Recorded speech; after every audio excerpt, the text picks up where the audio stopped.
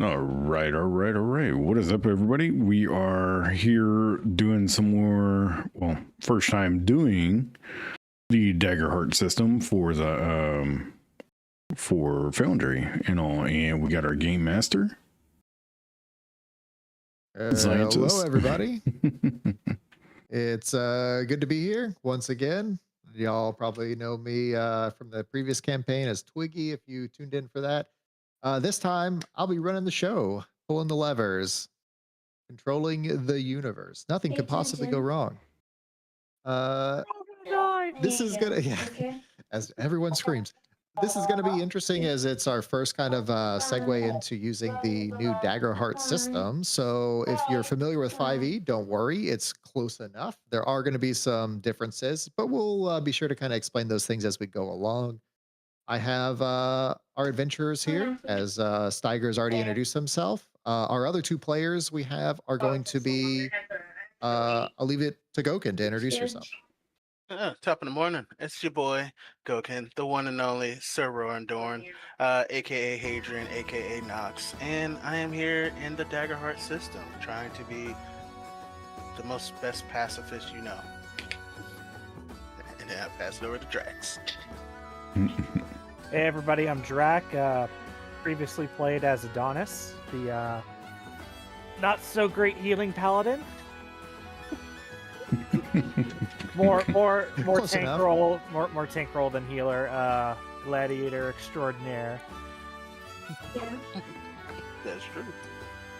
What's the new recipe for this? Did you guys take a look at it? Give me a second. So as we kind of get set up here, we'll kind of lay the groundwork a little bit. So we're going to break today's session into two parts. It's going to be the first part will kind of be an introduction for our players into some of the differences related to the Daggerheart mechanic systems. And then the second part, which will be our 0.5 session, is going to be actually seeing some of that in practice. The first kind of dice will get rolled. Hopefully nobody dies, but you never know. And we'll kind of take it from there. So first things first, we're going to do a couple of like little groundkeeping things. This is going to be kind of setting some of the ground rules. I have two specific homebrew rules that I'll be using that I'll kind of go over with y'all about what those are, how they'll apply. And then ultimately from there, it'll be kind of a short Q&A session before we kind of go into like the character building aspect. So y'all got any questions before we kind of dig into it? No, not yet. All right, perfect. So for before we kind of get started, I need to do a couple of shout outs here. So we obviously have a few attributions that we need to kind of make mention of. The first one of which is going to be for the maps, as well as the lovely maps and scenes that you're seeing on today's session is offered by the incredibly talented Chepeku. You can find all their stuff over on their website, as well as maps, tokens, and tile assets provided by the equally as talented Forgotten Adventures. They are a great compendium for those that are using the dungeon draft to create your own maps at home. I highly recommend their products in order to kind of make that look incredible, quite frankly. And I would be remiss if I didn't kind of make mention of our third attribution, which is Burrowbound. You can find them on Patreon. They have some amazing compilations that, as their kind of the name implies, are kind of segmented into like different burrows. It usually includes like a map, as well as music, as well as tokens, all in one comprehensive thing. So you can really kind of pick a thematic element, and they'll give you the full kind of turnkey kit for that kind of segment. So those are three of the people I want to give a shout out to. And of course, as mentioned earlier, we are using the wonderful Pathfinder 2e tokens for the players and characters and some of the adversaries. So with that kind of out of the way, we can kind of dive on in. Also, the links in the description, well, the links are down below and on the YouTube on the YouTube description. So if you want more information, that's where you would go.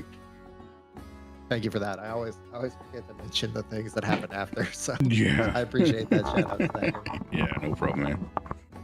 All right. So kind of digging into it. So the Daggerheart system obviously is offered by Darrington Press, so much kudos to them for creating a kind of a more rules light or medium system to operate within the fantasy space.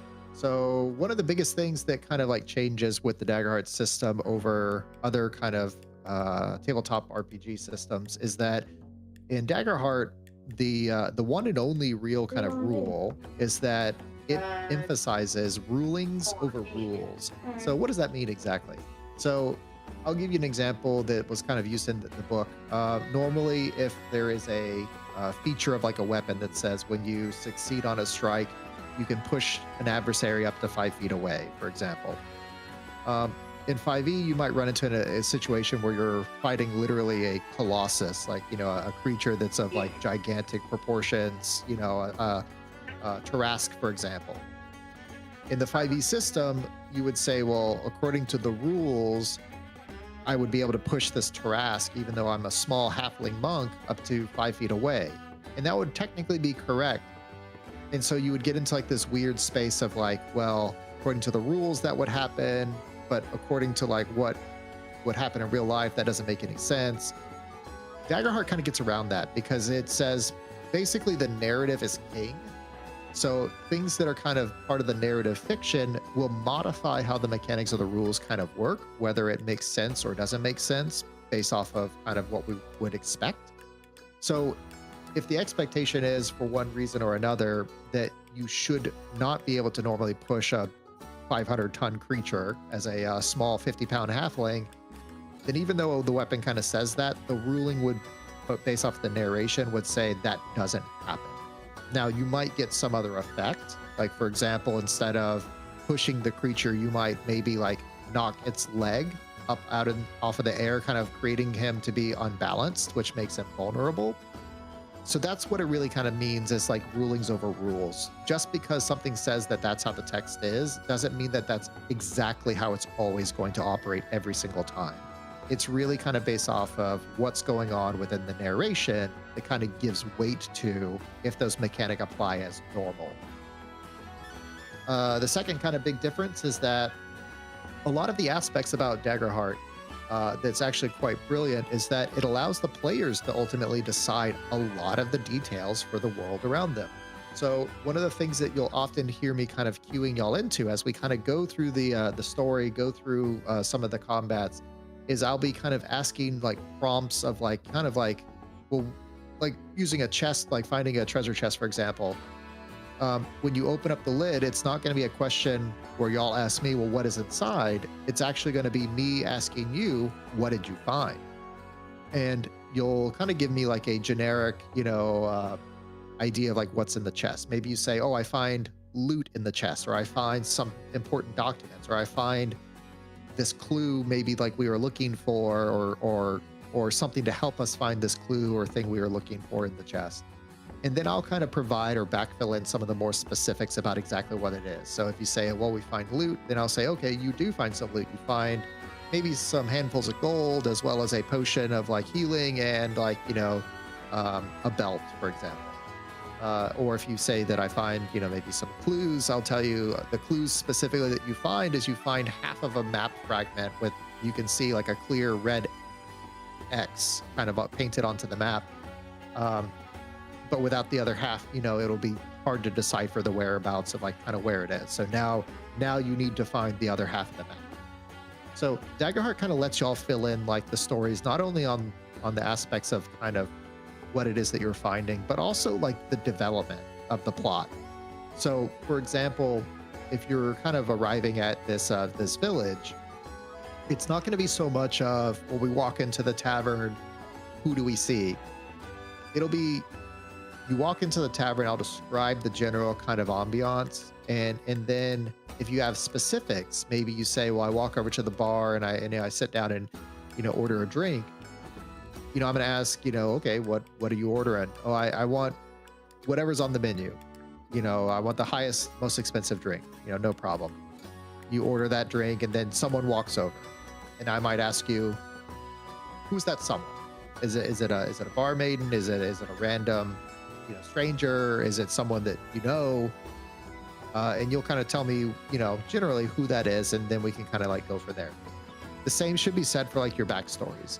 On the backstories, really kind of like, you don't have to have it completely like detailed out in advance, but be open to like, kind of filling in some of those like broader kind of like details of like the core concepts for like your backstory as we go along.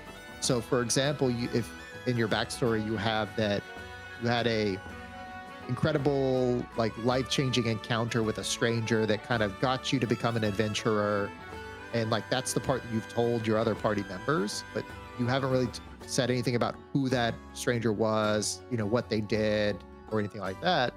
Later in the campaign, you might have an encounter where you're explaining to one of the characters about this incredibly traumatic time when you survived a raid on your village by a bunch of marauders, and you begin to kind of describe that was the encounter you had with that stranger, is that they pulled you out of the muck. Basically, you were covered in mud, and like that was how you survived, and that they kind of took you under their wing and helped nurse you back to your prime and health, and then trained you to become maybe like an adventurer or so on and so forth. So you don't have to feel like you have to have every single detail spelt out ahead of time. Just kind of like ensure that when you're making those story elements, that you're kind of like taking note of those interactions, like especially if they're in between different party members. So for example, if you did have a chance encounter between, let's say, Sir Rowan Dorn and Bjorn, then maybe y'all discover only later that y'all had actually already met before or not. And so just kind of keep tabs on those elements and be a little bit more open-ended to allowing your backstory to intermingle with the backstories of others in the world at large is my only advice on that. Now, after having kind of like put a lot of that out there, we'll talk about some of the big kind of core differences for the Daggerheart system. There'll be times when I'll ask for action rolls. These are kind of similar to skill checks. Anything that kind of moves the narrative forward is considered an action. So for example, something as simple as you walking into a bar and you telling me that I'm going to go sit down at the bar. That can be an action because it may trigger some response that a individual in the back silently gets up and begins to walk out of the bar. And maybe that person is the person that you're looking for. You just don't know it yet. Or maybe not. Maybe it's just a random stranger. But anything that kind of moves the story forward is considered an action. Now, actions basically can generate either rolls or not. The rolls will be the duality rolls, which is when you roll your fear and hope dice together. And of course, like add both of the roll results up to see what your score total is. And then you take whichever of those two die is higher as the outcome. So the score total defines whether or not you are successful in what you're trying to do or not. And then whichever die is higher tells you whether or not that outcome was either a better than expected or worse than expected outcome. So you can have something you're trying to do and it go better than you thought, or it can be successful, but you kind of like ham-fisted through it and really kind of muddled through it somehow, some way. Or you can have something that you're trying to do and it didn't quite work out, but maybe something good happened as a response of it failing.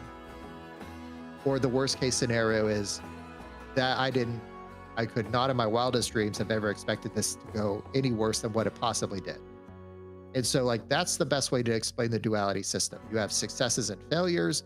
Within those two kind of paradigms, it can go better or worse than what you expected for those results. So you have 4 kind of key results. The only other exception to that is criticals. Criticals are a little bit different in the system. It is not a 20 out of, a 20-sided die because you're using 2 D12s. A critical is when you roll your D12s and the numbers match. So if you roll 2 1s, that's still a critical. If you roll 2 2s, that's still a critical. What that means is essentially, because if you roll 2 1s, it is literally impossible to have critical failures. It is not a thing in this system. So rolling a 1 is not a rolling 2 1s actually is not detrimental in any way or any capacity. However, rolling 2 12s, this is one of the 2 rules that I mentioned that we're going to be using as homebrew rules. Rolling 2 12s is going to be considered a super critical.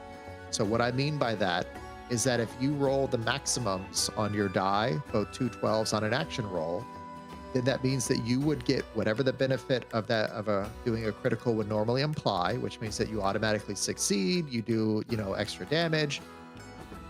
But the next person that takes an action, so if you're attacking a monster or an adversary, or if you're doing an action within that scene, means that action will also be a critical.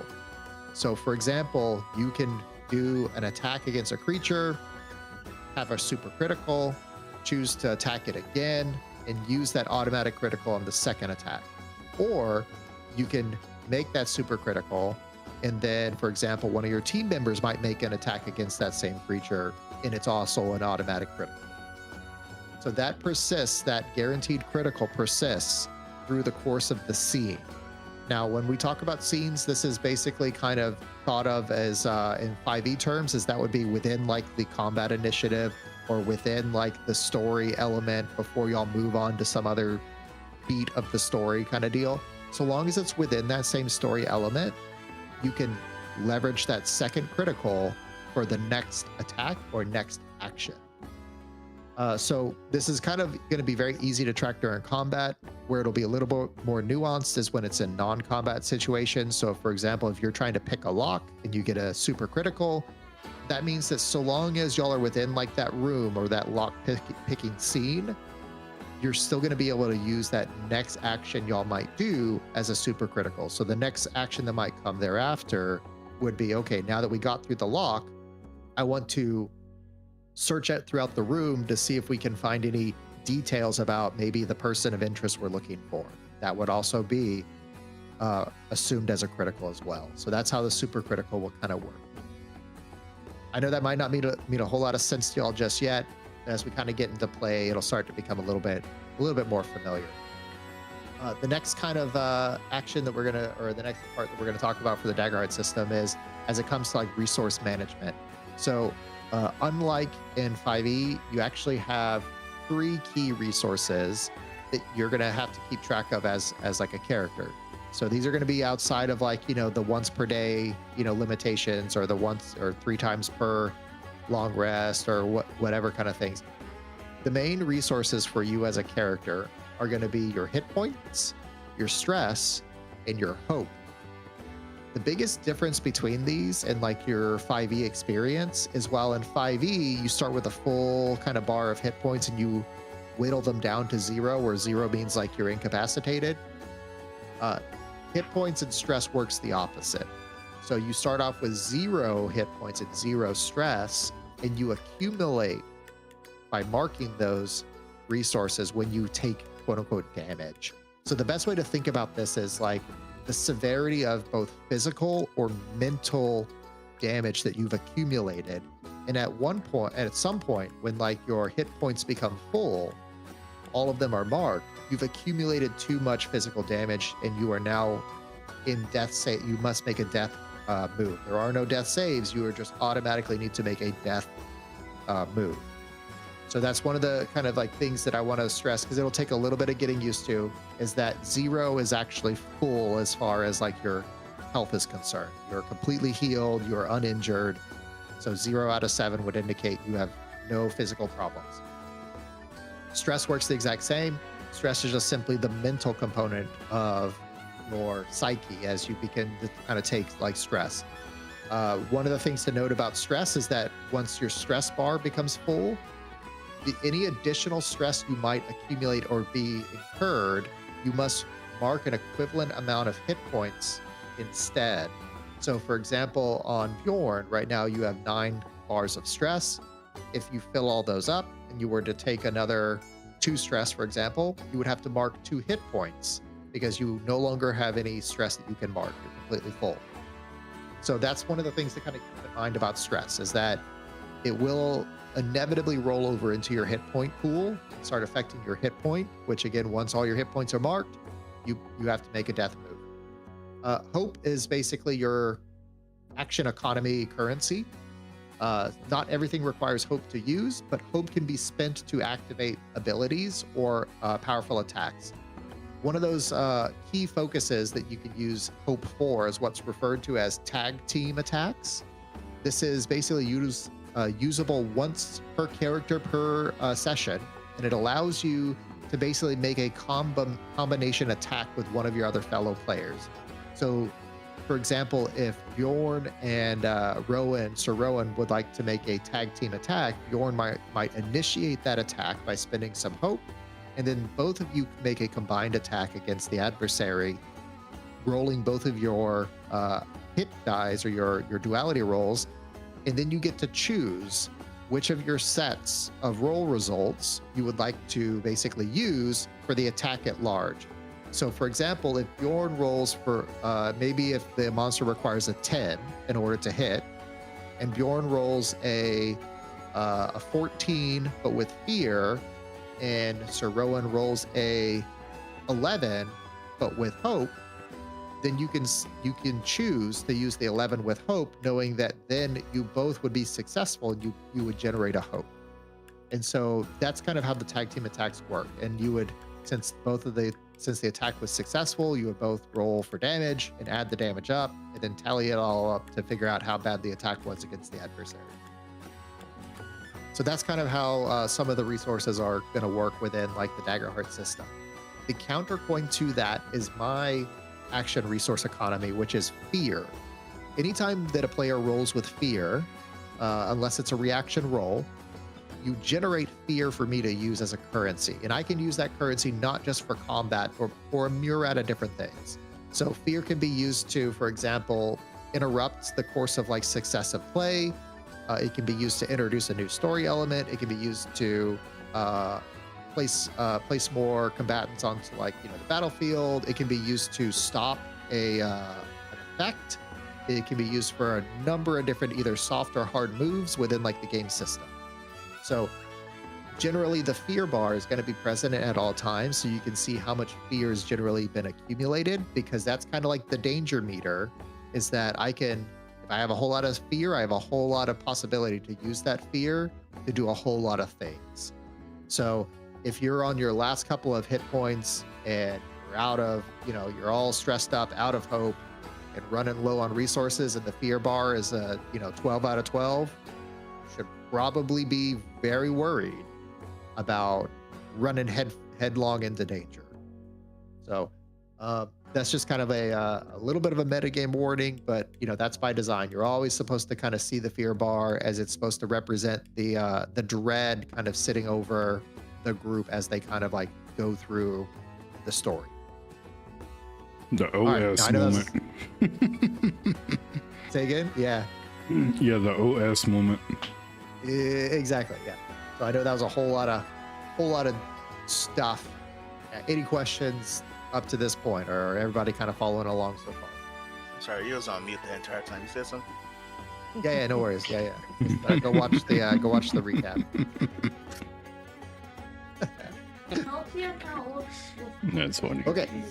So having kind of gone through all of that, there's also I have 3 more things I wanted to kind of touch on. So circling back, as you noticed during we were talking about the resources, I talked about a death move. So death moves are basically when your character reaches fully marked hit points, you immediately drop and you have to make a death move. This is one of 3 different actions. It is, you can choose, and you can always choose which of the 3 you would like to do.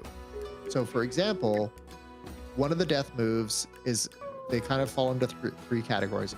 One is you can guarantee that you survive at the expense of accumulating a scar, which I'll explain what that means in a moment. One is you'd like to gamble and see if you can risk it for the biscuit, as it were, and see if you can bet it all to come out, either alive with no real major issues, or if you fail, that's it, you didn't make it. And then the third option is going out in a blaze of glory. It's that I know that the situation is bad. My character is going to sacrifice themselves to somehow change the tide of battle by taking one action that will automatically be critically successful, as they cross over the veil into death.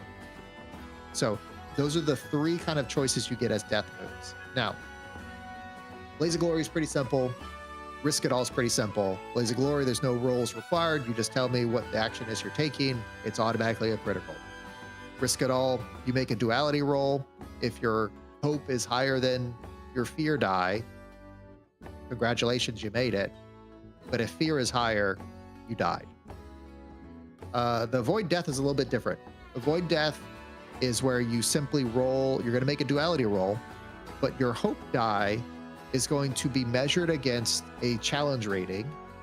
And that if your hope die has to be a value either equal to or under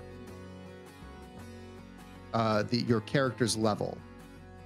So did I read that right? Yeah, let me see. Your character can't move or act. After falling unconscious, you roll a hope die. If its value is equal to or under your character level, you gain a scar. Yeah, okay. Just making sure.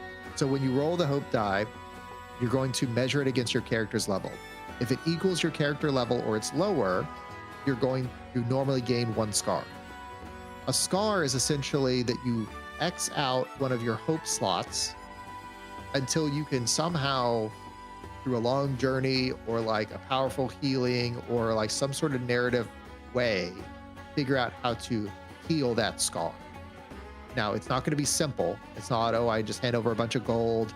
There's not always going to be access, meaning like just because you want the scar gone, that there's not a guarantee that there'll be a way to remove it. So just kind of keep that in mind. Scars are very much a big deal. And so it should go into like your calculus. Once, like if your character dies multiple times, you accumulate multiple scars. Once the final hope is marked, you have 0 hope slots left, you just succumb to the multiple injuries you've been inflicted with over the course of the campaign, and your character moves on to the next side. So, having said all that, the second house rule that we're going to kind of instigate is a modification on the avoid death mechanic. So, instead of rolling just your hope die and measuring it against your character level and lower to see if you get a scar or not,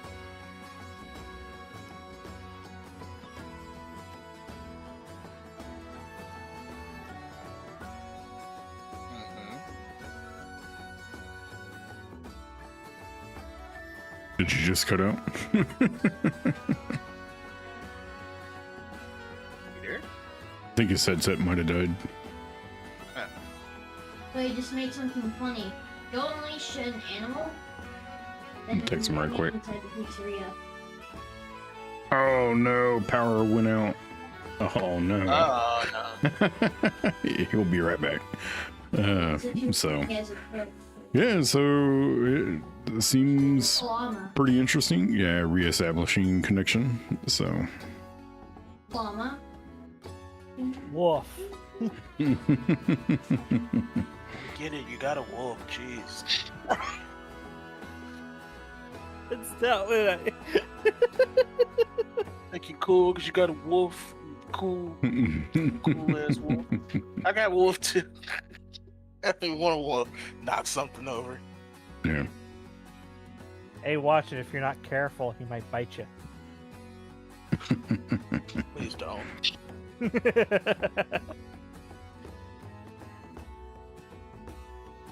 I don't like violence. Wonder how long it's gonna take for the game to shut down. It's still up for me. No, it just probably needs to refresh. Yeah. Probably just cache. Like watch. Hop on Boom. the llama. Pull a new image. Shitting.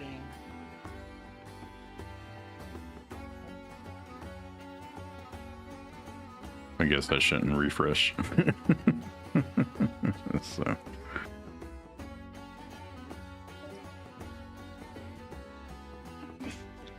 Dang it.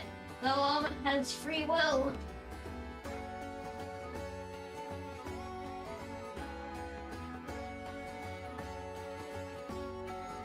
Just press the dismount button. we're gonna ad break real quick. So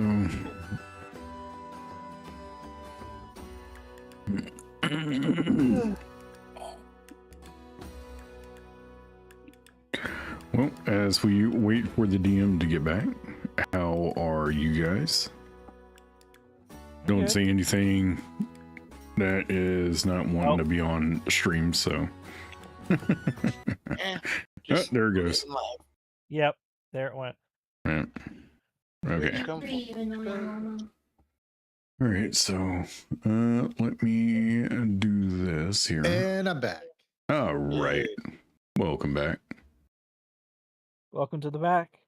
The Thunderbird decided it wanted to come after me. That's funny. Yeah, exactly. I don't know where I cut out there for y'all. You were you were- saying. Go You were ahead. starting to explain the second one. You said instead of Oh, okay. the hope What- die being something to your level or whatnot. Yeah, so Mhm. so the normal operation would be if your hope die is equal to or below your level, you would get 1 scar. If it's above, you would get nothing. However, we're going to modify this slightly. So you would roll both your hope and your fear dies, both. Determining on whether or not you succeed or not is going to still be dictated by your hope die amount compared to your character level. So, for example, when you roll your die, if that die is at or below Okay, your fine. character level, that's a failure. Anything that is above is a success. Then we're going to look at whether, once again, whether it's with hope or with fear. If you have a success with fear, you will gain 1 scar. You'll have to mark 1 of your hope slots. If you have a failure with hope, you mark 2 of your scar slots. You may have 2 scars. And if you have a failure with fear, you mark 3. Ooh. So it gives a little And bit then more warrior, weight in terms of like king, when dogger. you become downed, your character can come out completely unscathed, come out with having, taken a small amount of damage that, will be a time that they'll remember where their life was threatened. Or it could be very bad and like this is something that majorly impacted them and how they're going to kind of move forward. So the reason for this change is because without that modification, there is, especially at these lower levels, there's not enough kind of narrative risk in order to choose any other result other than simply the escape death kind of choice. So this is a way to kind of like balance out the scales a little bit by just making the choice not so as appealing as the other 2 choices and kind of making them all about equally as advantageous. So instead of it being I either get no scars or I die, versus I could potentially not die, but I could generate a whole lot of scars. And if you do that twice, then effectively, your character is retired, as it were. So does that part kind of like make a bit more sense to everyone about the modification? Yeah. Yep. Okay. Let's see. The last 2 things that we're going to go over is combat kind of aspects as it relates to marshals versus casters. So in Daggerheart, one of the things to kind of highlight is that there is a stat called proficiency. This is not the same thing you're used to in 5e. Weapons in Daggerheart work on a scaling system, which means that there are tiers of play. Tier 1 is level 1, and then each of the tiers thereafter span 3 level ranges. So 2, 3, and 4, 5, 6, and 7, 8, 9, and 10 for the grand maximum total level of level 10. Your weapons, when you first kind of look at them, will tell you what the size of their damage die is. So a D4, a D6, a D8, D10. But they won't tell you how many of them to roll. And that's because the number you roll is dictated by your proficiency number, which your proficiency number is what tier of play your character is in. So for this campaign, for when we start, y'all will be starting as level 4, which is the tail end of the tier 2 campaign, which means that your weapons will be doing 2 of whatever your dice size is for your weapons. Generally, when you have like magical kind of spells or domain cards, they will also follow a very similar kind of like scheme where they'll either tell you exactly the number of dice to deal, or they might tell you to deal a certain number of dice equal to your proficiency or your spell cast modifier or your tokens that are on the card, so on and so forth. So that's kind of one of the main things to kind of keep in mind, is that for casters, your weapons can be just as potent as your spells. And for marshals, your attacks and your domain card skills can be just as potent as like your weapons. The other kind of thing to highlight is that in Daggerheart, damage has diminishing returns, meaning that, as we talked about, just as you have hit points to kind of mark, so do adversaries. And as you kind of deal damage, there are these limits of like damage thresholds that tell you how many hit points that adversary or you should mark in response to how harmful was that attack to you. So when we come to like actually dealing damage in combat, there's 3 main checks that happen as part of like the damage dealing process, which sounds like a lot more mechanics than 5e at first, but it really isn't. It becomes very simple and moves a lot faster. The first check is, did you hit or not? This is simply an all or nothing check. This is the most familiar that you'll have to like 5e because that's exactly how armor class works. If it meets it, then you hit. Or if it meets it or beats it, then you hit that thing you're trying to hit, essentially. If it's below, you miss. You do not hit the target. The second thing that happens is like once you hit the target, you'll roll for damage. This is where the second check comes into play. Let's say, for example, I'm looking at Bjorn, and his damage thresholds are 9 and 15. If, for example, I roll 20 points of damage, I would look at his damage thresholds. I would see that his threshold between minor and major is 9. When he is more than 9, so it blows past that threshold. I look at his threshold between major and severe, which is 15. 20 also blows past that threshold. That means that this attack caused a severe amount of damage to Bjorn. And it's going to require him to mark 3 of his hit points. Conversely, if I roll a 10, then it is more than minor, because it passes the 9, but is not more than 15, so it stays in the major category, which is 2 hit points. And just as kind of you would kind of deduce, anything less than 9 that's in the minor would be 1 hit point. So that's the second check, is you would look at how much damage was inflicted. Based on that damage, does it hit any one of those thresholds or spill over into the next? And based off of which threshold it ends up in, that's the total number of hit points that you would be required to mark as a player or an adversary.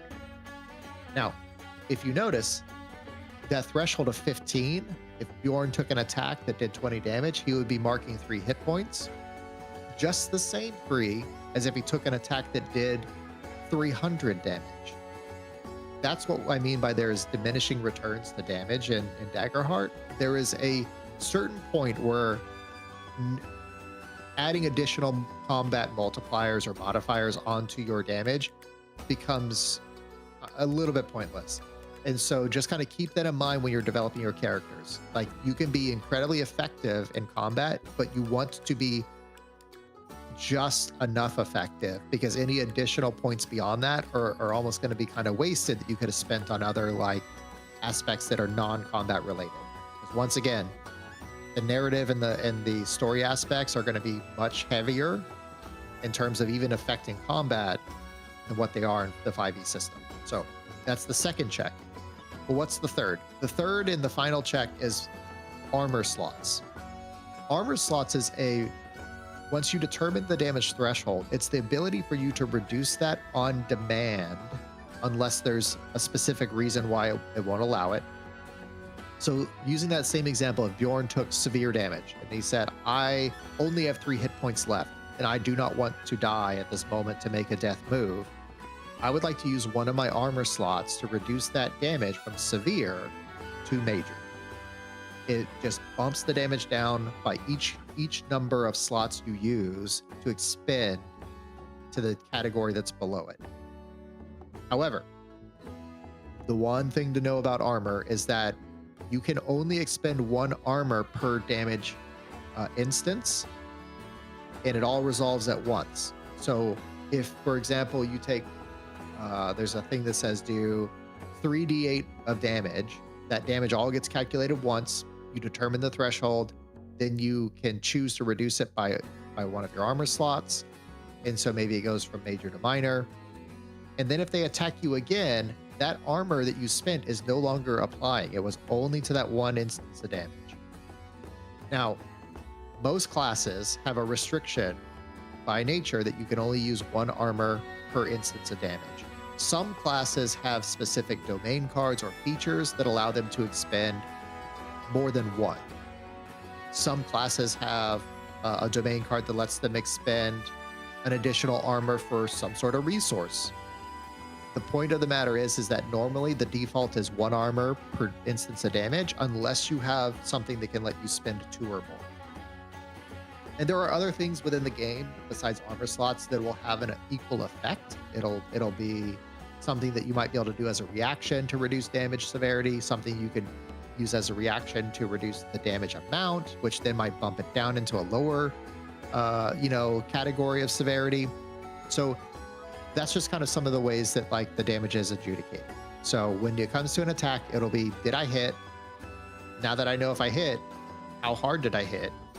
And what category does that put me in terms of like my thresholds? And then is there any responses to knowing what that category is to reduce that threshold? And then once those 3 questions are answered, then the damage applies. Hopefully all of that kind of tracking so far. Yeah. So far. Outstanding. Okay. Jade then, underscore ultimately, the Salamander, last kind of welcome thing, in. Is that it's going to be a Jade underscore Salamander has redeemed first in chat. world and the system as a Jade whole. underscore Salamander is first in chat. Hey, there's No others can be first There will today. be items and there'll Try be, again the next domain time. cards, and there'll be Jade underscore features Salamander has been first in chat 32 times. that all kind of explain like a specific thing. So for Hopefully example, you're doing well, man.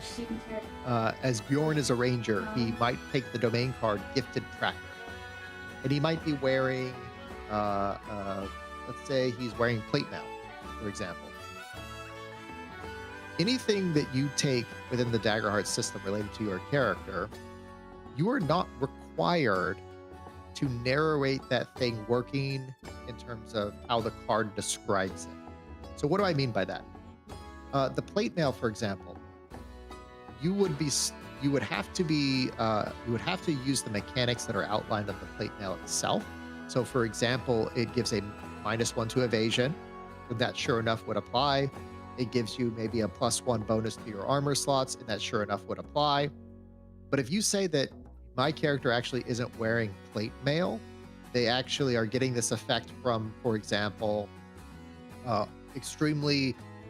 there's a mixture of this like substance that your tribe has kind of like taught you how to mix with mud, and then you smear the mud onto like yourself, and it hardens into like almost this like incredibly tough like armor plating or exoskeleton. But then so be it. That's exactly what it is. It's no longer plate mail. It is hardened mud, if that's what you tell me it is. That same would apply, for example, to the Gifted Tracker domain card. If you say that I don't actually track things, what I do is I maybe you change the skill to say like sheer blind luck. I don't actually track things. I simply just stumble upon the things I'm looking for out of pure, unadulterated, blind luck. Things seem to go my way. And the way we would kind of adjudicate that mechanically is it would still follow all the same kind of stipulations as gifted tracker, which says, spend a number of hope. You can ask the game master any number of questions related to like what direction did someone go, how long ago was it, what were they doing in that location, and how many people were there. That mechanically would still answer the same question, but narratively, you would just find all that stuff out, not because you're tracking someone, but because of your pure blind luck. So this would apply to any number of the facets of any of the different things. So, for example, if you say that my longbow isn't actually a bow, it's a tiny artificer like hand trebuchet, then that's what it is. The only kind of like caveat to that is that any of the narration cannot impart any type of additional mechanical benefit or detriment outside of what the original card or aspect defines. So, for example, you might say that, my character doesn't have armor. They have like massive wings that help like intercept attacks, automatically like when someone's trying to attack me, which is fine. But then if you say it also allows me to fly, that's where I'm going to adjudicate that as no, it does not. So does that kind of like make sense for like the narrative aspect? Yeah. Mm-hmm. It's kind of like with you saying the bow and all that, it could be like a Hermidoxy snake that's been having like a strong enough spider web between it, right? Yeah, correct. I mean, it could quite literally be that like you really don't have a weapon, you just like have a propensity to pick up rocks and throw them very hard. Okay. I mean, you can make it whatever you want it to be, truly. Yeah. The only limitation, as I said, it does not confer any type of change to the mechanics of how it would operate as a thing.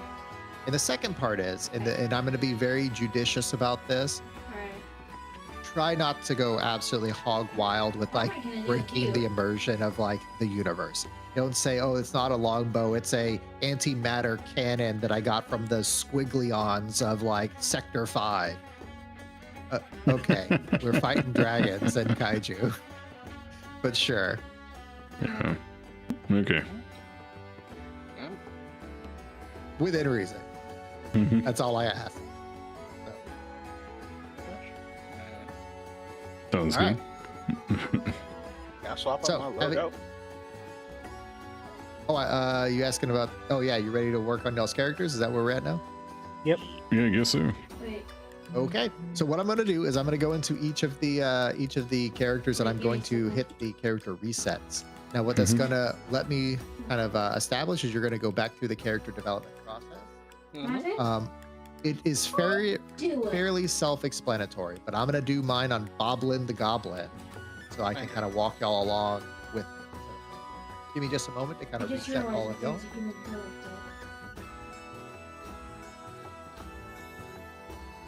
Oh man, what is going on? I will. All right. Hmm.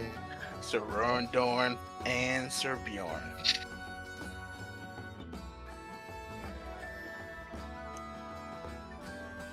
Settings. Where were you last night? Yeah, All right. there we are. Last but not least, okay. Now, if you Come on, close and today's reopen snack your day. character sheets, you should see in the top right-hand side a lovely little box that says Character setup. setup. Yep. Let's go ahead and have everybody click that. As you do so, a secondary box will pop up. It should currently say class. And on the left-hand side, if you click on the select a class, it brings up yet a third pop-up. This one will have all the various different classes Oh, you gotta drag it. within the Daggerheart system. Mm-hmm. You will simply drag your corresponding class and drop it right into that lovely little select a class window. Then you'll notice that the select a subclass box kind of like highlights. You'll click on that one. It'll refresh your browser to show you the applicable subclasses for that class. And you'll click and drag that into your corresponding subclass slot. Once you have done both of those things, you will click Next to go to the ancestry. Let me know when everybody's ready to proceed. Yep. Anyway, what's it Good go, Divine Will. So far, everybody got their classes set. Yep. Outstanding. So, Steiger and Bjorn. Your ancestry will be easiest. You would just click on ancestry and drag what you're planning on being into your ancestry. For yours, Sir Rowan, Alright, yours got is it. slightly different. Yeah, you click the mix ancestry, you drag the corresponding one into there. But the part you need to make sure about is that the left-hand side will pick the top feature, the right-hand side will pick the bottom feature. Make sure you're picking left to right based off of which feature you actually want. I got it. So that one should be done. Alright. Click next. There. Finally, community. Community, you would do the same thing. Click on the little box. It brings you up the list. You can pick whatever the community is that makes sense. Drag it into the box. Click Alright. next. Also, if you didn't know, you can click on the items in the browser and it'll expand and collapse them so Now you can check see it the out. items that you're selecting. All right. Here's the first kind of section that you have a little bit of availability. Now, normally what it gives you is it gives you a suggested list of traits. Here's what I would recommend.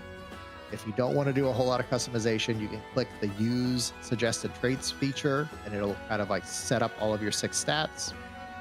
If you do not want to use the suggested traits, what you need to know is for like the amounts you can distribute is you can have, you need to set one of your skills as a 2, 2 of your skills as a 1, 2 of them as a 0, and 1 of them as a -1. The biggest thing you want to know beyond that is that each class has a dedicated stat that they use for all of their abilities and their kind of components. So you just want to make sure you're not giving yourself a -1 in that stat. So once you've decided what your Alright. stats are, Maybe checking. go ahead and click Will you the be next checking button. in or out, sir? Okay. And I'm gonna wait because the experience thing has a little bit to it. So I want to make sure everybody's like Ow. in that selection part. So, Bjorn, you, I think you already have your experiences already kind of hashed out. So yours will kind of like, you can kind of like go ahead and proceed on. Kevin? Goken, you ready for your experiences? Yeah, go for it. I just Okay, put so Will you be checking there. in or out? yeah, so like the experiences, what they are in Daggerheart is they work kind of as a life lived experience that your character has undergone that gives them, as the name implies, a certain edge on doing activities that might be related to that experience. So the example would be for like, you know, one of my players in my other game, they play a ranger and their experience is trick shot. They had experience that they grew up in like kind of like a circus and like, you know, they were from a young age taught how to Do do not these crazy want like your trick pay. shots in order to kind of like, you know, ricochet arrows off of surfaces or like, you know, shoot an apple from like, you know, around a corner or like what have you. Where these things come into play is that whenever you're trying to do something and you want to add a bonus in order to do that thing. So for example, let's say that there is a bad guy sitting around the corner of a building and I know that that bad guy is there. And I really need to make sure that I land this shot because maybe I'm trying to aim for the light and I'm going to like shoot the light out so I can like sneak across without the bad guy kind of noticing me. I would say that I would like to, you know, I would tell the game master, hey game master, I would like to use my experience in being a trick shot user for like the circus to ricochet my arrow off of the wall and hit the light. And in order to do that experience, you would spend a hope. describe how that experience would somehow like lead you to perform in a better manner of what you're trying to achieve. And if it seems like it's relatable enough, then I would say, yeah, sure, go for it.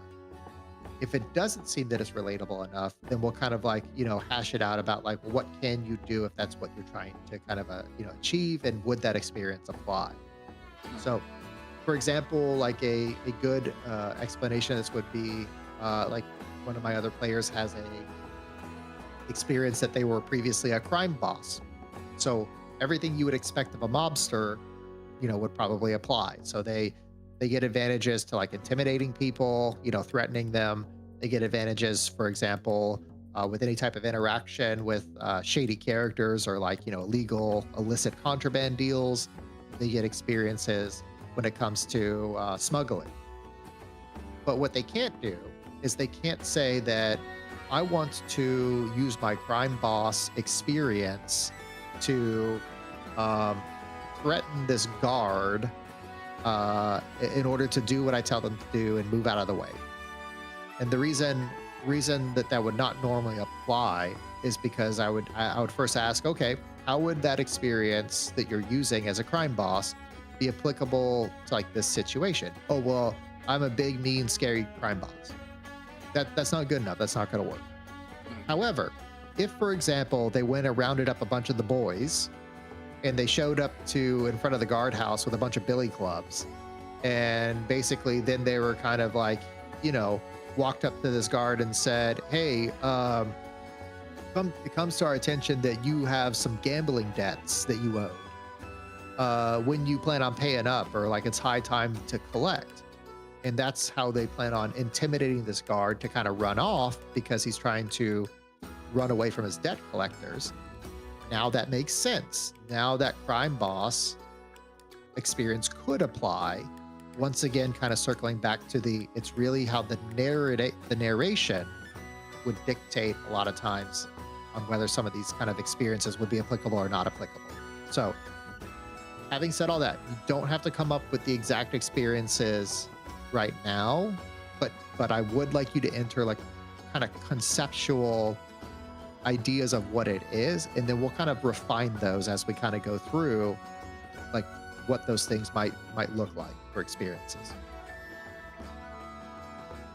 So go ahead and add your 2 that you have. You're going to be adding more later, but add the 2 that you want for your character.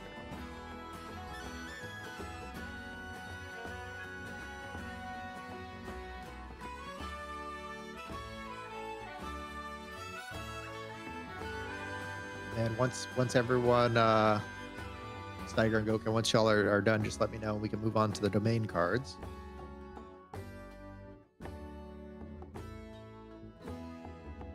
Yeah, what you got? You got a question? I don't know, man. I'm like, I guess, like, do I just like come up with like a phrase? Like, I don't know. Like right now, I'm like on my honors, like experience. I was a knight. No, that's perfectly acceptable to start off with, and that's why I said the experiences are going to kind of be something we kind of like massage a little bit. I mean, I know I helped Bjorn with his, for example. Really, what I want you to write in there is the activity or intent of like what that experience is that you want to use it for. Like, where do you see like your character as a flesh and blood like person? What would they have encountered that makes them good at specific things? Like, everybody's good at something. Even if what they're good at is not being good at things. I mean, that's kind of where you would kind of put those experiences. My character is great at X, Y, or Z because of what he's seen, what he's done, what he's been through. Okay. Give me a second.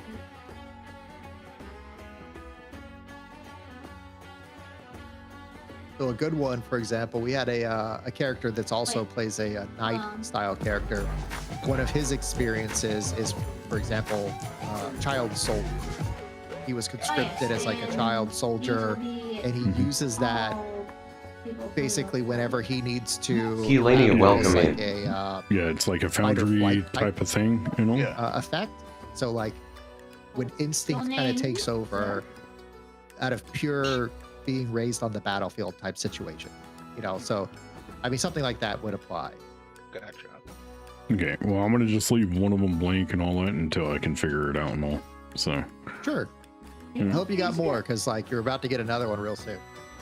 So, Yeah, we get Okay. we get one once we reach level 2. Once we reach every level time you go 5, into a new tier, so 2, Mhm. 5, and 8, you'll get another experience. Okay. So, but you can leave it blank for now. Again, like rough concept, right? And then we Right. can like hash that out, between now and the true first session. By the Okay. way, my companion also gets experiences as well. Yeah. So I have Yeah. to come up with twice as many as you guys do. And then once y'all have like either something set or like blanks, I just put stuff and things in mine. Alright, I'm back. Like you can literally just put placeholders. We can modify the experience names later. That's not a big deal. Yeah. Well, I already got my domain cards, all 2 of them. Perfect. Yeah, all 2 of them for now. One day is 20 so, minutes. Same thing. Like you pick 2 domain cards. So I'll let y'all kind of pick those. And that sounds I good know for, like, Joken, you kind of selected ever. yours. Steiger, you would just pick your 2 Alright, domain continue. cards. Mhm. I can check The one in. thing to know about domain cards is you'll get a domain card basically almost every time you level up. You also will get access to Wait, hold on. selecting Can the I just option come during in to, level like, up just to select have a additional birthday or domain just cards. Come in to have fun? But just know that domain cards, which are your abilities, you can only Hello? ever have 5 Hi. active at any given Will moment. Now you can have more than your 5, name, sir? Right. but the ones that you are utilizing that are active are the ones that you're going to have within your quote unquote character. The rest of them beyond the 5 will be housed within like your character vault. Now that doesn't mean that you can't like access them. It just means you can't access them for free. So what that means is as you get beyond 5 domain cards, let's say that you expect that in the next couple of minutes of a session, you're not expecting any type of combat and interaction is this whatsoever. for So you? you put when you go to sleep, you're allowed to kind of shuffle your domain cards around and pick ones you want to prepare and which ones you want to vault. And let's say you're not expecting any type of combat, so you prepare a bunch of like narrative themed like charisma type domain cards, and you put all your combat cards in your vault. And then for whatever reason, unexpectedly, you get into like a fight. Well, Okay. in 5e, you would kind of be locked out of using those unprepared things because you don't prepare them. But in Daggerheart, it's a lot easier. What you would have to do is you would have to look at your card. It has a recall cost, and you have Yes, to I would mark ask a you resource basically if to he raised swap the that limit card clock, out for one of your but currently I don't prepared get paid ones. enough. Okay. And so essentially, you're kind of spending a currency to like do a quick flip on those domain cards, but now you have access to any of the cards within your Right. domain. The sole be limitation all to you that can is any of the comment. cards that say this Uh, cannot be like, removed out of the vault, or conversely, like once moved into the vault, it stays there permanently, or like whatever. Come in. Some domain cards you don't even need to Wait, have hold in on. like Wait, active hold on. to get like their benefit. They say you get this benefit if it's active or in your vault, no matter what. So just kind of be aware of that. Okay. So you'll pick your 2 domain cards. Does not matter which. I mean, it does matter, but you know what I mean. Yeah. Whichever one we want. Whichever one you want. And then you'll hit next. The last one is your starting equipment selection screen. Mhm. What you'll do is you can use the suggested ones, which is like what is provided in like the suggested What? armor section, or you can click the select armor card to pick one of the armors available and then drag that on over into like your suggested armor slot. Now, Okay. what I would recommend is that you look at those 3 kind of like elements that we talked about for the defensive stats when it comes to like combat when considering your armor. So the base score, as what base score is defined on an armor, is how many armor slots you have available, your on command reductions. The base thresholds are exactly as they kind of sound, the base amount for your damage thresholds that then get modified by your character class in order to increase them or decrease them. And then the other part is if it gives you any pluses or minuses to your evasion and or agility. So those are the three things you want to kind of look at when you're considering what type of armor you're going to take. Come on, let me try. Also, specific to Steiger, if you are taking the bare bones, if you're taking the bare bones domain card, that would qualify as your armor, and you don't have to worry about taking armor at all. Okay. And then the same thing would work for the weapons. You would click into the weapon, either use what's provided, click into the weapon, and select the weapon that's corresponding to your character. Now, the one thing to be careful of on the weapons is that weapons are tied to specific traits or stats. So what you want to do is when you look at that item, if you click on it, it'll kind of expand it and it'll tell you what that stat is. So I click on the arcane gauntlets, it tells me it is a strength weapon with a range of melee, and it takes 2 hand slots in order to use this weapon. Hand slots are applicable to how many things you can hold as a character. Normally, unless you are a warrior, you can only hold 2 hands worth of stuff. And it's not any 2, it is you can hold 1 primary weapon, 1 one-handed primary, or 1 one-handed secondary weapon, or 1 two-handed primary weapon. So you can do a single-handed primary with a single-handed secondary, or you can do a 2-handed primary. 1943. Okay. And then once you have selected your weapon, it's simply, do you want a potion of healing or a potion of stamina? And then each class kind of gets a unique thematic choice that you can choose between, what one of the 2 items that is your character has on them. So for example, mine, for Boblin the Goblin, I can choose either to have a drawing of a lover or a sharpening stone. And Boblin's a Giga Chad, so he's taking the stone. Okay.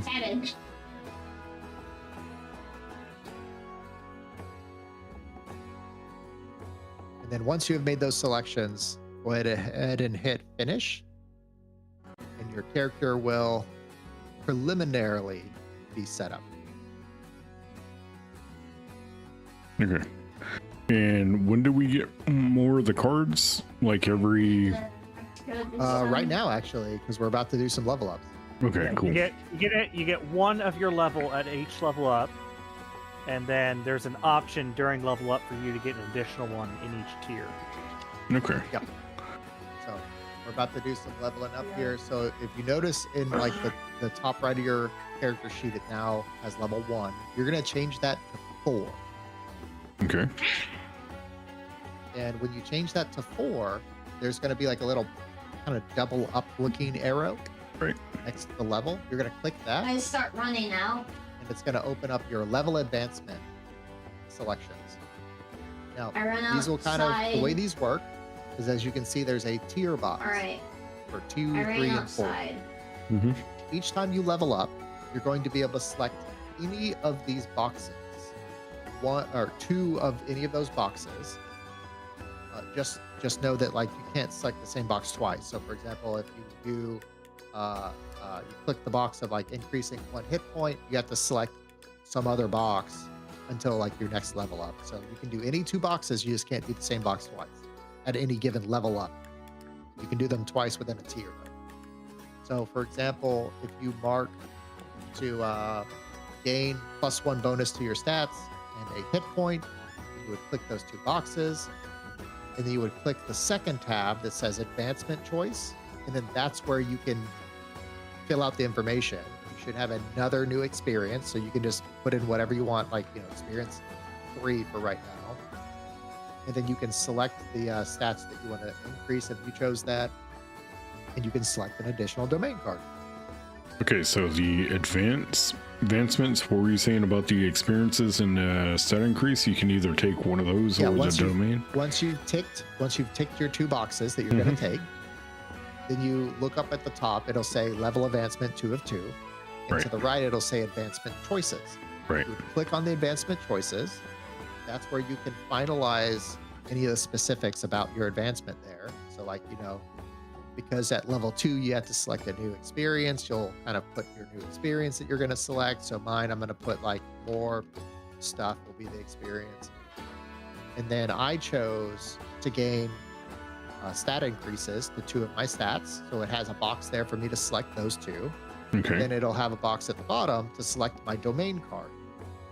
Now you'll notice now that you have access to all of the level 1 domain cards that you had before, but now you also have access to any of the level 2 domain cards.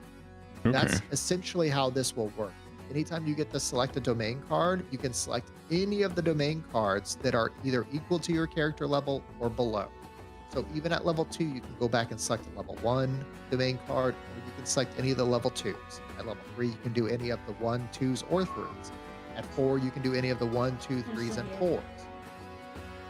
So the one thing I will say about that is because of that facet, is if you're wanting to take an extra card, especially right now, I would wait to do that until the 3 to 4 level up, because then you'll get to take 2 of the level 4 cards if you end up wanting to take an extra card. Okay. And if we don't know what experience we want, we just put a placeholder for now. Change it later. okay, IDK. IDK sounds great. And then once you've made that selection, you'll hit to level 3, which then repeats that process. You'll make some more selections. 2 more boxes get ticked. Right. I'm gonna go ahead and do stress and evasion for Boblin. That's my 2 boxes. I go to level advancement choices, select an additional domain card. I'll go ahead and put that in his. And then once I'm done with all of that for level 3, then I'll click on to level 4. I'll do that same exact process, select my 2 boxes. Right, you can come back to the office now. Okay. We just we only okay, so I see. Okay. The level 3 now. What's this recall cost? So remember what we were talking about with like the domain cards that are sitting in your vault, and you wanted to like call it on command because it wasn't prepared? That's how much of that resource you have to spend in order to call it and replace one of your current cards with that card. So some of them, the recall cost is very cheap. You know, it's like either 0 or 1. Other of them, it's like 3. So it's very expensive to like pull it out of like the vault on command. What's the resource that you use? Stress or Stress. Oh, okay, cool. Yeah. Pretend that daytime comes and you come back to the pizzeria. There's a question. There's a card. Wait, where are you then? There's a card that was added from what we talked about. Yeah, and that one doesn't count against your load. yeah, I don't know where it's at. Oh, You mind if I have a copy of the item, so I'll put it there. Thank you. Woohoo! Man, You gotta make it all back again by hand. Fair enough. Write it all down. I actually did. I have a copy of it. Man, I only got 4 armor slots. so you can find me. I only have Grab 3. milk as well. You know what? Maybe life ain't so bad. I was gonna say, yeah. So like 4 is about the for quote unquote average like normal armor. Like 4 would be about what you would expect from like leather armor or like scale chainmail. Things that are like light armor. So like 4 would be like medium armor. Anything that's like light armor would probably be 3. Anything that's heavy armor would be like 5. If I went bare bones, I would have 3 plus 3. That would mean 6. Bare bones is very strong. Yes. You don't say. Okay, so when do we get to do stuff in tier 3 and 4? Huh? Yeah, so tier 3 is when you go from 4 to 5. Like level 4 to 5, you will enter into tier 3, and then those boxes will become available. Okay. Good question. You're underneath the world. I believe when you level up, you can not only take advancements from your current tier, but previous ones as well that aren't. Oh, now I selected. do. Correct? It I think you're still bound within the same tier, but the tiers generally have almost the equivalent like options that you can select from. So if it existed in the previous tier, you'll have options in that current tier. Why, you little... Like you're saying if you took both selections for armor, or if you took one of the selections of armor in tier 2, and then both in tier 3, could you go back and grab that last one in tier 2? Is that what you're asking? Yeah. Let me consult. To be perfectly honest with you, I rewatched some YouTube videos with Matt Mercer explaining some of this stuff. So I mean, you might be correct. That hasn't come up, so I need to go back and look. I don't want to tell you the wrong thing. That's fine. I just wanted to make sure you knew where I was getting my sources from. No problem. I'm not even saying that like that's incorrect. I just haven't had that come up, so I would have to go and look because I'm pretty sure it might be.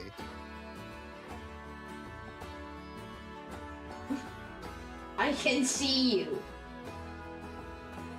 I can see clearly now. The rain has gone. Matthew. Okay. Yeah, so it clearly says. So to answer the question, it clearly says on the level up thing, choose 2 options from the list below or any from the previous tier. So there you go. Okay. Woohoo! Okay, cool. There we go.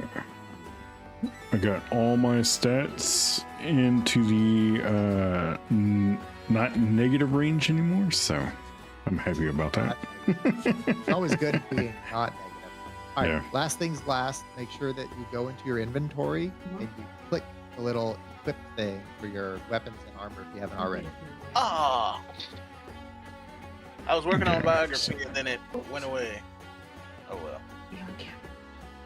Oh, sorry, I probably refreshed the setting. Let's see. It's like I'm sitting here building a I'm so sandcastle. sorry.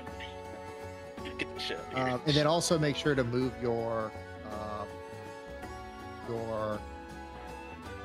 move 5 of your cards into your loadout, from your vault into your loadout. I got my 5.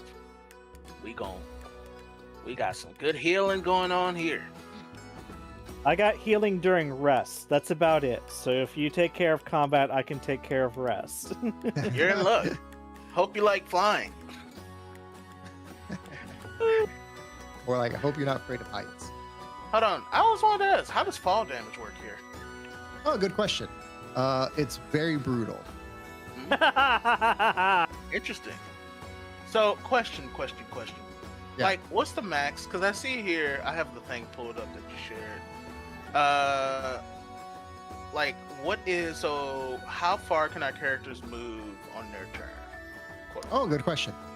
The answer is there's not a hard limit. So the way that movement kind of works is that essentially your character during combat, there's not really turns in Daggerheart. That's something that we're going to kind of go in as we go into like the 0.5 session. There's not really turns in Daggerheart. There is simply me requesting the spotlight. And again, as you recall, when I'm requesting the spotlight, it's because I want to do something with my character to advance the narrative somehow, some way. Well, advancing the narrative might be I want to go punch that thing in the face, right? Pretty simple. Like that advances the narrative of my fist meets their face. That's now part of the story. Well, I might not be next to that thing. I might be standing 5 feet away, 20 feet away, 200 feet away. There is no limit in terms of like how far your character can theoretically move. There simply is a soft limit. So at any given time when you have the spotlight, you can, as no roll required, move up to effectively 30 feet, but in Daggerheart, they call it up to close range. And then do an action, whether it's an attack, it's using a spell, doing something else, like opening a door. Like you get to move 30 feet for free, essentially. But that doesn't mean that you can't move further. you can actually try to move further than 30 feet. You can move 60 feet, 100 feet, 200 feet. It just requires a exponentially increasing difficulty check against your agility score. How fast of a boy are you? And if you pass the check, I heard you that. do it. I heard You that. get to that spot. No. If you fail the check, then it goes based off of whether you succeeded, or really it's whether you failed with hope or failed with fear. And then we'll adjudicate, well, if it's with hope, this happened. If it's with fear, then this other thing happened. So that's kind of how the movement works. The only other thing you need to know is that if you take a turn or like complete your request the spotlight, and all you use your spotlight for is movement alone, it requires an agility check, even if you move 1 foot. And that's simply a aspect of, if you do nothing else and just simply move, it will require an agility check. But if you do something, you get 30 feet for free, or you can try to move further if you pass an agility check first. Okay, and what were you saying about the vault?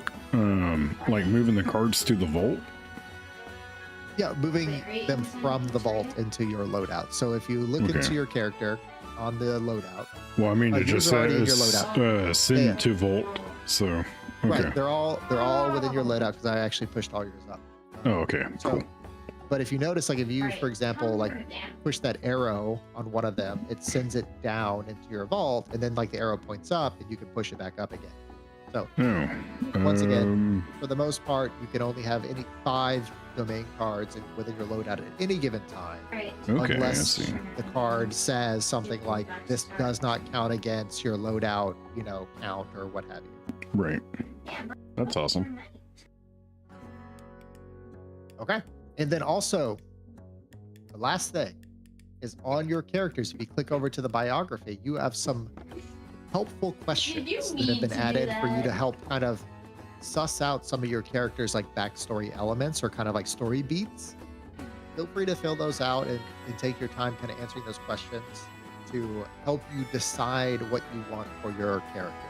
Now, they're not, you don't have to answer any of them. Some of them might not be,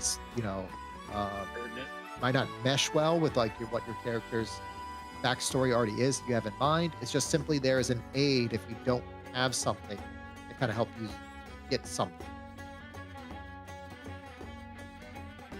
And it's broken down into background, which is like your story elements, and connections, who are the people of like import that you want to have like in your backstory or current story. Okay, what about the faith? Like, what gods live in this universe? Hey, you remember when I said that the characters are the ones who are going to tell me Okay. what Cool. those things are? I don't know. What god do you serve? Bahamut. Would be my question. So Hey, Mark. that's yeah. Square Enix. What are you doing here? Taking lumps. Yeah. But that's a great question. But again, like that's where Daggerheart is not so much about the whole quote unquote mommy may I that 5e does. It's really you tell me what it is, and then I'll tell you if like we need to adjust it because it just doesn't fit the narrative. So you don't need my permission. You tell me like I serve the god so and so, and guess what? Come to find out, maybe that's not really a god, but then does it really matter to your character? Maybe they find out they've been serving nothing all along. I don't know. Or maybe what they thought was a god is really just a trickster, demon that's been like, preying on them. I mean, it's all on the table, right? But like the fact of the matter is, if you tell me something, that is part of the story.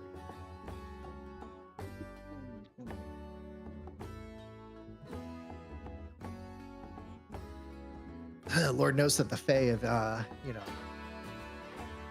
they make a god or two in their time. Make my invasion low. It'd be easier to hit me. Make your evasion low. I was saying, improved plate armor, you get better thresholds, but however, you're easier to hit. So Correct. Yes. yeah. And I don't want to give up So- a domain card for bare bones. I would love to though, but I don't have a lot of room for me. Yeah, so I took the plate, then I also took the bare bones, so I can either switch if I want to go with plate or just say I mean, to be honest, like bare bones outperforms plate. yeah. Because it's not the same. The only problem is like all my good cool stuff I want to do, or I got some good domain Well, cards here. remember, Mhm. you always have access to them. It's just you would have to draw them Mhm. from your loadout for some stress. Well, So that's the problem is like, okay, so like right now, and this is my optimized brain. I feel like I should probably close it off because this game doesn't. the optimization is going to be how you define the narrative, like Yeah. truly. Because my Cannot dude- stress that enough. Like what y'all do narratively will have a much larger impact than any amount of min-maxing you do as a character. yeah. I mean, I could sacrifice Life Ward, but what if one of y'all guys might die? If they die, they die. True. But I don't. High or low? Where are the dice? Oh, you're doing this again, huh? We let the dice How decide. about this? How about this? We'll this will be a great way to kind of like show the other part. My God. So the dice, by the way, is if you go into the lovely chat, you can type /DR, which stands for duality roll. Hit enter. All right. There you go. 10 with fear. So what does fear represent? Fear represents death. If Yeah. they die, they die. True. Wow. Nah. My character. guys- Some of you may die, but it's You a may sacrifice die. I'm willing to make. But others Thank you, of Lord. you, Thank you, Sale. yeah. Some of you may die, but others of you will definitely die. I do like goad them on though. Describe how you taunt a target with close range and make a presence roll against them. Yeah. So what I will say is, because again, y'all are just getting used to like the domain cards, I will allow within the first 2 sessions any type of swapping of like the domain cards. So long as it's not like for a ridiculous manner, like, oh, I'm going to swap all the like story beat cards and now it's combat, so I want to swap them all back, kind of thing. Yeah. So I'm okay with y'all like not being set on things. I mean, I got majority of combat and 1 like story driven card, so I got a so nice I'm sticking with that. Mine is just like heal.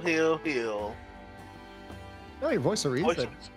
Voice of reason I really like, because I'm like, guys, let's take a breather here. Everybody take 5. I like that. Which, I mean, my characters, I'm leaning heavily into presence and strength. That very much like a real paladin. Like, hey, let's stop. Hey, let's calm down. Yeah.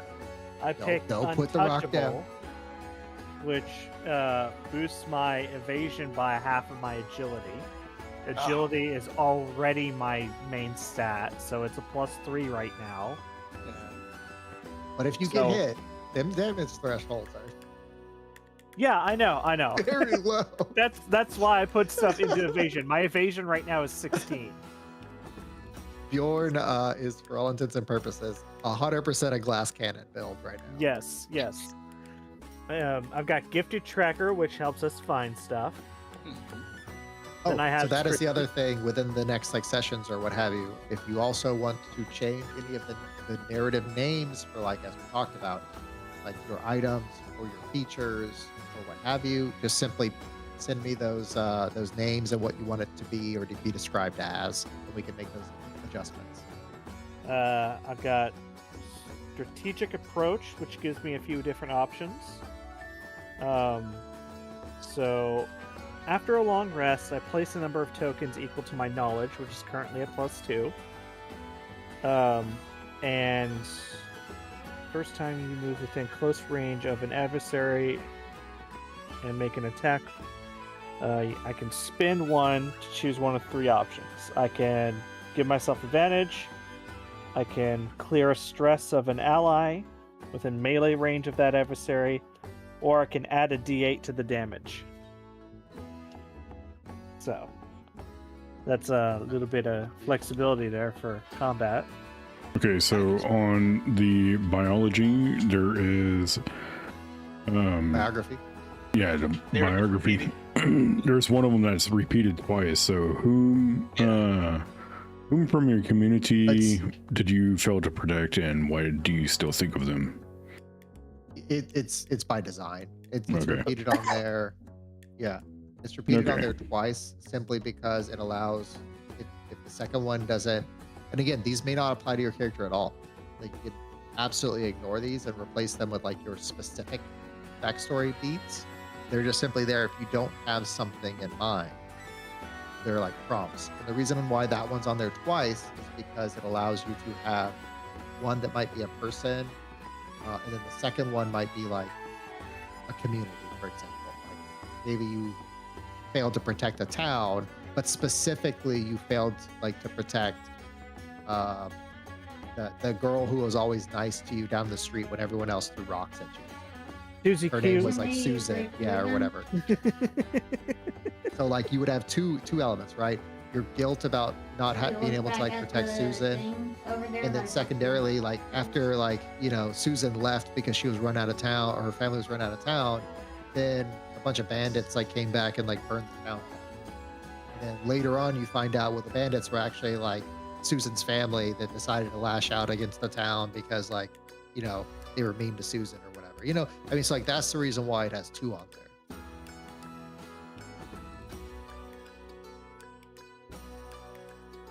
You find slash marks in the store. So feel free to like delete out the questions that aren't applicable to you and replace them with What's what the little is. dots above our abilities? Like normally be proficiency. Oh but I don't- man. Oh, so you see like did yours like also? I'm so sorry. I opened your card, so I think. Yeah, it reset everything. I'm so sorry. You said something, so I went to go click the card, and I was. Two for I'm gonna stop.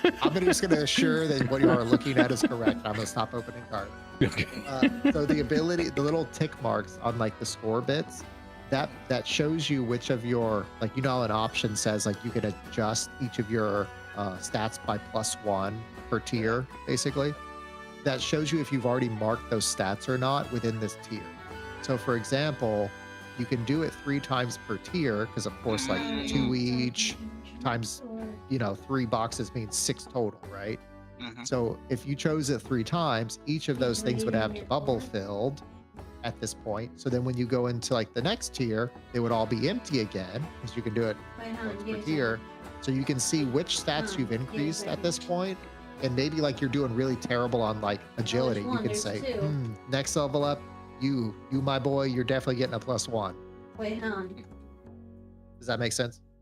Toby, you're like. I need to buy some new armor. Right. This tier 1 armor There you ain't go. kicking it. Pretend that you're. Yeah, we're banging. definitely gonna go into that as part of the 0.5. 100%.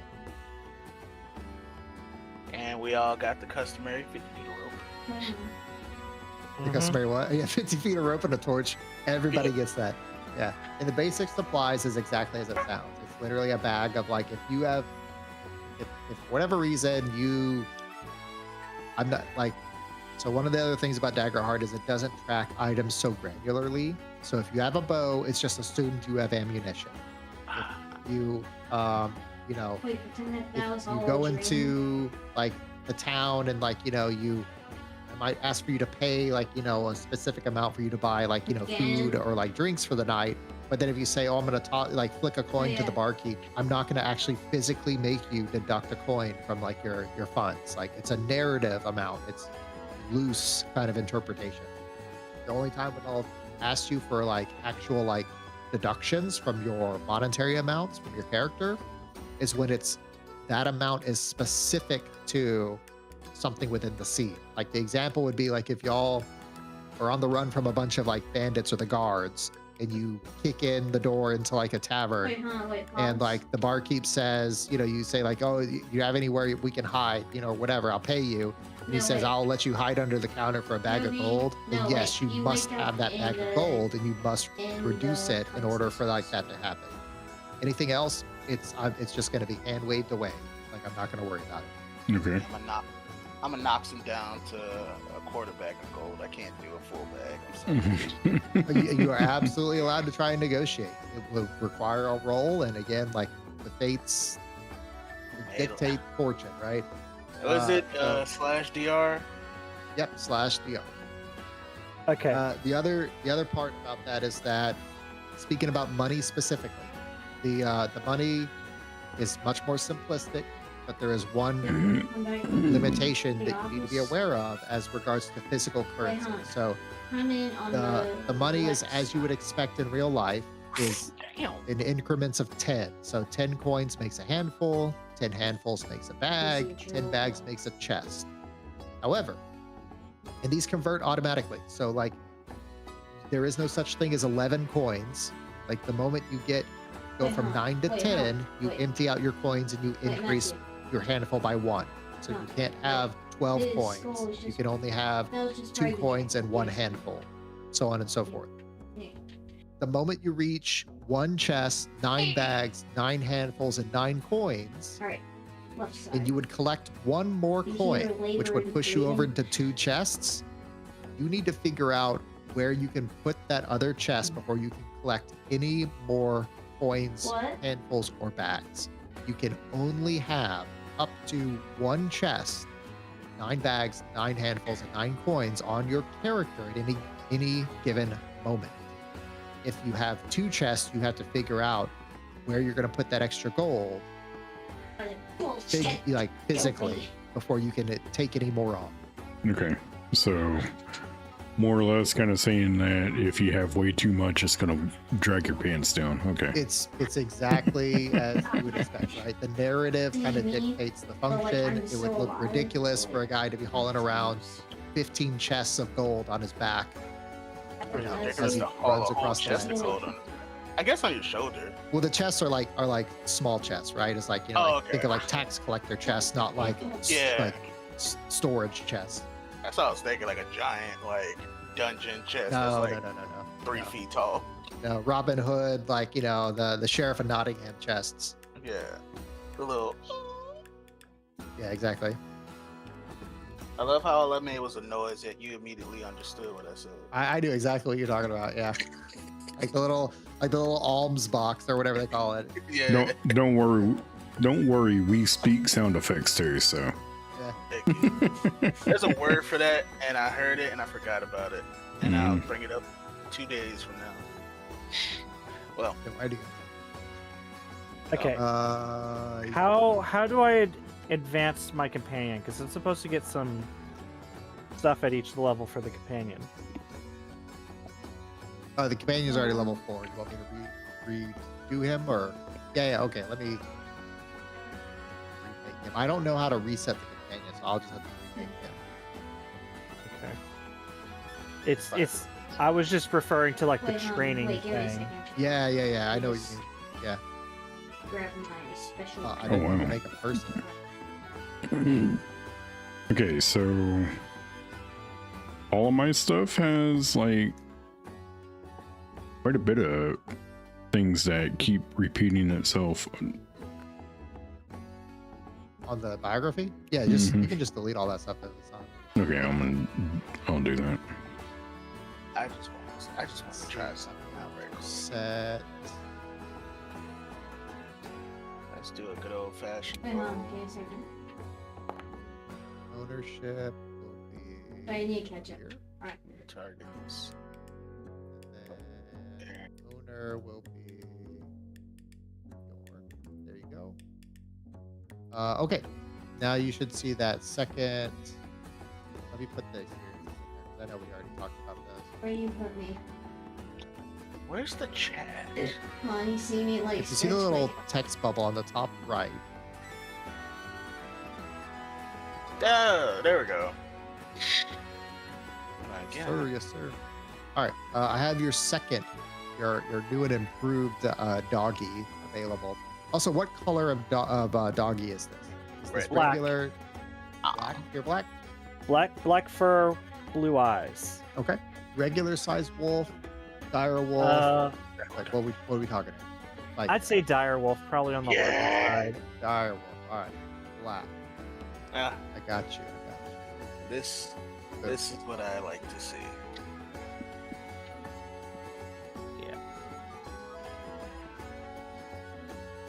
Okay, and for the connections, that's just kind of like saying People of for somebody import. else. People of import that are key to your backstory.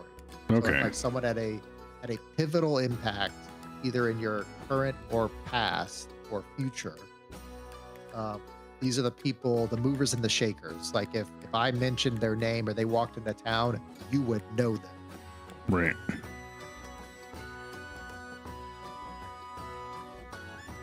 You see the second finger there, Bjorn? Yes, I do. I am working Sure. on them right now. Go for it. Let's see. What else can I go over while y'all are saying this? Oh, resting. Resting works a little bit different in this game. It is not so Your mother is stringent mothering or from the parts or of kind of like set in reasons. terms of like time period. It's relative. So like the bigger way to kind of understand whether it's a short rest versus a long rest is based off of what you are intending to do with that rest. So if the intention is, for example, for you to quickly kind of like catch your breath or quickly recover, then it would probably be a short rest. Usually it would take like an hour or so, or like a couple of moments.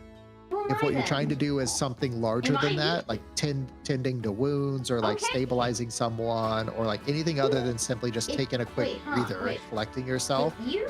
then that would be categorized as a long rest. Those can be anywhere between 2 to Huh. like, 20 So, hours. Let's say Anything where you are this moving is you. the narrative is that. ahead by more than like 2 days or so. Like if Now it's like a you're coming time to skip say is the wish. intention, that is considered an extended rest. So like it's based off of the intentionality. If like you want to like Answer quickly that. just catch your breath or like do something real fast, it's a short rest. If you want to do something that takes like a long period of time or a semi-long period of time, it's a long rest. You find the door And to the anything that's wall. like a time skip that's like spans multiple days, that's an extended rest. The only thing to know about the short rests is that you can take 3 of them. Once you have done those 3, you must take a long rest before you can do any more short rests. Wait, on. Pretend I grab like one of the heavy So cores and I smash it if on you your do a head. short rest that takes like 10 minutes to like I knocked tie you your out. shoe, and then you do another short rest to take a drink of water, and then you do another short rest I to just chuck it at. eat I a throw it couple at of you. like berries from your pack. You will be unable to do any more short rests until you have successfully completed a long rest. No Okay. matter if it's only taking you 15 minutes, 5 minutes each to do those short rests. So the short rests aren't defined by like, oh, it's going to take you 2 hours. It's really, what are you doing? Okay, that sounds like it's just you I kind of should catching buy your breath. doors. That'll be a short rest. But if you do 3 of them in a day, you can't do any more until like I you grab- effectively do I a grab long another rest. one and I chuck it. Nice.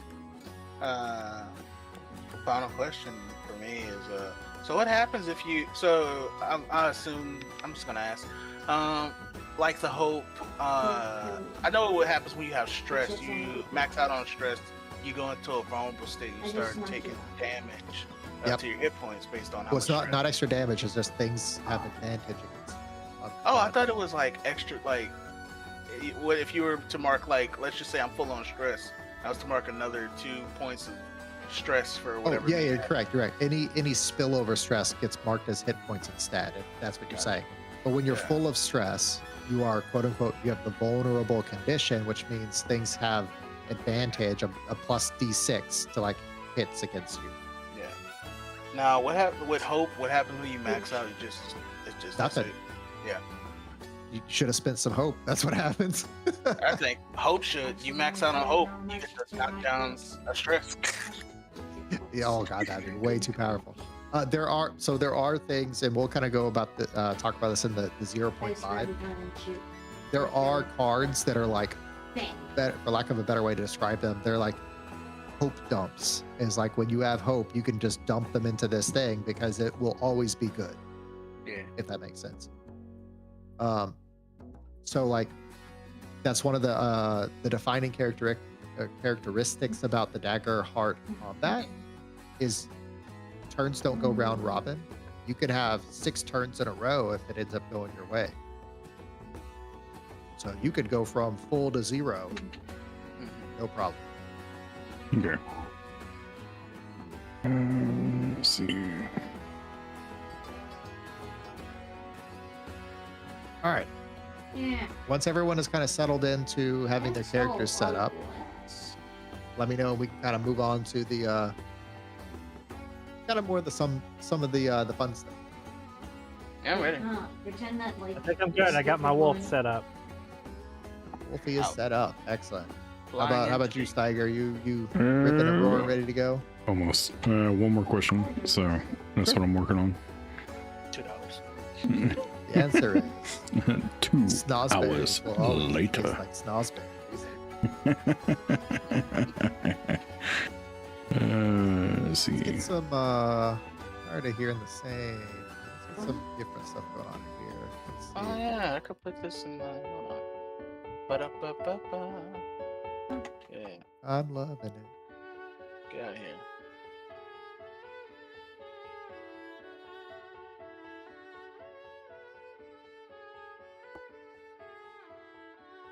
Body basher is active. I did not get to import all of my handy dandy fancy macros, so those will come later. But Okay. I am good to go. Yeah, luckily enough, my Okay. character's like dog dick simple. you know, that's one of the lovely things is that Daggerheart, both for good or for bad,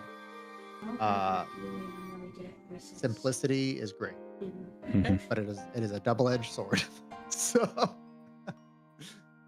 Yeah, I mean, yeah. I think there's always room for different games, and this one has its own little niche. Exactly. So, okay. All right. So we are now going to figure out how much moolah your characters would be bringing to this expedition. So the way we're going to kind of do this is that it's going to be dictated. We're going to have you quickly kind of give like a very high level introduction of your character in terms of what their name is, generally what they would be known like as their occupation within society. Like, hi, I'm Boblin the Goblin. I was a head guard of like the explain. Goblin Corps fighters mercenary group.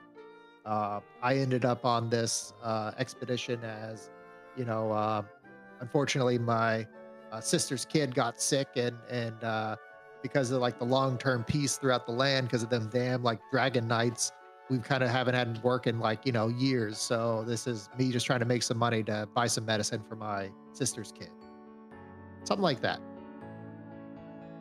So who wants to go first? I don't remember. Gokin. 1, 2, 3, not it. I 1, 2, didn't- 3, At least they do 1, 2, 3, and we do the rules. You do remember one thing. All right. Okay.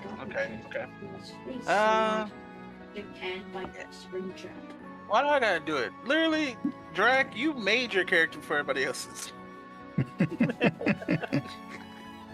Okay, fine. Alright, so I both have my one arm. thing I don't remember. Okay. Bjorn is a hunter. He is very adept in the woods. He has lived in the woods on his own with no one but his wolf companion for a very long time. Well, hold up. So I don't want you to go into too much of that because I want that to be I just part of them discovering. Yeah. So that's about what it. is your That's- occupation? Why are you here?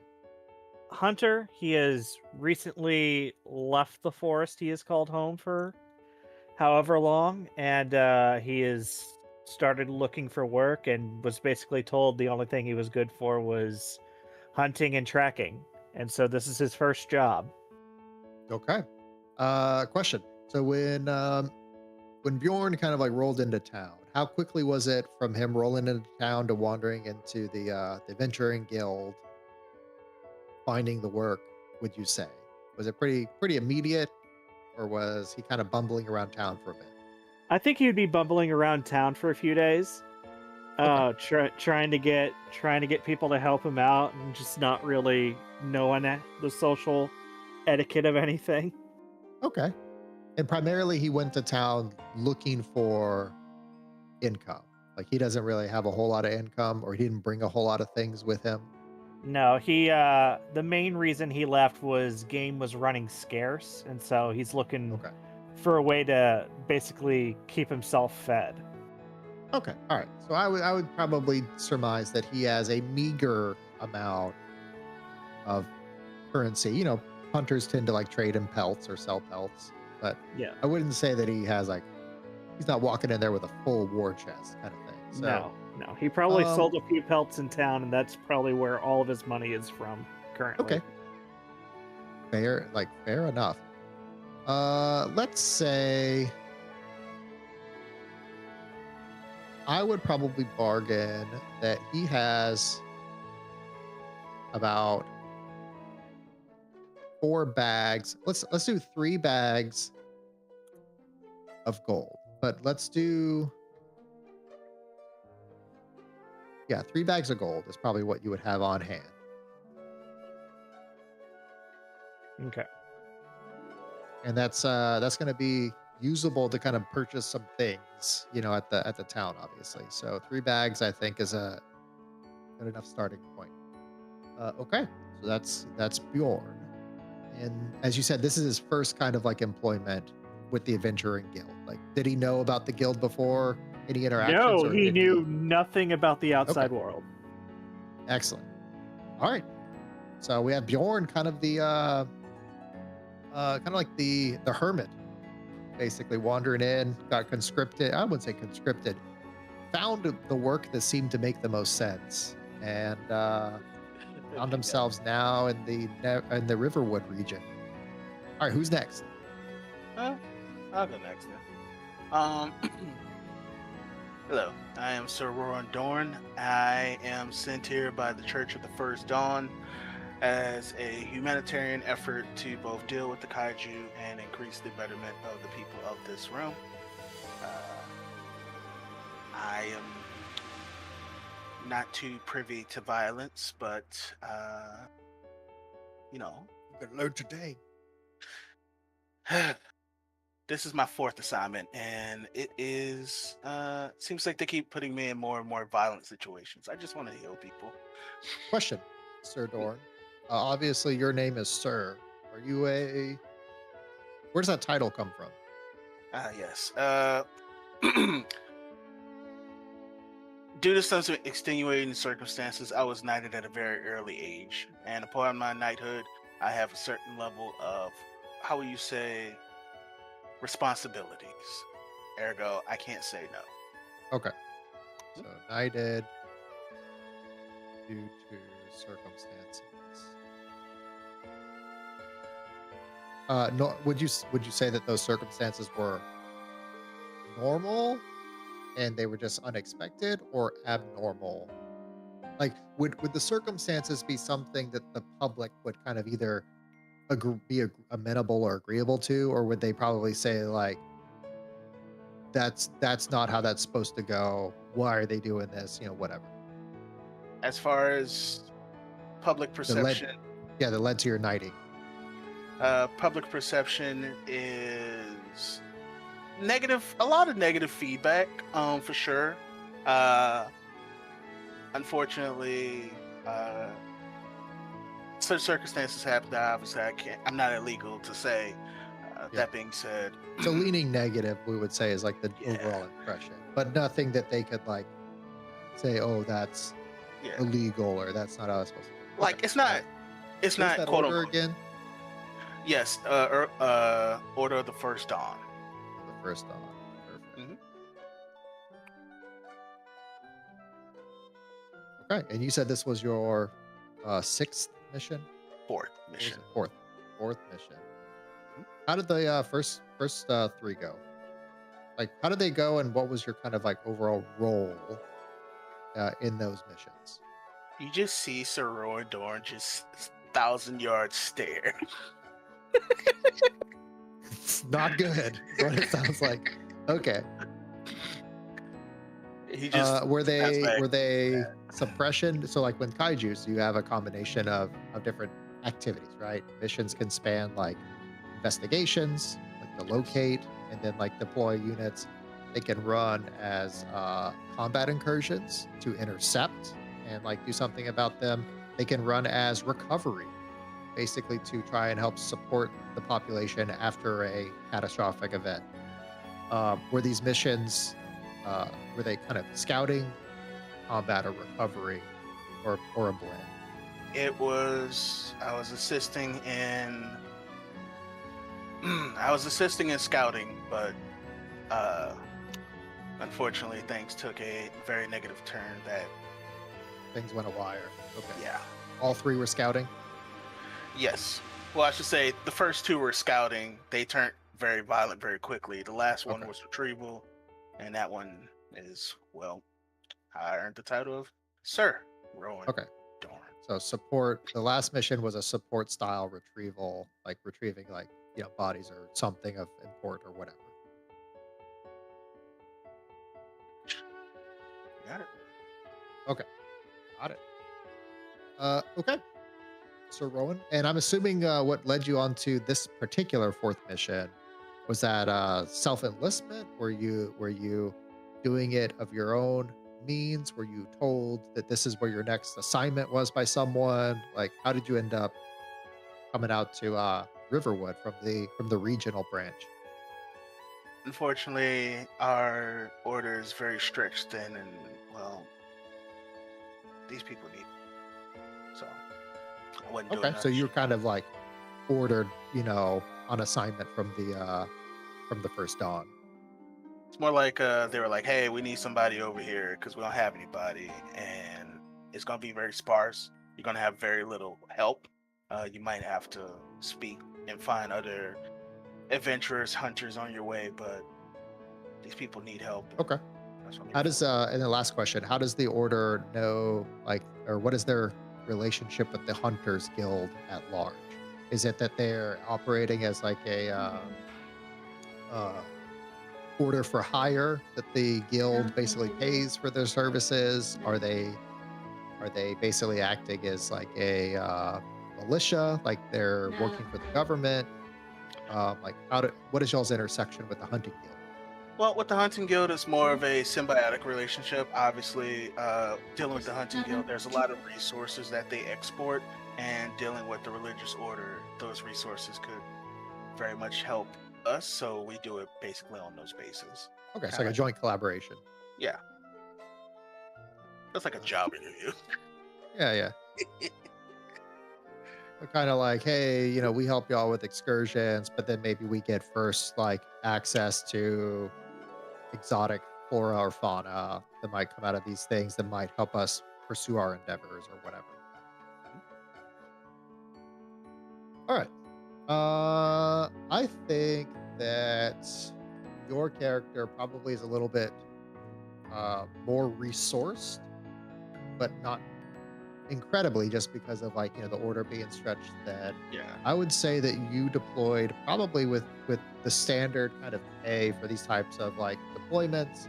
They think that you would probably have some amount of expenditures, but not anything like incredibly like I live in expensive. So lavish.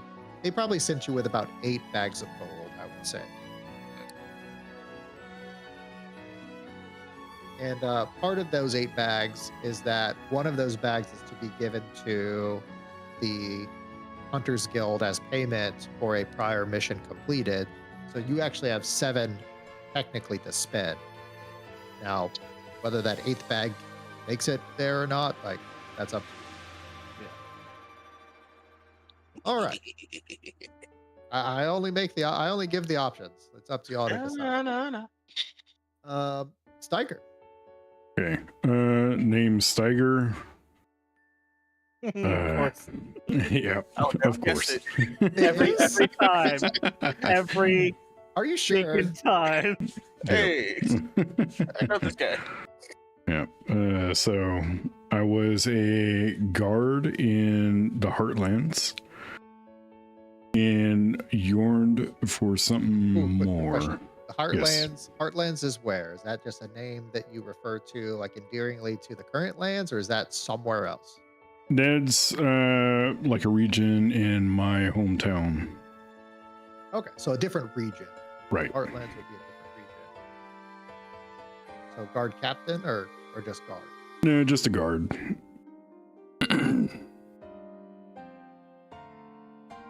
And so go ahead. yearned for something more, and my father told me to go for it. So I went to the Hunters Guild in the Heartlands, and they pointed me this way.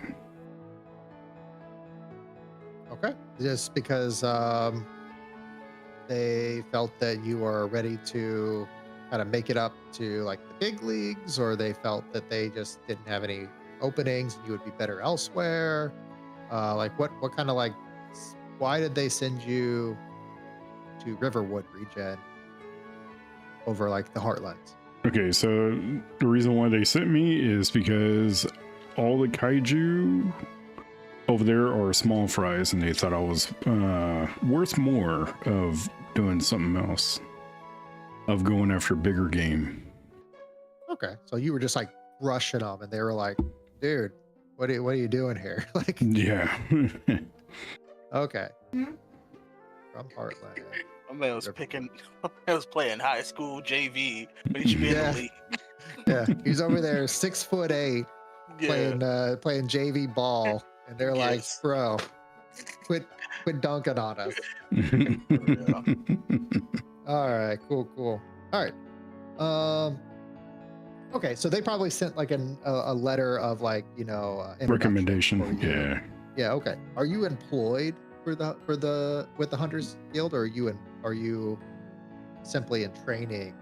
I would have with them, been or, like, what's employed the for about 2 years through them, and that's Okay. why they sent me over here. No, I mean with the Riverwood. Oh, Riverwood. Hunters. Are you No, I'm employed not. by them, or are you acting as like a private contractor? Private contractor. Okay. And then in Riverwood, you said that they have, is it frequent or infrequent small class kaiju? You mean in the Heartlands? Or sorry, Heartlands. Yeah, they had like infrequent small kaiju. They didn't have anything major. So infrequent small class. Okay. Mhm. Perfect. And I think that for your character, you probably had been a little bit moderately resourced just because you had past employment and you kind of like had expected this trip, like you knew it was coming. Mhm. You probably arrived with a good like 6 bags of gold in tow. Okay. Did you want me to put that in there, or are you putting that in Yes, there? please. No, Okay, please. cool. Under inventory. Cool. Okay, so we got the kind of the money out of the way. What we'll do now is, if you're ready for a quick little break between now and 8:30, Steiger, we can do a break, and when we come back, we can kind of like start the 0.5 session. Yeah, we can do that. Cut you degenerates loose into the village, and what happens happens. Whoa! I'm a man of the faith Yeah. now. You act like man of the faith. Shut up. Hey. The priests I've seen that are drunkards. Hey, first of I'm all, just I a don't lonely expect- hermit. Why do you sound like Perfect Cell? That's not what I was going for, but Present my okay. case. I was like, yo, you dead ass sound just like Perfect Cell, and it's hilarious. Just Look need here, a Carmen. little bit deeper voice. That's it. Dead ass. Yeah. Hello. He is for perfect. The look upon their faces. Oh man, I was just actually watching that earlier today. That and the Broly movie. Yeah. Okay, well, restroom breaks all around and do other stuff and Back in all that 10. we need to be. Yeah, so I'm gonna go ahead and I'm gonna mute Discord, keep the music going and all that, and then mute myself and put the BRB screen up. So, Sweet. Sounds like a plan. yeah. There we go. And we'll be right back.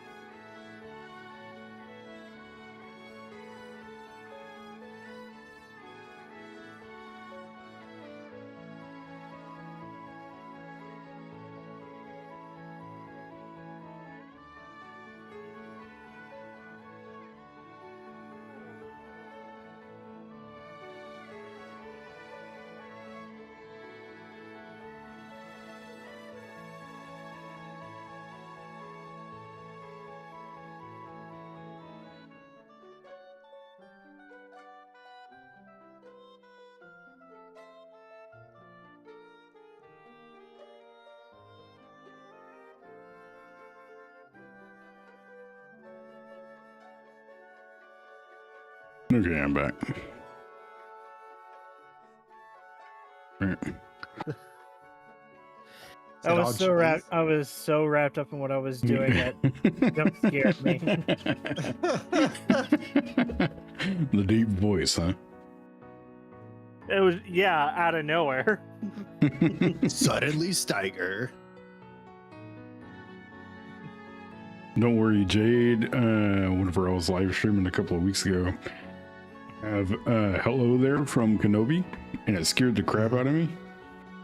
You know, because I guess I was so intent on doing something, and I heard that, and I walked up, and I was like, "What the?"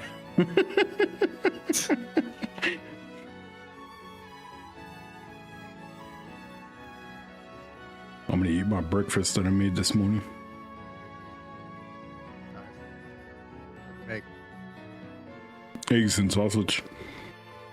Ooh, that was a good choice. Mm-hmm.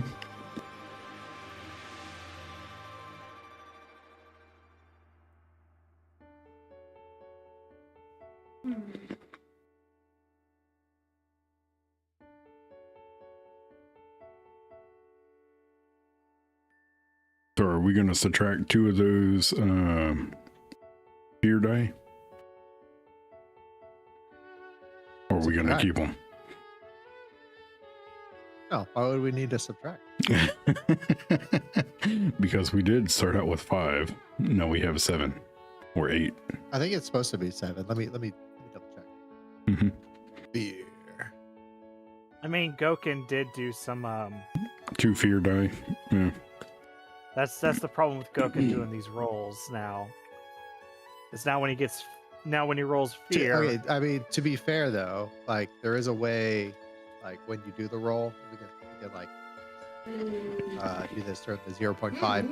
If you take the little reaction roll bit, it doesn't add hope or fear. If that makes sense.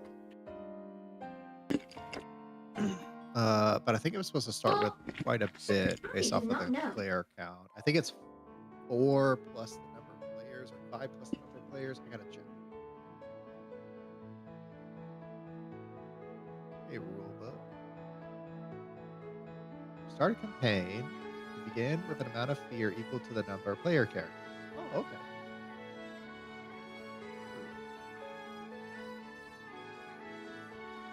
There you go, Steiger. You feeling safer now? You feel a little more, little better. Yeah. now that everything's not going to jump out of the woodwork. Mm-hmm. I spend 12 fear. Rocks fall. Oh, it's your uncle. Ah! Godzilla arrives. Yeah. Mothra demands sacrifice. Yeah, it's just like whenever I was at yeah, we were at the movies and everything. I told my wife, well, we were watching Godzilla, and I told my wife, give me my charge blade. I'll go after it. Yeah. Yeah, and she just laughed.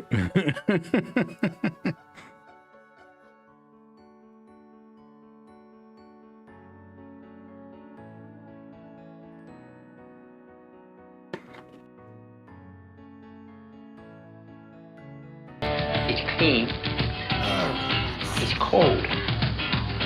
Now that's what I call high quality H2O. Okay, so since I'm live streaming, whenever somebody does up a H2O water, everybody take a drink. I can do that. Thank you, Monster, for the Not H2O. water. Water, whatever. It just, shots of whiskey might land you in a bad problem. Mm-hmm. I mean, I don't drink alcohol. Monster Homes, welcome in. Whatever your vice is. I mean, I would argue like coffee would probably be a problem depending on how many times they spam that H2 or that drink thing. Well, It goes off I'm every drinking- 5 minutes. I'm drinking Sunkiss, Yeah. so Yeah. So when everybody comes back, what we'll do is we'll do the last ground rules, which will probably take about 15-20 minutes Mhm. as we kind of talk about like just high level like ground rules for like using the system and how we'll, what's expected of play and stuff. And then we'll spend time also introducing the world building a little bit. So I'll do like a reintroduction into like some of the world, so like the viewers can understand like the concepts of the kaiju and how they work with everything. Okay. And then y'all are basically gonna Do it. tell me how y'all would like to proceed for going into the town. Okay. So Something I can do.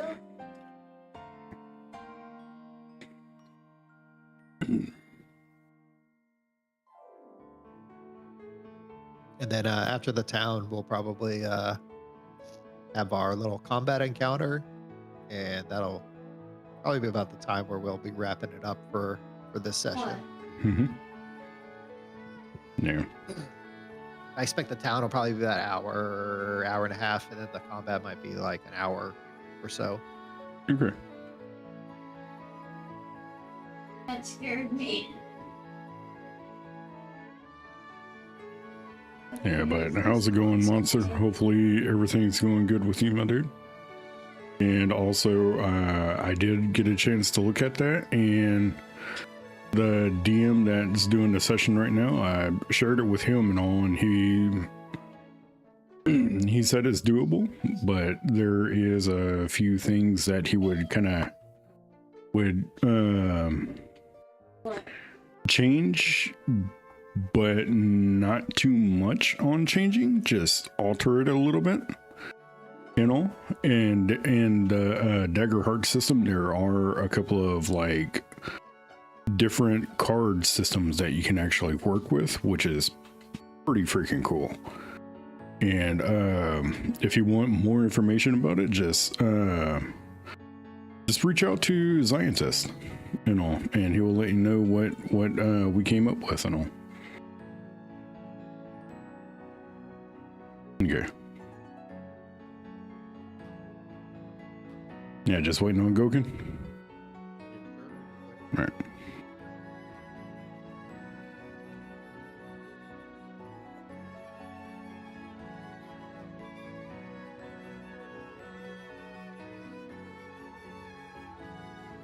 Gives me time to kind of some other stuff.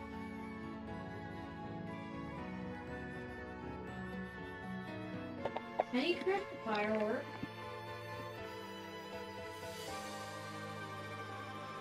Yeah, I'm trying to make like a super firework.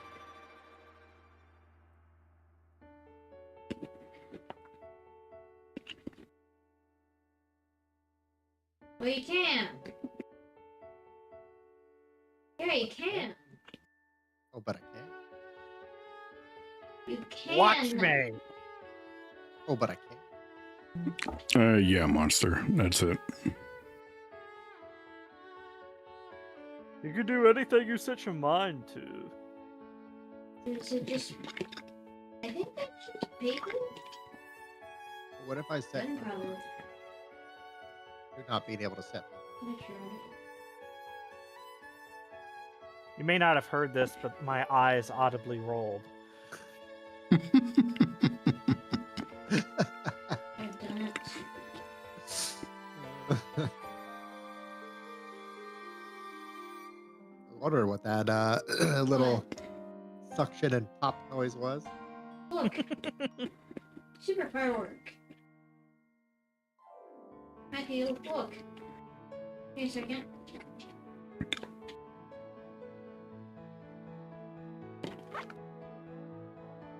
That's awesome. Oh, look. So, Scientist, You sure? the guy that I'm talking to, Monster Holmes, right now, he's the one that we were talking about the werewolf, you know. Yep. And he said that a couple of his friends were saying that there's a way that he can test it out in Baldur's Gate 3. So, yeah, they said that it was their version of mixing a monk with Blood Hunter. Oh, I can see that. Okay. Yeah. either that or like some form of monk with like a sorcerer, I would expect. I would like assume. Super I could very well see that. viral.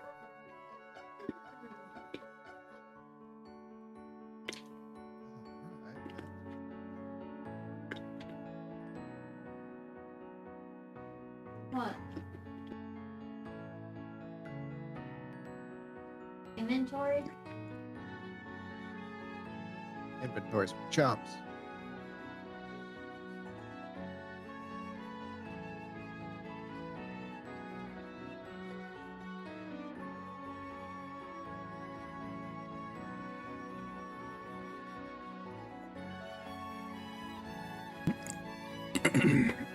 If you have a level 20 mod in your Baldur's Gate 3 run, it would be 17 monk and 3 blood hunter. Okay. Okay. You would also need the blood hunter mod. 'Cause that's not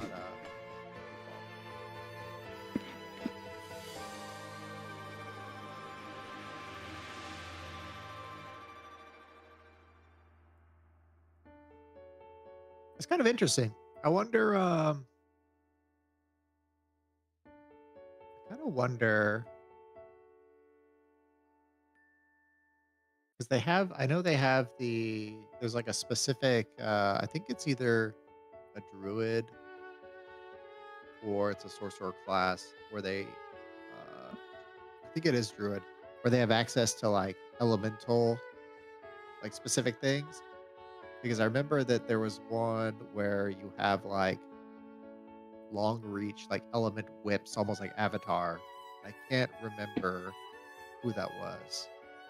I think they might also be able to do that. Now what? I do.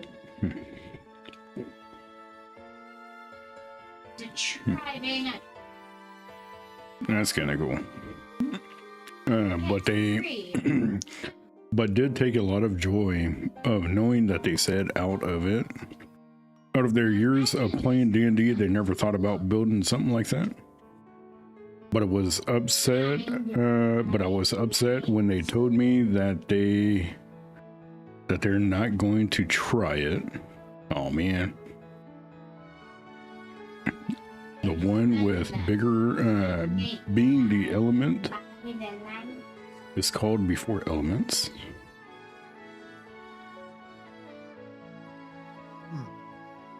It was called the Four Elements. There's actually Monk was a way of the mod. Four Elements.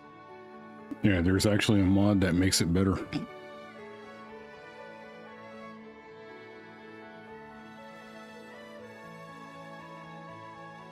I'd try it if I had Baldur's Gate.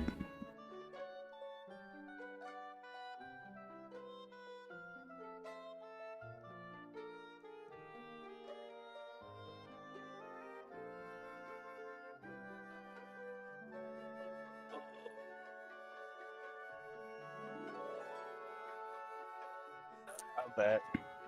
No, Oh, I thought you fell back. in, man. Nah, man, Oh, I had to grab me some food. I was starving to Oh, the death. chupacabra's got you. Hell yeah. I was starving. All right. Let me know when you bring us back, Stagger, if you haven't already. Yeah, I've already brought y'all back. Oh, excellent. Yeah. All right. So, kind of from here, what we're going to do is we're going to kind of do a little bit of shopping to start off with. Well, first of all, we're going to go over a couple of like just kind of ground rules for, what we can agree on amongst the four of ourselves on how we want to run the sessions. Mhm. And then we'll kind of do a bit of shopping, catch y'all loose into the village, kind of see where things go from there. maybe I So, can. I only have really kind of 3 ground rules that I'm just going to present. Y'all can provide me with like impressions, thoughts, modifications, what have you. Mhm. The first one probably is pretty cut dry forward though.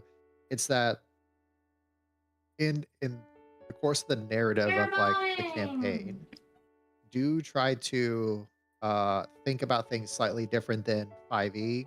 Mhm. 5e is much more like tactical. I want Right. you to kind of think about things as more of like narratively in terms of like what would my character do in this instance? What would be like, practical things of that nature. And Okay. to that extent, that kind of like segues into like the second part, which is Wait, like hold I'm on. not I wanna gonna test it out require y'all on these to like wandering voice your triggers. characters in first Look. person. You're welcome to do so if you like.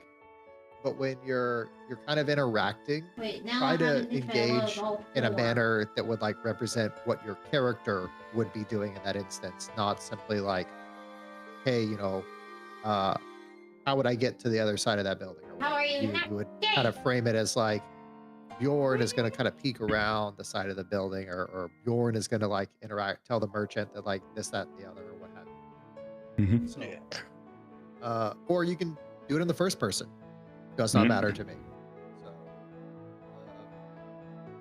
any questions or issues or anything about those? Because I know those are probably like pretty cut.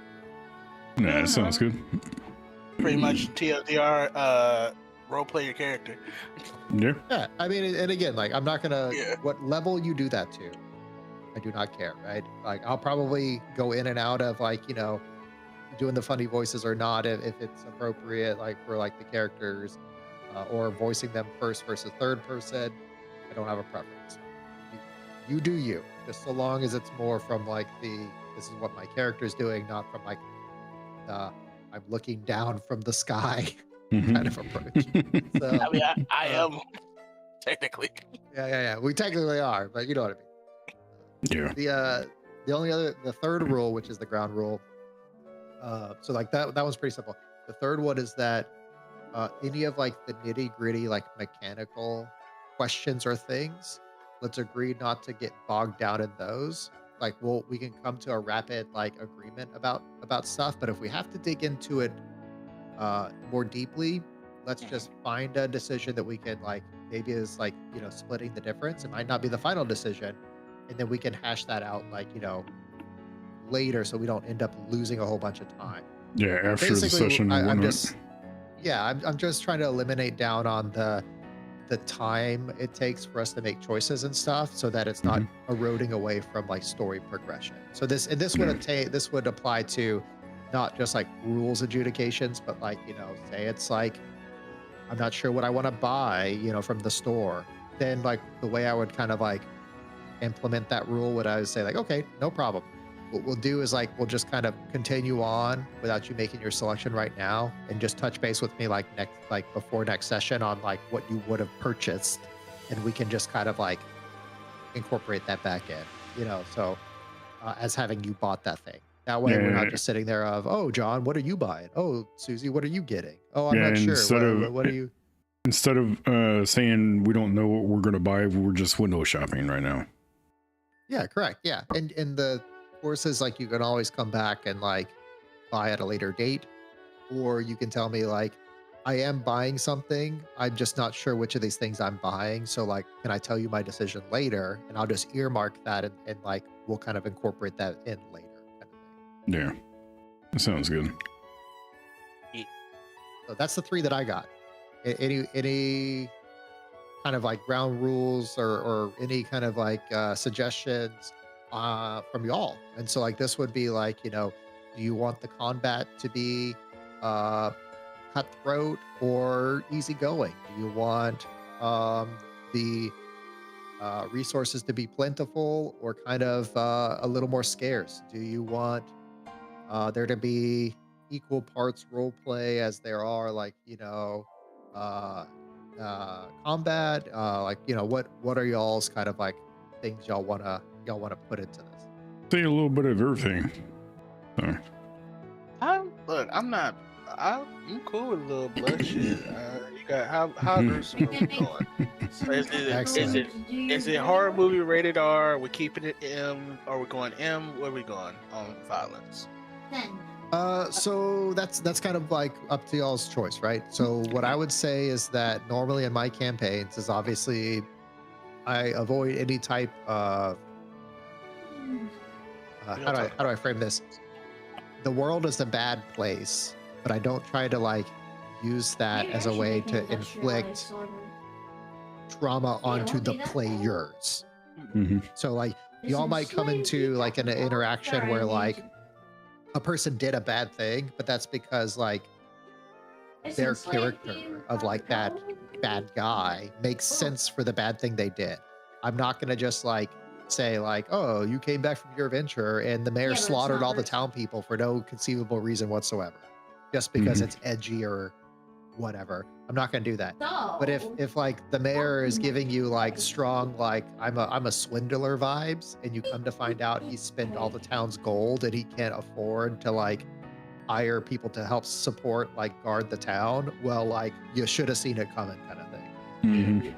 Be my loyal. Yeah, Monster says plentiful where you know where to look. Yeah, exactly. Yeah. I would definitely like to play more of a scavenger style as far as resources. Like, Okay. Buying stuff is what fine. kind of resources? Are we talking about like food, water resources? Or are we talking about like health potions slash like magic items slash like, you know, those types of resources?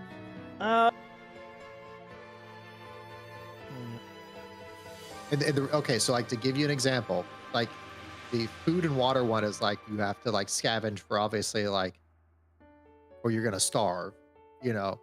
Yeah. The other instance is that, you know, wood and like food is plentiful, but in order to make like kind of like Monster Hunter, in order to make strong weapons, you need strong materials. Strong materials either come from incredibly rare species of trees or like whatever, or kaiju, because they're just built of stronger stuff. And so it's not that it doesn't exist, it's just that it takes a lot of input to get the things to make the better things. I'd say kind of both in a sense. So both the food water thing and also the materials for certain things. Go for it, Monster. Like obviously What's your we can suggestion? buy stuff, but it's like, how much is that going to cost? Like if we want to save money, can I go out into the woods and hunt a deer and have that be a meal or two? Sure. The way I would rather implement that is like it would be more or less that because again, I don't want to have to nitty-gritty track like food consumptions within like towns or whatever. Yeah. But what it will be is that if y'all are going outside of like the general populated area, like more than a day or so away from like a village or a town, like into the woods, into like the mountains, you know, you're going to be out in the bush for a while. You will have to use some amount of your preparation, whether you tell me like a certain amount of gold that you use to like buy food stock, or you'll have to use specific downtime activities to go hunting and gathering so that you have food for eating. Yeah. Because the other campaign I'm playing a hunter, and we've only gone hunting once. And we didn't get to eat any of that. Didn't get to eat nothing. Yeah, no. I think I'm okay with that. And again, like kaiju, also some forms of kaiju are edible too, and they are considered staples of like food scarcity. So, not all of them. Some of them you eat them and like that was the last meal you ever had, but some of them are edible. Yeah. Monster has a suggestion, but I'm waiting for the ads to go by to read his suggestions. So, yeah, all for it. But yeah, Jeff Bezos, sell us another thing. Come on, ads. Well, wait on ads. I would definitely like more like role play, or I should say, a mix of role play and combat. Even like more bandits or human people, or like less. I don't know how to put it. I would like more diversity and just fight monsters all the time. Maybe run into some bandits. Oh, great! Good news for you. That's exactly what Daggerheart was designed for. Nice. So, plan on it. Okay, he's back. He says, my suggestion is to experiment with the starvation factor, and if you choose to make it so you can only take like in between 1 to 4 damage every few turns. Interesting. That The only problem with that is that because like the hit point pools in Daggerheart are no joke, like limited to like 5 to 7 hit points, you would all be dead in 3 rounds. I'm about to say, like, we would die instantly. Yeah. I would say But- maybe 1 damage However, per like Okay. few However- hours. well, I was gonna like recommend an alternative. However, I will say that what I would do instead is that the way that rests kind of work for long rests is normally when you do a long rest, you get to pick like 3 rest activities you can do. You know, one of which is to completely heal all of your marked hit points. The other one is to completely heal all of your stress. Another one can be to completely restore all of your armor slots by working on your armor.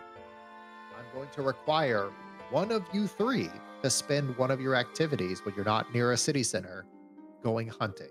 It'll automatically be a success, but if you don't bring food, then one of you will have to use one of your downtime activities to go find sustenance. It's going to be a force thing. I'm not even going to allow you to quote unquote starve. It's just going to be your characters knowing that they don't want to starve will have to give up one of their downtime activities, which is a pretty hefty penalty.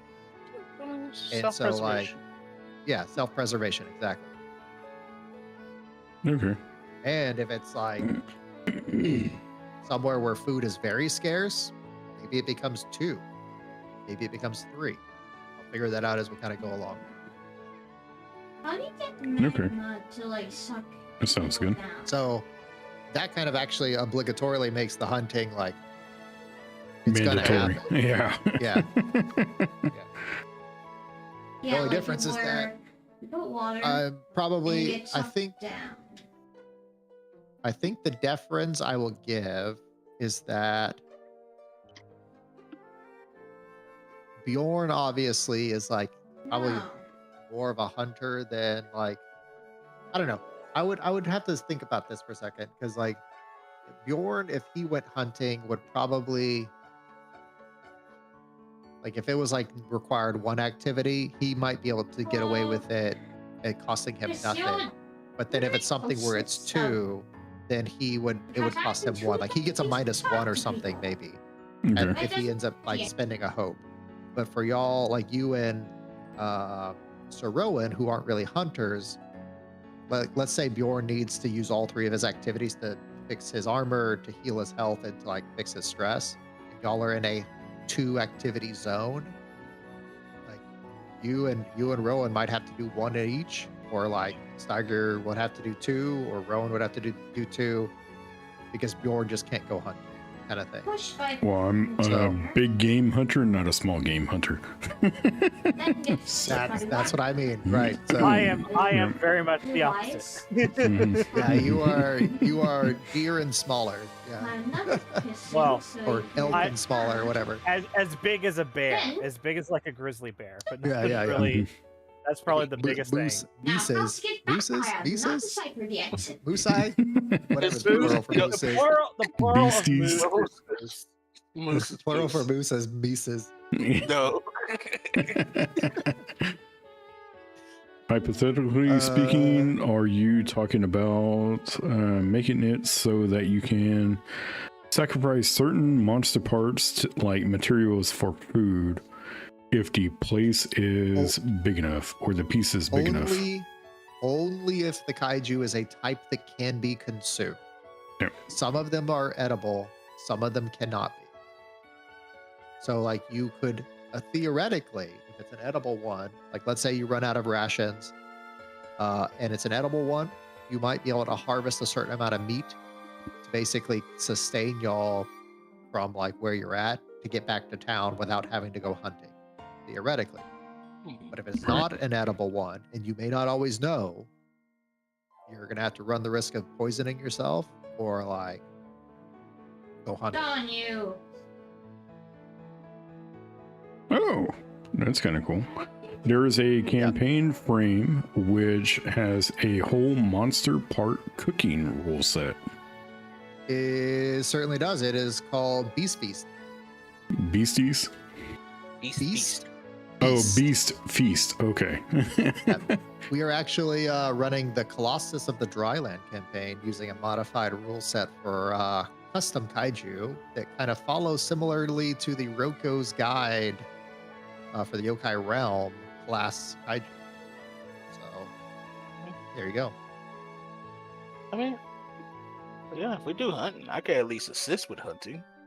Yeah, Yeah. I just think that exactly. You can always do the hunting. It's just Bjorn will be better at hunting.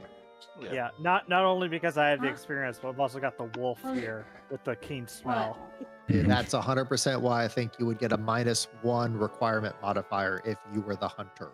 Yeah. So if we're and this is going to be very like structured, right? Is I'll let y'all know like, hey, you know, if you're within like 10 miles or like a normal day's worth of travel distance of a town, it's probably, or like game is abundant, it's probably like a 1 activity zone. But if you're out in the middle of like the Saharan desert, Yeah. that's going to be a 3. You know, full stop. That is Just because it is difficult. That's a good question for Monster. So are the players going to know which creatures can be consumed or not? Or is there going to be a test and find out? There is. So FAFO. Unless they have something in their experiences or a way to test it, the way you test it is to stick it in your mouth and chew it and pray you don't die. However, this is where Daggerheart differs from 5e. 5e is, can I test it to see if it's poison? And you would run your test. Daggerheart is, hey, remember when you were in town and like all the townsfolk like had like all these legends and stuff about this monster or whatever? Maybe you should have asked some more questions and gathered some more information before you left town. Like, principally, hey, has there ever been any stories about people eating one of these things or not? Yeah, so the map is actually a Patreon, right? Which one? The Vista? Yeah, this map, town map that we're doing. Well, there's going to be a couple different ones. So the main map contributors are any of the scenes, which is kind of what the Vista is that y'all are looking at right now. Those are offered by the incredibly talented Chepeku. No. As well as we have a numerous number of their maps that we'll be using. Oh, yes. But I also have maps that are created by both Forgotten Adventures, who also is one of the creators for a lot of our tokens and our tile assets. So these are the overlays that kind of go into the foreground, as well as burrows. The burrow individual creates like kind of these unique, that is a Patreon, creates these unique kind of like compilations where you pick like a thematic theme and they kind of create like a map and a soundtrack and like all kinds of like token assets for like that particular theme. So that's called Burrow Bound is the name of the Patreon. He offers a bunch of stuff there. And I think all the links should be down in the below the video description. So yeah, be sure to kind of check him out, give him some support. A lot of the stuff we're using is their products, and I've been using them for quite a few years, and I am very impressed by them. So. Monster says, thank you. I'm glad that it seems that I'm asking good questions. And Kalina says, so great. So many great resources. You're in for a treat with this campaign for sure. Oh, I hope so.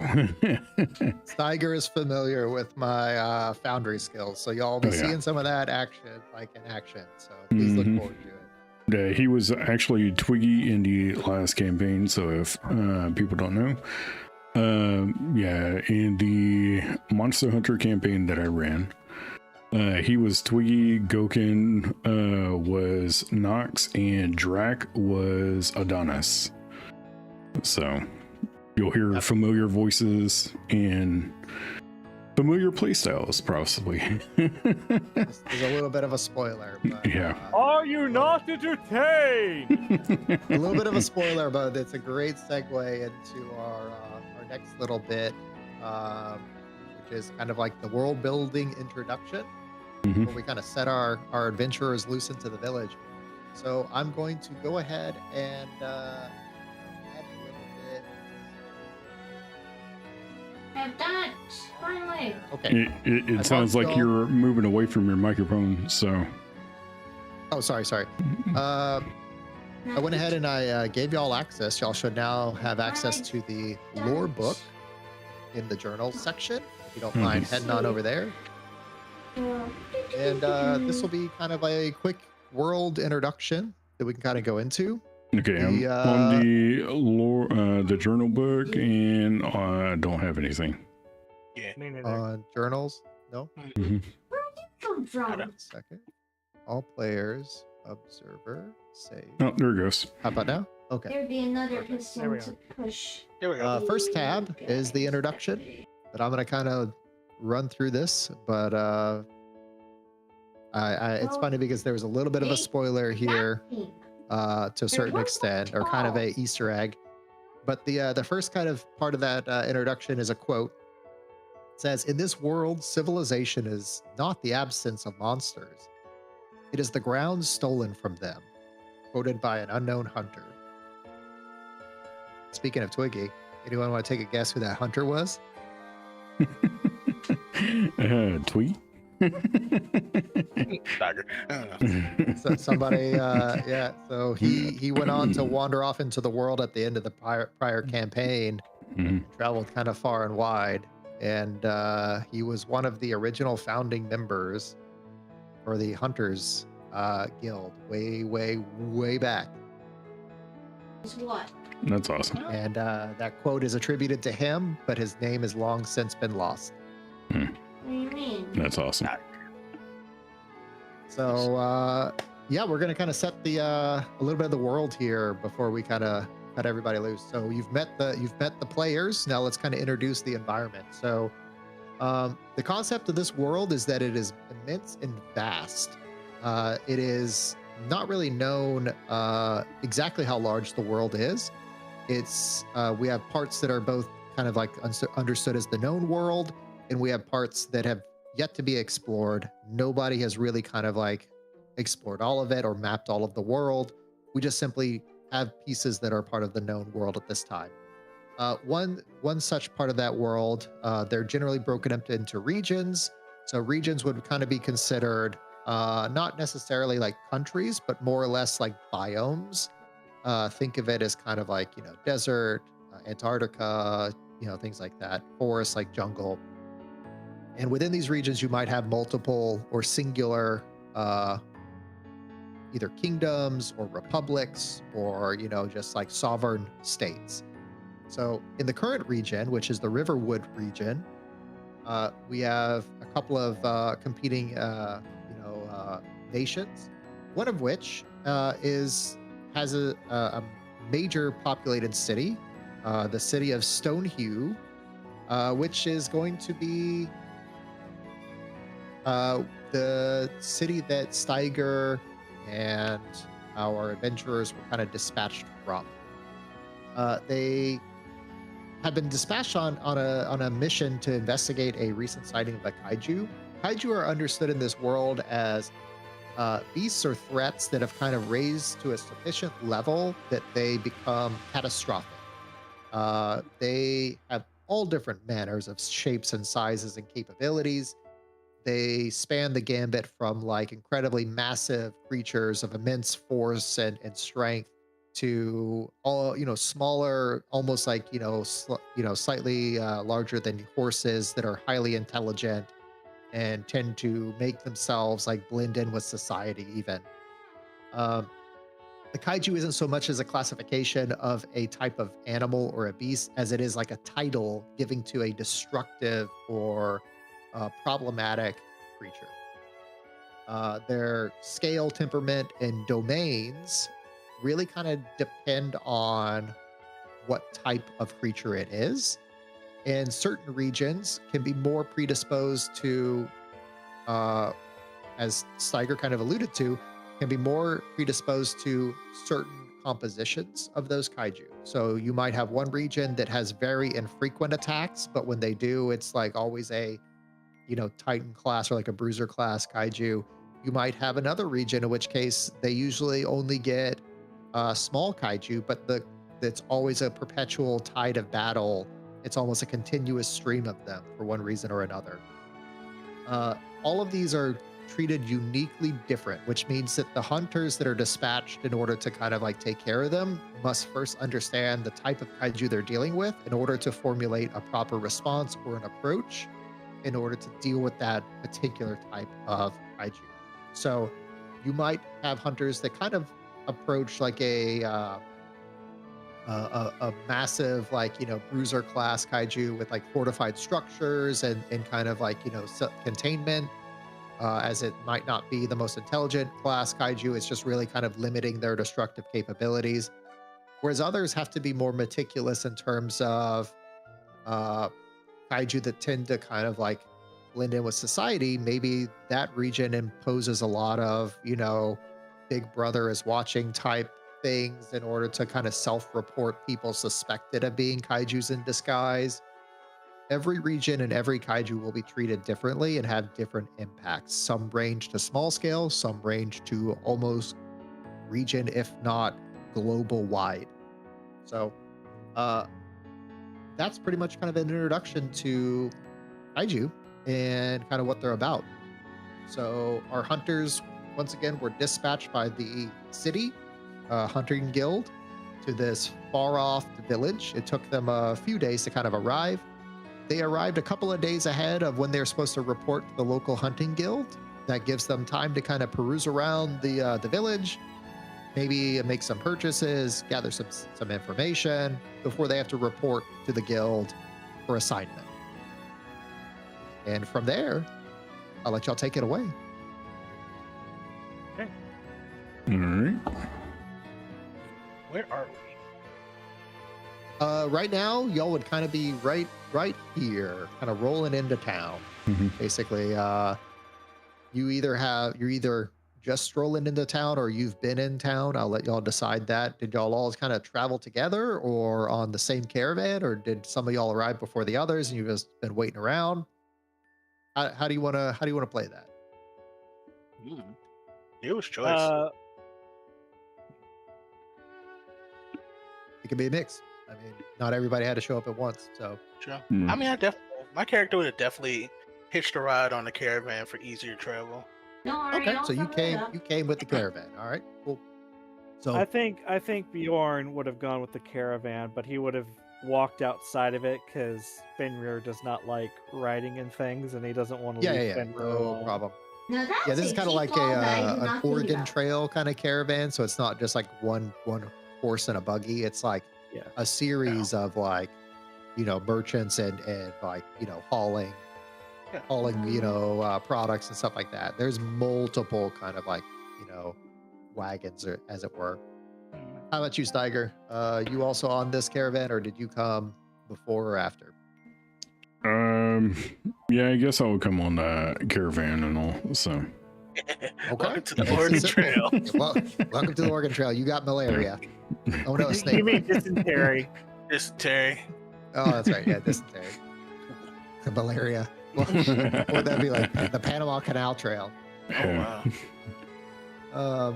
Okay, that makes it simple. Y'all all kind of arrive into the village with the caravan, as the majority of the wagons kind of start to branch off, going to their respective places. Some going to the blacksmith, some going to the green grocer, some going to like the heart of the village for the market to sell their goods.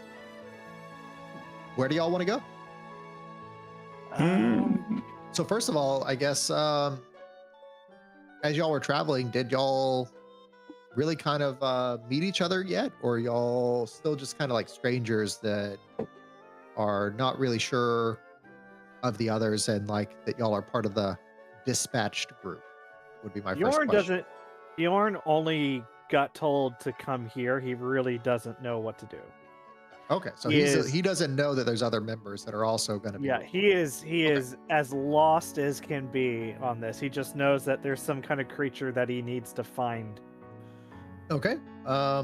Same question to you, Steiger, and same question. Are you aware of the other ones dispatched? And same thing, Sir Rowan, are you aware of that you are part of a group that was dispatched?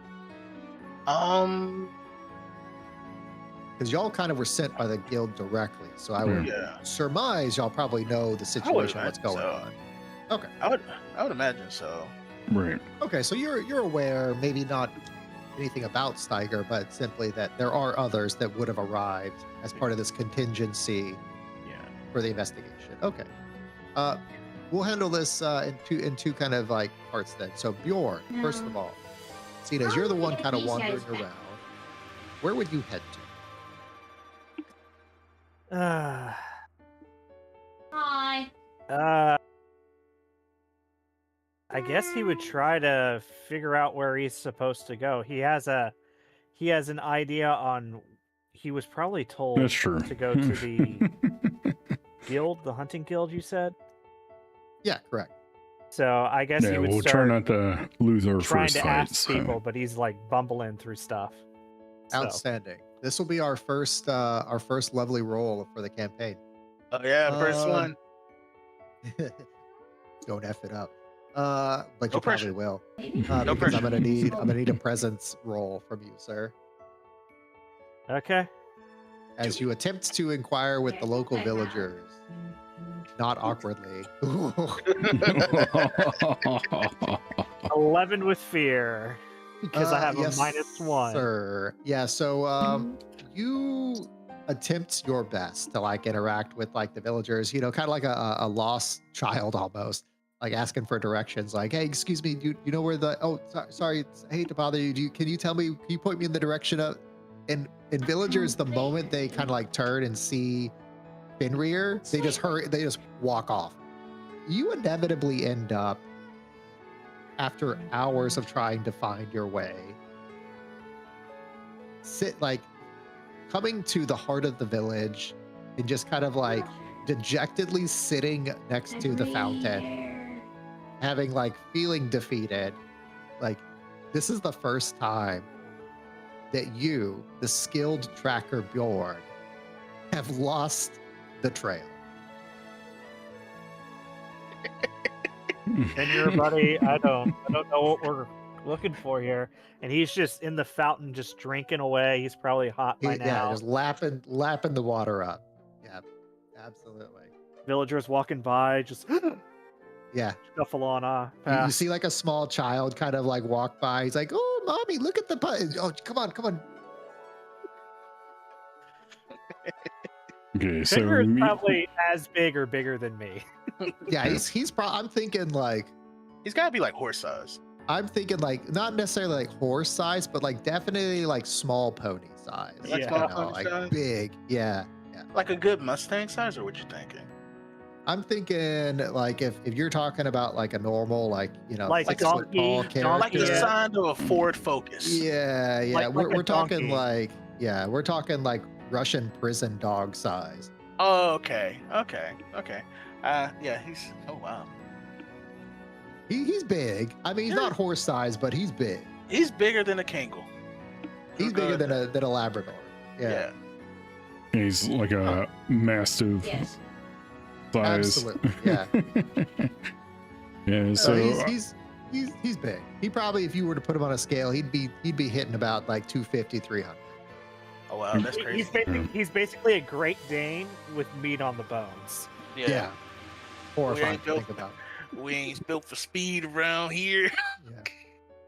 But All right. So Mhm. I know where Bourne's going to be stuck for basically the whole day. Like that probably like what he was doing today. So Reinstalling the Rowan, postal service. how much did they detail to you in the dispatch? Do you know that Steiger is one of the individuals or not? I would have Like, imagined. you know who Steiger is, basically. Yeah, or but not. I would imagine because Sir Warren would definitely be talking to people on the caravan. He's a very people person, so he's very much like, you know, hey, talking to them, asking where they've been. Kind of, he would be the guy that you always hear talking in any bar / group setting. Okay. Is he like is that how he normally is, or is that kind of like a forced behavior? Is he like a social butterfly, or is he a strategist that always is looking to kind of collect information? I would say he's more of a social butterfly / oh, I picked that up. But he's like always, he's just a social butterfly that sometimes he does that to drop people's guards, basically, and get to know Okay. people. Because you get to know people, there's a strong likelihood that they won't try and stab you. Okay, got it. All right. So you probably, if you didn't have a conversation with Steiger directly, through the course of the talk of the caravan, you became aware of him Yeah. as being one of the people. Okay. Steiger, what do you know about the dispatch? What did the guild give you?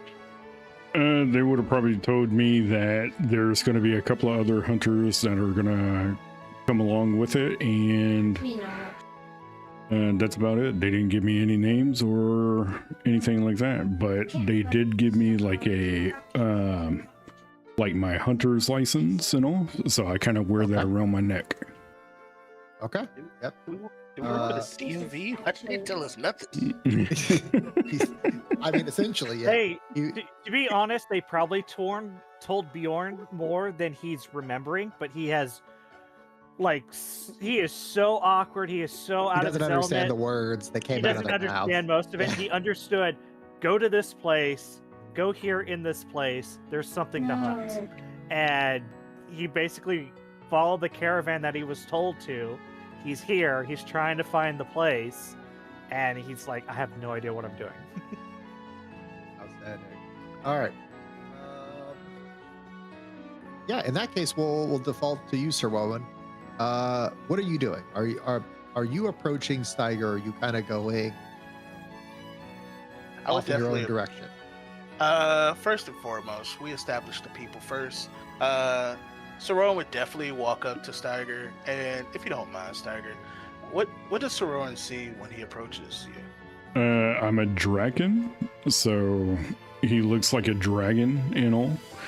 As a tail, he doesn't have any wings, but he has immense plate armor and all.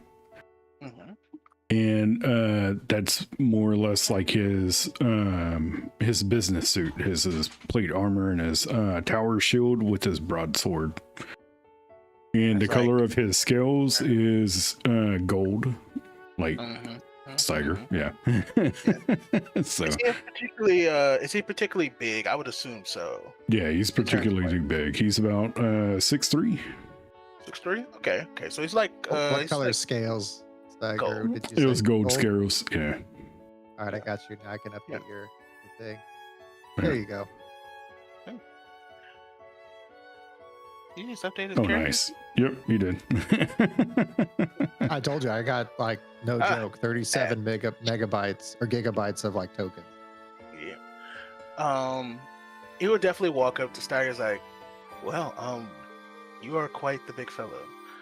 As he stands there, you see Saron, he's like he's like a pretty built guy. You can't really tell much due to the white cloak that he wears on him, and he has like a metal kind of a mesh between a metal and leather gambeson to mimic plate mail. He looks more or less like a knight, but you notice that he has no like sword, no type of shield or weapon upon him. Mostly just his knapsack or sack on his side.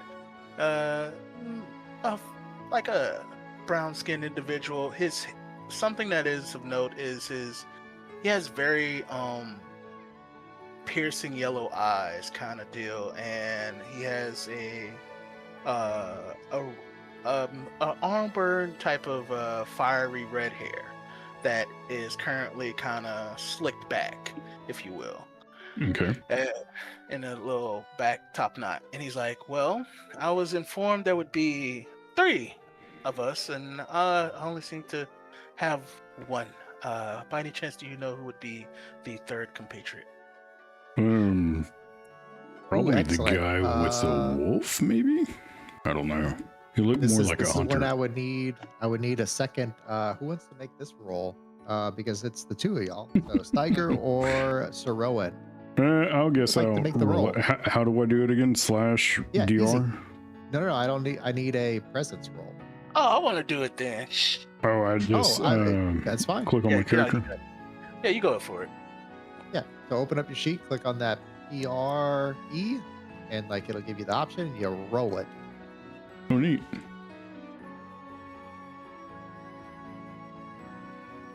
Hey, we with hope. Oh, nice. With hope. That's definitely good. And the result was a 14 that 14, passes. You find out as a couple of like townsfolk kind of scurrying by, they're going to say like, you're going to overhear them say something to the tune of like, did you see that thing in the town square? I mean, who brings something like that in here? I know. Like, can you believe that the guards are like the guards are on their way, right? Oh, I think they are. Oh gosh. Guards are on their way. I'll kind of stop the people and all. Where did you say this person was? There's some man that brought this huge creature, like this massive, like I think it's honestly a kaiju. He has it like drinking from the fountain in the middle of town. I had heard that someone had said that a kaiju was in the region. I mean, I can't believe that he's bringing that right into the middle of the town. I'll look at Rowan. I think we might go to the town center. Let's go there. Be so kind as to point us towards the town center. Yeah, certainly. You just head on down the way past the blacksmith and the grocer, and it's hard to miss. There's a big, giant, circular, fountain in the middle of the town square. It's right next to the tailor. Oh, thank you. As Rowan bids them adieu, bows, and begins to walk at a brisk pace. Yep, I'll be right behind him. So I don't know how to move the characters yet. Click and drag.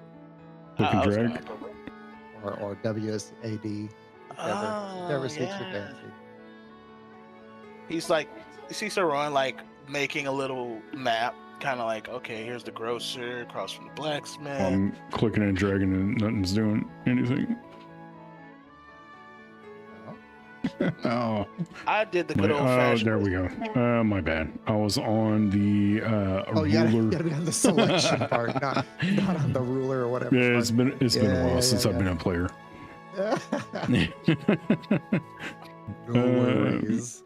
Yeah, but Rowan will look around. He'll see the man with his giant wolf. Fen is now rolling in the water. Yeah, he's like literally like frolicking through the water, like splashing as he's kind of like chasing like a couple like butterflies like floating around the fountain, trying to like nip at him. You see Rowan like walk to him, kind of like Professor Snape. His cape's kind of flowing in the wind as he's walking with brisk pace. He's like, I don't think it's best to take a bath in the communal fountain, but hey, all creatures in life must receive water and nourishment. Hello, my name is Rowan. Who might you be? Bjorn? And I am to take it you are the companion to this marvelous creature. Oh, Finn? He's mostly harmless. Indeed. Well, You look over and he's just like Fenrir just kind of like does the best as a dog, like kind of like, smiles or whatever. You just see like massive like canines. I mean, we're talking like 6-inch long, like fang, tucked under his little dog lip.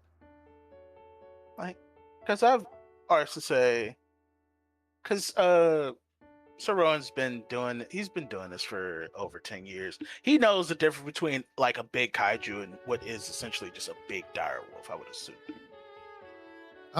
You would have on your 3 expeditions, you were on a scouting mission. So like, tell me kind of what that entails for.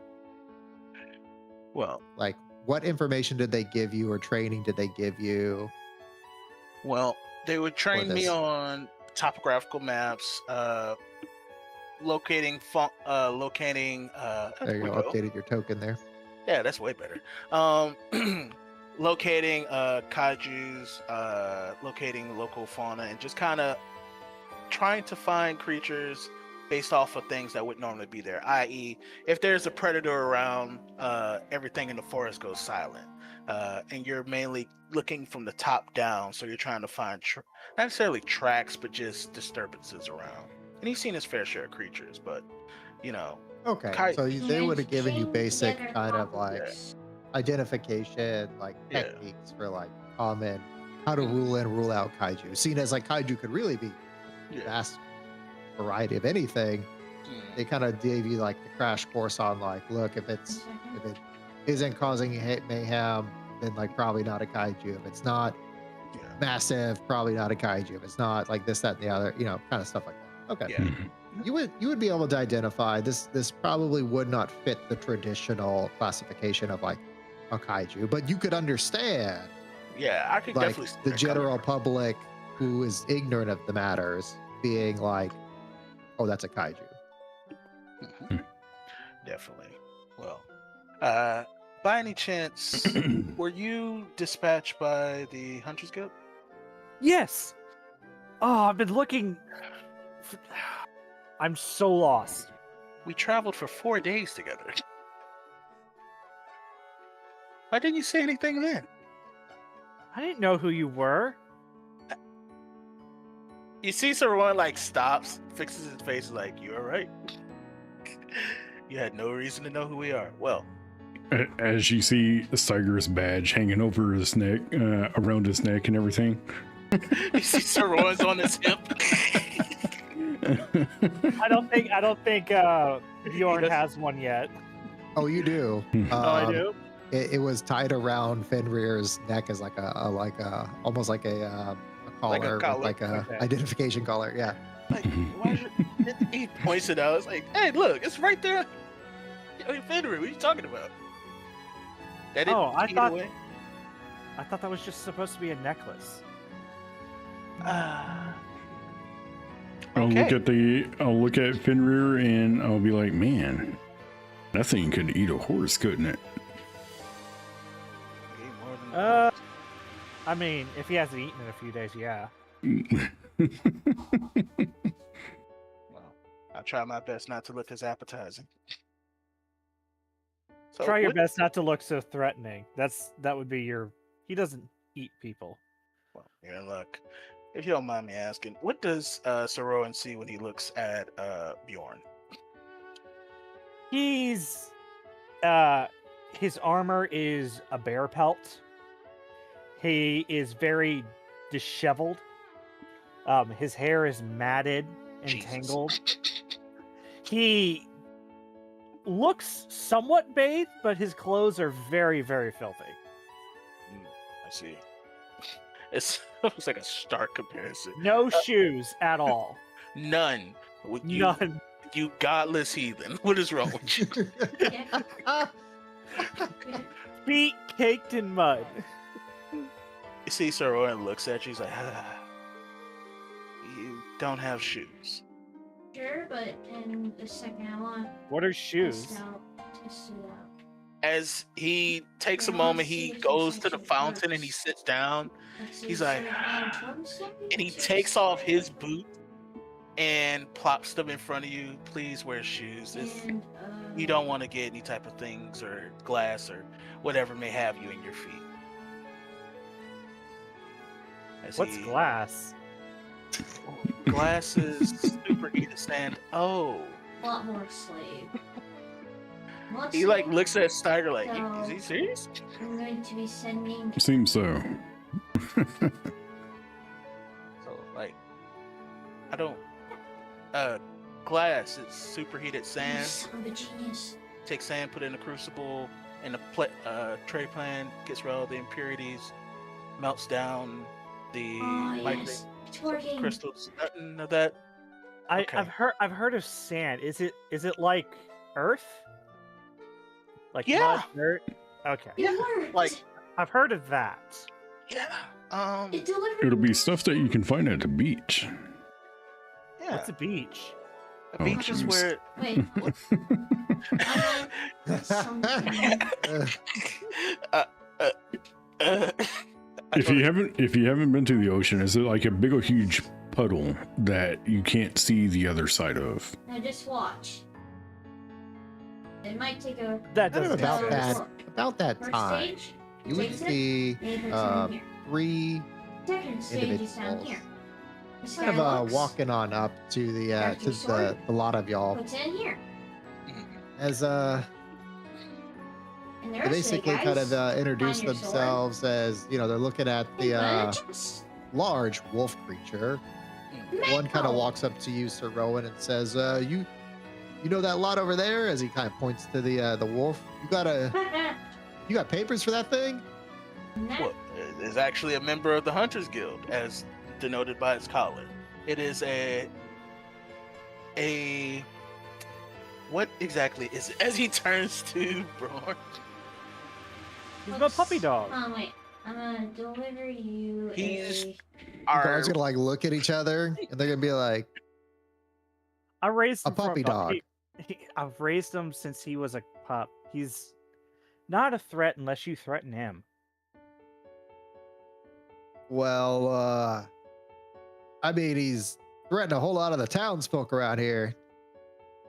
that's hearsay. I haven't heard a bit of commotion. I think we could just both, part our ways and go about our day. You go about our day. It's fine. We don't need to make this a big old thing. So at this point, Finn has started walking and sniffing over, inspecting the guards. Yeah, whoa. Uh, It might Look, be I'm from gonna the need gap. you to look. If you're with the guild, that's fine. But we got rules around here. understandable. Town Ordinance 3-2-1 says that all creatures of canine variety larger than, a melon must be leashed at all times and accompanied by an owner. Well, Guild Rule 44C-9 Amendum B dictates that any guild party that is operating inside of a town may operate without any type of a caution or harassment for their initial first days. I don't know. I think you made that up. Huh? As the guard kind of like Alright, scratches go his down head. to your end- I'll pull out a book There. and open it up, and it says Hunters Guild on it, and I'll Yes. flip to that page and show them. The guard's gonna kind of look down, be like, scratch his head a little bit, be like, God, that's real specific. Stage I one mean, has been I initiated. guess There are just many parameters. don't be scaring the townsfolk, you hear? As he kind of like waves on, and like the 3 guards kind of like make their way off. I believe Well, that stage 2 has been that was initiated. eventful. Yep. Luckily, I had this book. Now close you. it and put it back in my stash. As soon as they start walking Stage away, 3 has Finn been lifts his leg initiated. up as if to pee on one of them and just barely misses. So Roy wipe his forehead like, ooh, I was pulling it up my butt. Now read it. So Bjorn, I tell you what, since we do need to go to the guild, why don't we go ahead and move out of the town square? That way we're not harassing Yes. anybody or Of running the course risk of there getting are a harassed. butt ton If of you would like, faster there are some mail fresh systems boots for you to put on. I'll that I'm very gladly buy some jealous of my own of. accord. And They're like a Let's heck go. ton more I complicated. don't need those fancy things. I But this prefer my is feet cool. to touch the earth. He says, I don't need no foot prisons. got your toes I out. hadn't Free. Yeah, I used it all. Oh my god! It's like Wait, huh? he looks at his Sending tiger. It's like you some gotta get stuff. him wear some boots. He's gonna tear up his feet. I pick up my feet and all that, and I say, I'm not wearing any. Well, that's different. You have scales You on your feet. imbeciles. And What's I'm a the little difference? bit more well. As you look at your feet, he's like, look, I assume that you are just a human, correct? Like me, and Now I or I just should say, sit back and a relax. more normal one. Yeah, I don't wanna. I guess. I don't even want to fight it. look, I will buy you some boots or maybe sandals, something to help deal with any type of.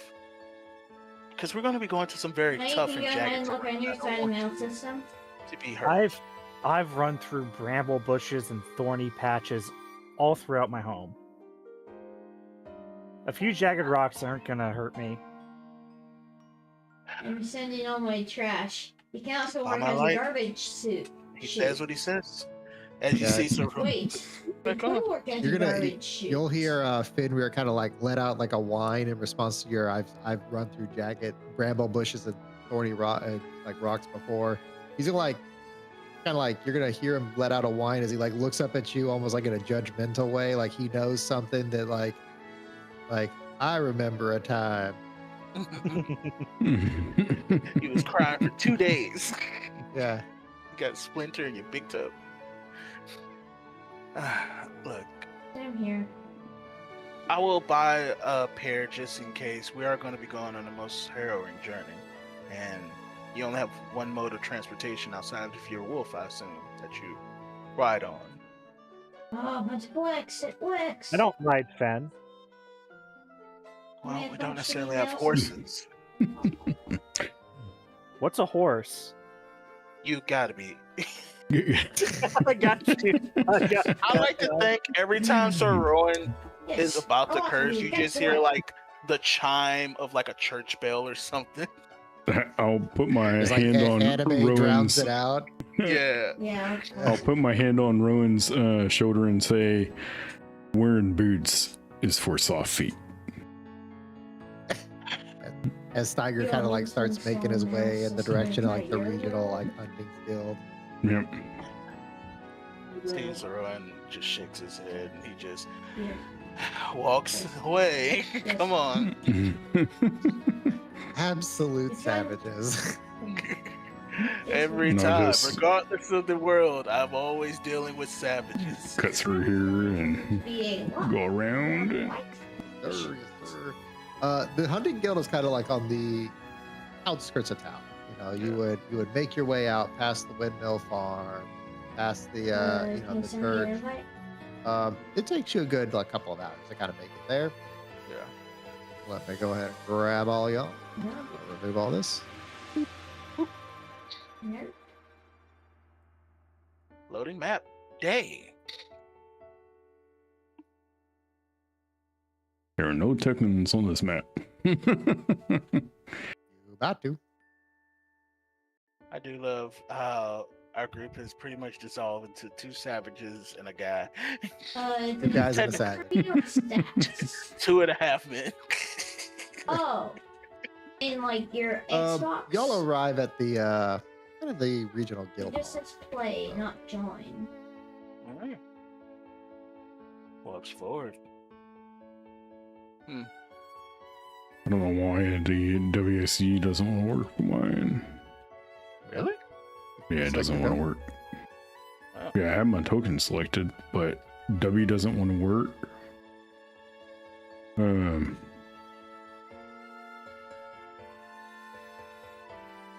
Yeah, it still doesn't want to work. I don't know why. I'll just drag. Does the other ones work, or is it just? My WSD. my keypad is wanting to scroll for me. Oh, weird. Oh, there we go. Oh. There's the wolf. I'm fine. Oh, I'm sorry y'all dealing with that. Yeah, it's very peculiar. Yes, indeed. Very peculiar. I think Hey, it's you probably see- because I'm doing all the stuff and things with streaming and everything. So I'm gonna go on up. You see, Saruan's gonna point. You see, that is a horse.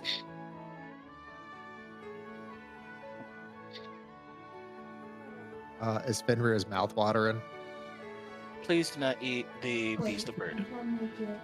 No, I don't think he really likes horses. I think he's more used to deer and elk for whatever reason. Well, I mean, that's about Horses as close you could get. I think horse is kind of Horse is just a really weird looking Dude. deer. Too muscly, too gamey, too sinewy. Yeah, I get that. Yeah, I understand them. Now, where are we supposed to be going? As you kind of make your way into the main kind of hall of the guild hall, there's quite a few people kind of eating and drinking around the establishment. Mhm. Well, first thing first. Scientist, right quick. Yes, sir. Monster says thank you for talking about his D&D character and all, and giving him pointers and all. Rob. So, yeah, no problem, 100%. Monster. Yeah. I forgot what. Out of character. I forgot. We're just meeting up with the guild. We're meeting up the head of the guild. What are we doing here? I forgot. Yeah, you're reporting for kind of Duty. assignment. Basically, Ah. you were instructed to come report to the regional office Yeah. to gather what the more details were of the assignment. Gotcha. All right, so I guess I'll go around this person and go up to sit right here. I click on your profile. I'll just stand behind. Click on your picture. Next class. Stand right here. I can only click on your. You gotta make your way up to the bar. Yeah. The keep kind of like looks at the two and says, Here we go. "What'll it be?" Give me a nil. 1 coming on up. What are you For you, trying sir? to do? Water. Water. Ben just lays down in the middle of the wood Yep. flooring. And you, Kinda like- sir? As he points to Fjord. Huh? What? Like what? What do you have? What are you drinking?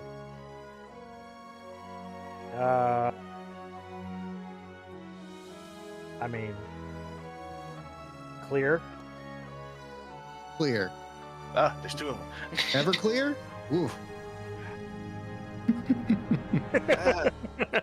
No, he has no idea Right. what anything is except for water. So when he hears "what are you drinking," he's thinking muddy water, clear water. Absolutely. So you said clear, right? Clear? Yeah, clear. All right. He pours you a cup of something clear. Give me some of that Michigan water. So Rowan, you get a cup of water. You get a cup of condensed water that is basically kind of, they use a snow maiden's heart to kind of like, it dispenses like chilled water, almost like from like a fresh melted glacier. Ah. Perfect after Steiger, hot you get day. a pretty standard, typical cup of ale or mug of ale. Mhm. Flagon of ale. Yep. Bjorn, you get a very fancy, heavy whiskey glass of a clear liquid. What is this clear stone? See Sir Rowan tap his water twice on the table and starts drinking. The stone, that's ice. No, he's referring to the glass that he's holding in his hand. It's glass. Oh, I mean, it's glass. Is that thing you were talking about earlier? Yes. Yes. Why would I actually. Why would I need to be worried about stepping on something like this? Well, you see, not necessarily this, even though that would still hurt. When glass breaks, it turns into a bunch of sharp pieces of glass. Think of it as similar to caltrops. Caltrops? Kind of just think of it as a dagger stabbing your foot. Oh. Oh. Okay. Please don't break my glass. Wasn't planning on it. Oh, that's good. I mean, He puts it up to his lips and starts to drink. What is it? Just it's a vodka. no. He immediately spits it out. Just Oi! I just got done wiping that counter down. I think a little bit got on my cloak. Well, you're way over here. He would have spat it forward. Yeah, I would have went Oh, straight okay. forward. My Yeah. bad. I was zoomed into myself when I last saw you. You were facing Steiger. We're good. I look like I got Uh, Where are you going? how about I just give you a water? As the barkeep kind of reaches over and just kind of like slides the glass back over to him. Here you are. I take the glass before he takes it and all that, and I down it real quick, and I give him whatever the currency vodka is. glass. The vodka glass. It's just a coin. gold. It's just Yeah. all of it's gold. Yeah, Yeah, it's I'll either give him a coin, a gold handful, coin. or a bag. Yeah. So how much is a handful? 9 coins, right? 10. No, it's in increments of 10. So like Okay, 10 coins. 10 Okay. coins to a handful. 10 handfuls goes into a bag. 10 bags goes into a chest. Okay. All right. So And twice you beat the game. Yeah, 10 chests, you win the game. So you realize that one of those chests is a mimic. Thank you. Thank you. I'm assuming you're here for like business, or what brings you all here just as patrons? No, reporting for duty. We're Nah, monster, you're coming away, man. Deal with the Kaiju issue, and these also are hunters for the Hunters Guild for the Kaiju. You have nice coins. 9 coins. Oh, Yeah. excellent. I guess you're here to see the quartermaster. That would be correct. All right, you'll find them just through those double doors. Take a left, enter the hallway, straight across. Thank you. How much do I owe you for the water? Nothing. Guild members get the water for free. I still slide him that coin, anyways. Oh, he's taking the tip. Yeah. You know, I also will slide him a tip as well. Appreciate it. Appreciate it.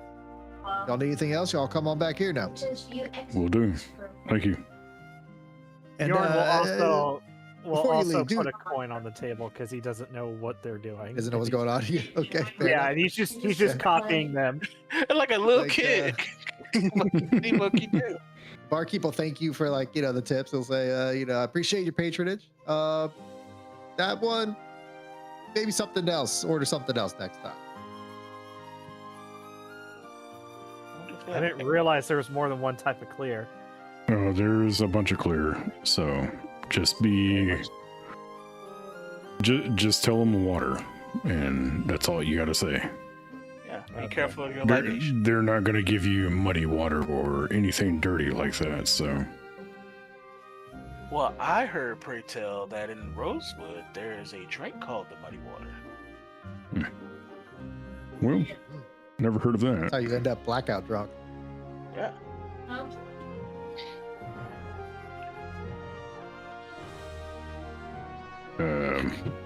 We got an ad.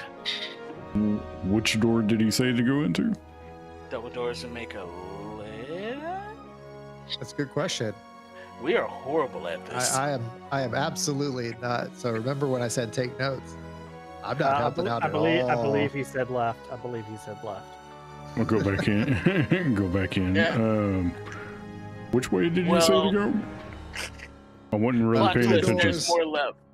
Take a left into the hallway, straight across.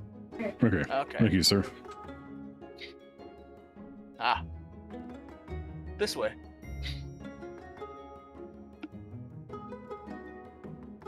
Hello, hello. As you all kind of pile in, Actually, you know what? I don't think Fen would be able to get through the single door. Yeah. I mean, it's a normal standard door. He would probably squeeze through, but He wouldn't even try. yeah, You're like, I'm this thinking he'd ain't probably meant for just me. like be cozy enough sitting next to the fire. As y'all enter into Quartermaster's chambers, y'all kind of walk on through it as he kind of looks up from his behind his stall and says, "How's it going, travelers? What can I do for you?" Well, we are actually conscripted for a mission. As you see, Soroan looks for the summons from the Church of the First Dawn as well as the Hunters Guild. And he lays them out on the desk here. He's gonna look down at the paperwork and say, "Oh, a writ of introductory. Let me just review this real quick." Okay. He's gonna kind of like pick it up, unscroll it, read it. He's gonna look up to you, and be like, Why do your people just absolutely go crazy on their penmanship? Could y'all just write like normal people for once?" A sentiment I do agree with, but unfortunately, penmanship is next to godliness, and they do in fact love to write. I guess so. I guess I'm going to the Nethers. Well, not on my watch. Peace be with you.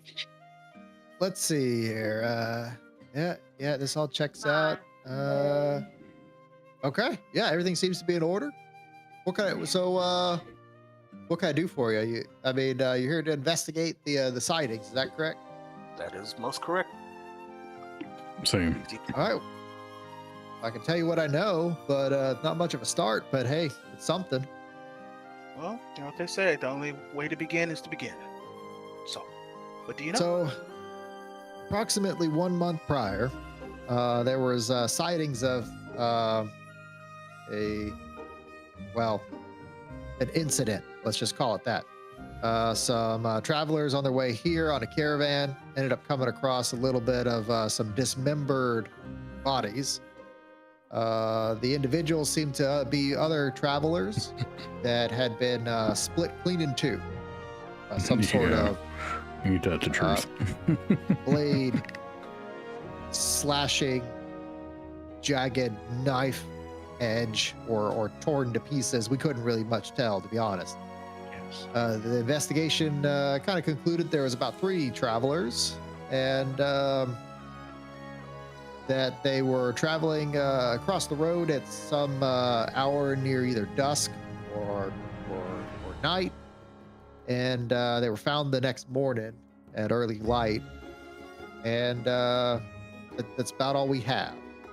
Where did you say that they were sighted at? Well, the ones we found were approximately about, give or take, half a mile outside of the chapel, near the old kind of chapel out there, and kind of close to, I guess, go near that dark woods area. So kind of somewhere in between there. Gotcha. And you said the bodies were found split in two. Were they devoured in any form, shape, or way?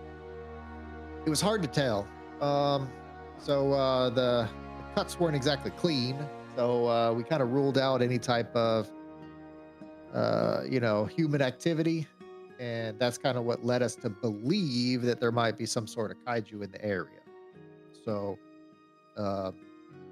either some sort of thing did this to them, or Lord only knows, if not a kaiju, then who the heck knows what. Interesting. No predation. No footprints. I mean, there weren't. We couldn't find the totality of their bodies, but I mean, there was pieces of them everywhere, so it's hard to kind of get a accurate depiction of if pieces were missing or not. Thank you. You see. Footprints, you said? There were. In fact, it seems that there were some kind of, it looked to be some footprints that appeared to be like a like horse size or so, some sort of hoofed animal.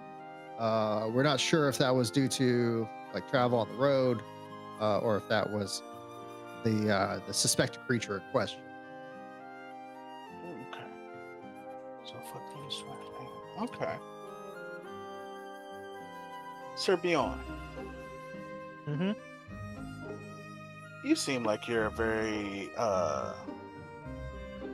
well-endowed person when it comes to woodland travel and nature. What do you think?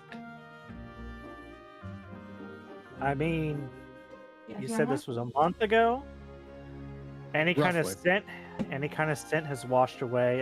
How often does it rain here? Oh, about average, I would say. We're not in the middle of any droughts or nothing, so give or take once every week or so. We need to find fresher tracks. anything that's from that incident's gone. Agreed. Okay. Any other incidents, even so much as a rumor? Sort of. I mean, I'm not sure if it's related, but I guess, Could be. you know, whatever helps, right? Yeah. There was another incident about a week ago, and a small village girl was traveling to go visit her, pay respects to her departed parents at the local cemetery. And apparently we're not sure, came into some sort of interaction with like a creature of some kind. Luckily, she was unharmed, relatively speaking, but she's been in a bit of a coma ever since. Now, the strange thing is we're not, the only thing that we had to kind of like base this on a creature is that her hand was like kind of gripped shut. It took us almost like two grown men to kind of like, pry her fingers open, and there was a few strands of white kind of fur in her palm.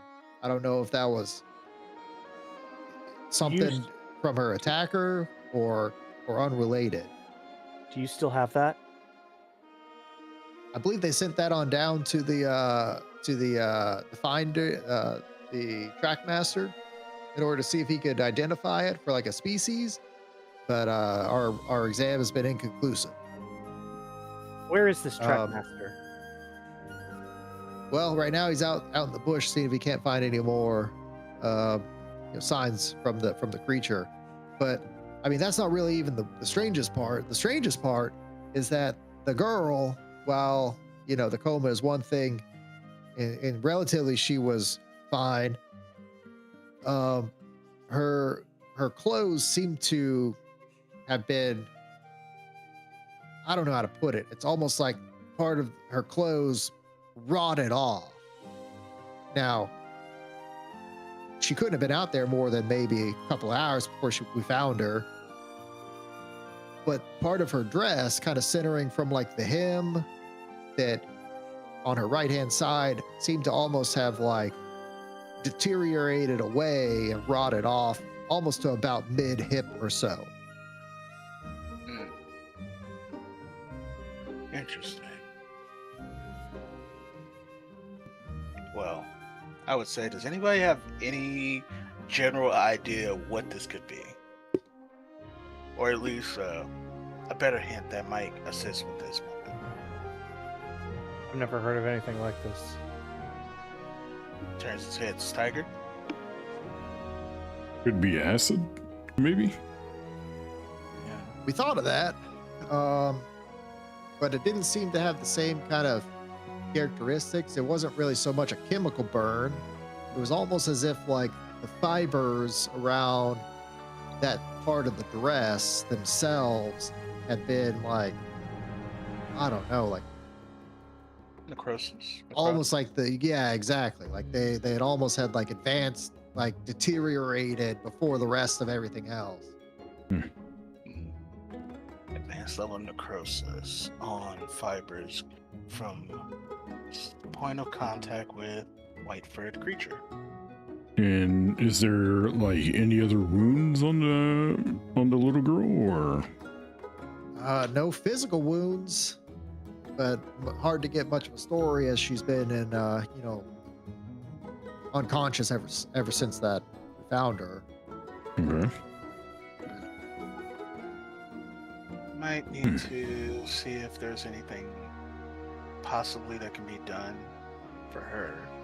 First and foremost, what direction did the track master go? If you could point us.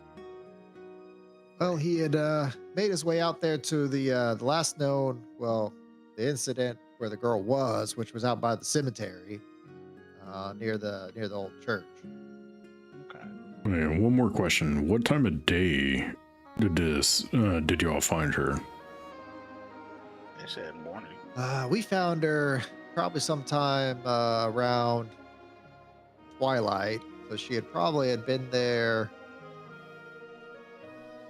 I don't know, give or take, based on what we could surmise, a couple of hours. So since dusk, I mean, it was just about losing the last bit of daylight by the time we had discovered her. Nice. Okay. So the creature possibly attacks just around dusk. Might be an ambush predator, obviously.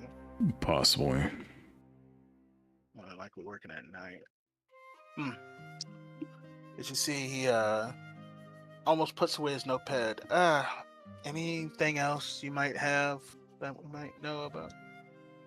Anything at all? I mean, that really kind of covers everything we know so far. I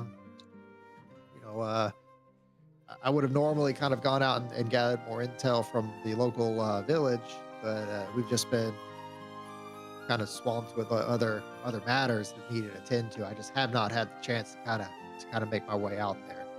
I was hoping that the track master would have found more to go on by now, but you know how these things kind of go. Sometimes you have, sometimes you get birds, and sometimes you get feathers. True. I understand. Well, Don't need it. I think this will be enough for my questionings for the moment. I'll let my compatriots say whatever they like. Okay,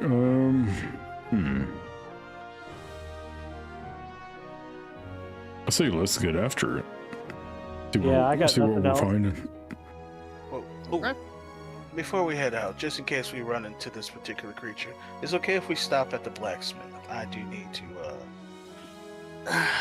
This is, as he points to his armor, is not necessarily battle-proof, and this creature seems to be quite potent. Oh, well, I mean, if you're not needing repairs, I do sell some wares here. I mean, the blacksmith can sure enough make you something, of course, made to order, but I do have some off-the-rack items available, if that's what you're looking for. I was looking for something to kind of replicate and replace my gambeson, and something to replicate my... You see, he pulls up his hands. He's got like regular gloves on, or I should say, they look like regular gloves. They're arcane gloves. Okay. Anything to replace these? Yeah, let me see what I have in stock. He's got to kind of like rummage through what he had. Let's see what he have.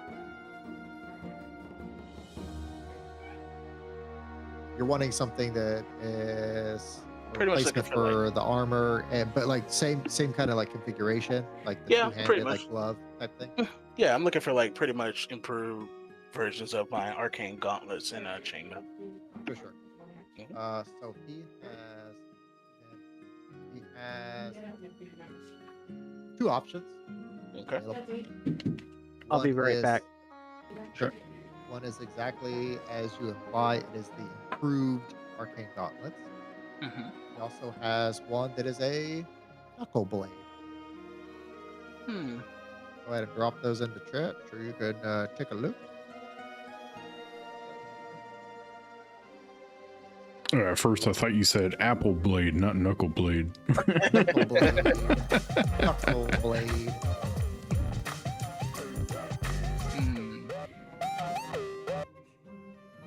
I would. Step Boy 2 fan, welcome in. I don't particular. This one doesn't really afford me the ability to Steve 2 fan is now go following. a more non-lethal. Welcome to the channel. Actually, I'll go ahead and we're take the improved playing arcane on gauntlets. Foundry right now. Sometimes, unfortunately, you I'm can't. not sure if it's on Fantasy can't prevent Grounds yet. bloodshed, but I'll just go with the improved gauntlets for now. Anything in terms of armor? Yeah, certainly.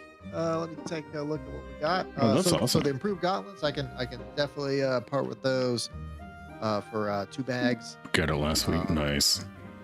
Maybe it should be sufficient to cover that expense. Let me see what we have for the armor. Let's see, armor. Where did I put that? What kind of armor you say you were looking for? Something That's awesome. chainmail It based. came out in the end of March. Okay, we definitely have some chainmail, a little like heavier.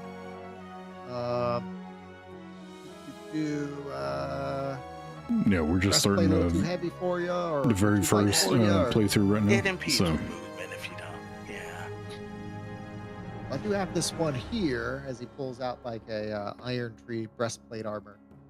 This one here is give you a slightly more protection than the Gamson, but doesn't come with the restriction to movement. If you're willing to spend a little extra, of course, like this one is an option. Gives you it gives you specifically reinforced, so helps you kind of glance off those blows when you really need it to count. If you don't mind throwing it in the chat, I want to take a look at it. Sorry for spending time shopping, y'all.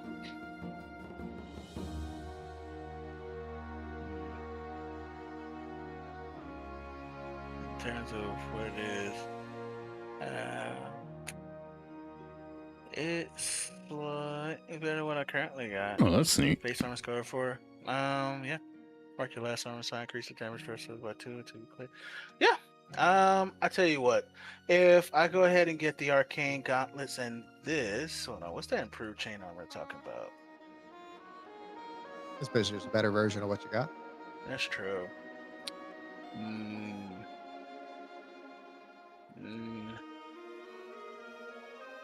I will take clear this one.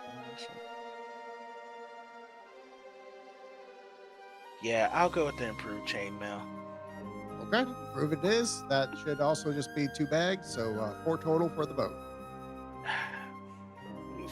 If I'd be so kind, do you think you could possibly cut me a deal here? I do need to let these funds last me a little bit longer. And it's for the betterment of the guild. Plus, I'm sure you'll make it back tenfold once we are completed. Deal. I mean, normally we kind of sell these at wholesale to members, so kind of offering you at the price it is for acquisition. I don't know how much I can budge on the price realistically. Is there something else I might be able to kind of do for you? Well, How much is it? 4 bags of 4 bags. gold for both items. Well, I'll tell you what, because I'm in desperate need. Stagger, did you need anything like maybe some potions, maybe some new armor? I'll probably take a couple We do of. sell some consumables as well, a limited supply. You'll have to visit an alchemist or a witch doctor if you need anything more Alright. specialized. But we do have some simple consumables here. How much are your potions? Well, it depends on which kind. We got standard healing potions and stamina potions, of course. I mean, what are you in the market for, really? We'll go for healing potions. Stamina Healing potions. potions? Stamina for you? Normally, our standard minor healing and stamina potions, those would usually run you about 1 to 3 handfuls, depending on what you're looking for and what the inventory situation is. If you're looking for the slightly more potent ones, those will run you about a bag. I mean, looking for the very strong stuff, that might run you about 4 or 5 bags. Let me get 2 of the healing potions, the minor healing potions. If you don't mind. Yep, sure, not a problem. Let me what? get those right up. What is it again? I'm trying to decide on something here. What is it, /DR? /DR, yep. All Right, roll. Make sure that if you're not doing it for like an action roll, you tick that reaction box so that it doesn't like add hope or fear to my pool. Oh, okay, where is it at? It's like in the chat card that pops up when you do /DR. It'll say like reaction and it has like a little circle. You just tick it for a reaction roll. Yeah, top. There we go. Boom. Sure. All right. Sorry, Steiger. How many did you say you wanted for the miners? Let me get 2. 2 of them? All right. That'll be one handful, please. Or sorry. 1 handful? 1 bag, as there are 5 handfuls. 1 bag? All right. That'll increase your minor. Put that up to. There you go. Thanks, sir. Did you have a? Did you select a health potion or a stamina potion when you made your character? For me? I don't remember. You didn't have a potion selected. So do you want a health or a stamina potion? Because you were missing a potion. You should have had one. What is the stamina potion for? Stress. It's for stress. For stress? It does the same thing Okay. health does, but for healing mental damage. I would have probably took the health potion. Okay, I'll just make yours 3 then. Okay. And then once you remove that bag, you're Yeah, I already removed it. I'm down to Yeah. five bags. I will. I'll pull out my bow and it's like, you have anything like this? I've been using this one for a while. It's got a bit of wear and tear. good. Oh, and he's gonna like kind of hand his stretch his hand out, say, "Mind if I take a look at it?" Sure. Hand it over. He's gonna kind of inspect it, be like, where'd you get this? Very high quality build wood here. I haven't seen grain like this in a while. I made it. Made it. Say, let's see what we got. They kind of like rummage through. You looking for something with the same amount of range or higher rate of fire? What are you looking for? I'd say same amount of range. It's I just need something a little sturdier. That one's been around the block for a while. All right, he's gonna pull out a very kind of like intricately crafted fine hair bow. Says, well, I mean, this will probably be do the trick here. Definitely is kind of one of our finer models. It isn't as heavy. Uses a much lighter wood, but they use like a reinforcing mechanism to kind of still give it that range you would find like a normal bow. He We do will. have other options though, as he kind of pulls out a standard improved longbow. Says, we have this one as well. It isn't as light, so a little bit cumbersome, but it does pack a bit more of a punch. Let me see those, and he will take one, and sort of do a stretch. Yeah. He won't let dry draw. He'll sort of get the feel of it, and then he'll grab the other one and do the same thing. This one, and he picks out the fine hair bow. This one seems better. Okay, sounds good. That'll run you. Let's see, 2 bags, please. Okay, and he will hand over 2 bags. I also just wanted to get like a potion of stamina and healing.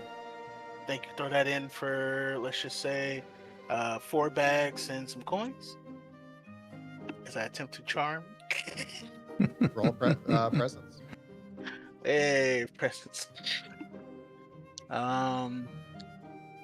Can no. Yeah, just roll presence. Here we go. Oh, I got a Use all fear. these freaking fear, man. I'll take it. It's gonna come back to bite us later. This is funny. It was a Let's 7 see. and a 9. I should have been using this. So that was 1, 2, 3. Okay. So the guild master. So this is one of the things that the merchant, which is a social class, he has used up the maximum amount of his procuring of mundane items for the day. So he won't have anything else additional like magic items for sale today. So he's at his limit. Gotcha. Potions aren't under that. Consumables are a whole other different thing. 18 is enough to pass. However, the fear means that he's going to do it reluctantly, meaning that it's going to probably sour his opinion and relationship with you. But he will give you that discount. So So it was 2 potions. Well, sorry, it was the gloves, the armor, and those 2 potions. Yes. And you were asking for what now? I was gonna give it to him for 4 bags and some coins. I didn't specify how many coins. Okay.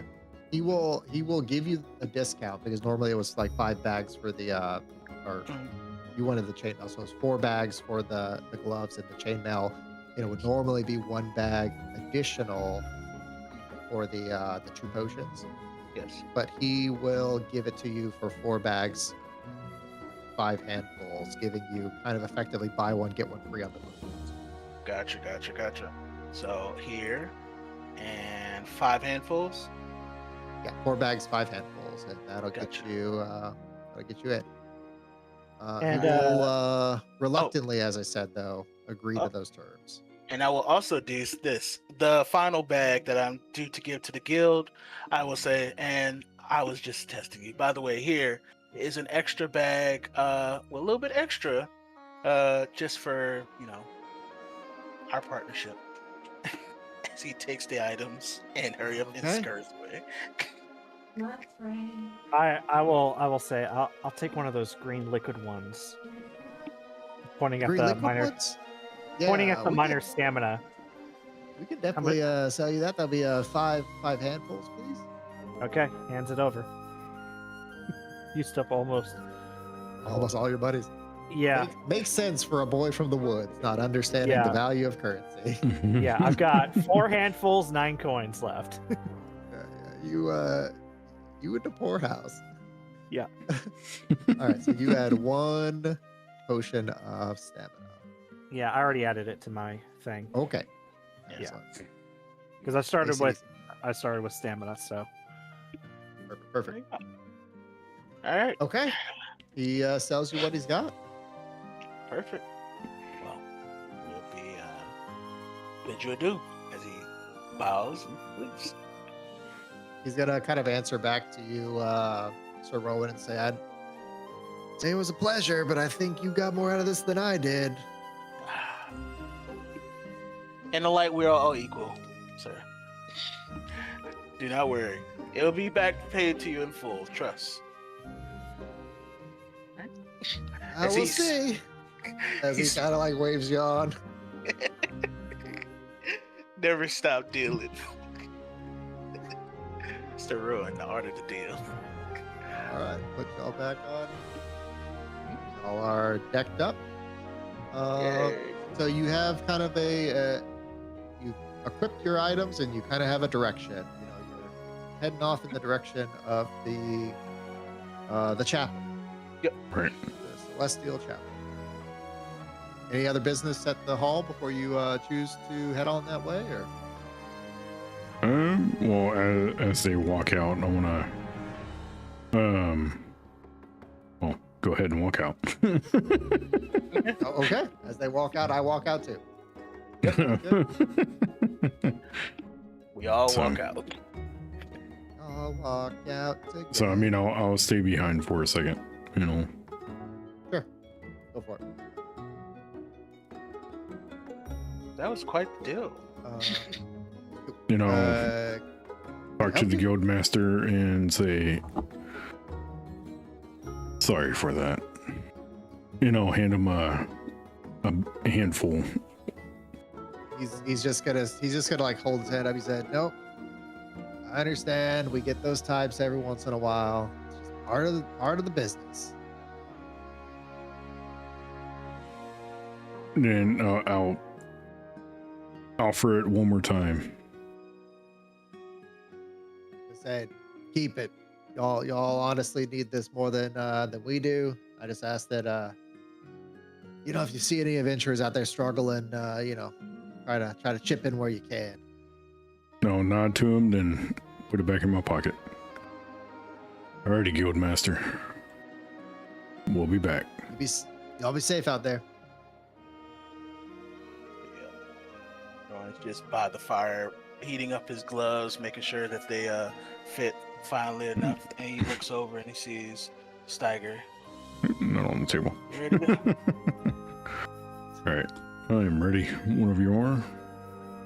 Well, Our most woodland compatriot has already made his way outside. Yep. All right, well, let's go ahead and let's go find us a chapel. All right. Y'all heading straight there, or what are y'all? How y'all kind of going about this? Well, dealer's choice. I'm following them. They seem to know where the Oh, that chapel works. is. Oh, I do not. I was actually going to go ask around. Okay, well, he seems to be better at asking people where things are. And so I figured I'm just going to save my energy for actually tracking this group. Bjorn, you're going to like literally just kind of like this literally happened. So like y'all are going to be like walking towards the exit of the guild hall. You in tow as you kind of ask, head up towards Sir Rowan, like, so how long does it take to get to the chapel? And without even like saying a word, Sir Rowan does like a 180 mid stride and starts walking back towards the guild hall, realizing he doesn't know where he's going. Nope. A new motto: always press it forward. That's my new experience. I'm just gonna wait outside where I am. So Yeah, this behavior absolutely confuses you, bro. Bjorn, you're like, you don't know what's going on. Hello. Does anybody actually know where the chapel is in this town? You'll see this portly kind of man over here, a little tipsy, kind of like, raise his head up and be like, I've been there a time or two. Do you know? Point us in the right direction, or if you had to draw a crude map. You got some paper? Sure do. As he pulls out his writing book, if you don't mind. He's gonna kind of like pick up a pen and at first he kind of like tries to place it onto the paper, causing like a large blotch. And he's like pick it back up. Sorry. He's gonna draw like two kind of like squiggly lines. Put like a square next to like one of the squiggly lines, and write in kind of sloppy handwriting, Guild Hall. And then to the right, further down the squiggly line,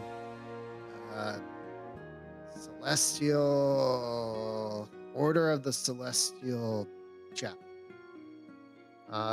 You just go on down the river to the east, follow it towards the coast. Can't miss it. Right off the river. Gotcha. I'll tell you what. Thank you so much. And he will go ahead and say, I'll tell you what, just for that, I'll go ahead and buy you a drink. Oh, too kind, sir. I'll go to the bartender and give him 2 gold coins and say, for the rest of the day, please give that man nothing but water, carbs, and something to help with his eventual hangover. Yeah, I was hoping that Susan would have been by now. This happens too often, to be honest. If you do see Susan, tell him he's in good hands. As he lays the coins on the table and immediately... He's like, as you walk off, you just hear him muttering, he's in my hands. I don't want him. Please. May the light guide you. All right. I got a crude map. All right. Well, are you sure it's the right place? Well, I figured it's a little adventure. Yeah. Well, about what time of day is it, GM? It's you would say about dinner time-ish, like 5, 6, So not quite dusk yet, but getting there. Okay. Well, we better hurry. Well, game plan is if it likes to attack around this time, we might be good. Also, we might need to save the trackmaster. I don't actually know how to lead this map. Hey Bjorn, you ready? It's by design. Yeah, there you go. So yeah, y'all ready? What are y'all doing? Yeah, I'm ready. Okay. So y'all start heading your way down the crudely drawn map, following the river. River, go Thanks, east, monster. follow the coast. With what? How confident would you say you are in the orienteering of your character and following a half drunkard's map. My character or just everybody? Yeah, correct. Oh, yeah. My character is part for the course. When you go out, you're going to be talking to locals, so it's usually a lot of drunken maps, hearsay, squiggly lines. Oh, over yonders, you go left at the big rock. Okay. So he's pretty used to like obscure directions, nonsensical direction. Okay. It's a little ways away, right? It's about probably like 3 miles or so. So it would take y'all about give or take an hour or so to kind of walk your way there, kind of beating your way through the bush a little, following the river. Y'all arrive probably sometime around 6 to 7, I would say. Hey. Let me pull up.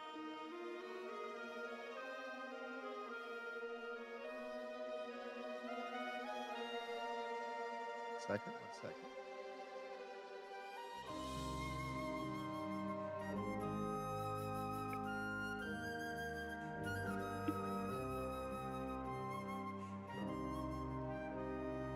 There's no tokens on the seat, which gives you visibility in the area. Where is it? I'm fixing it. I know. I just wanted to say it like that. Rub. Yeah. I'm pretty sure y'all have the ability to drop your own tokens.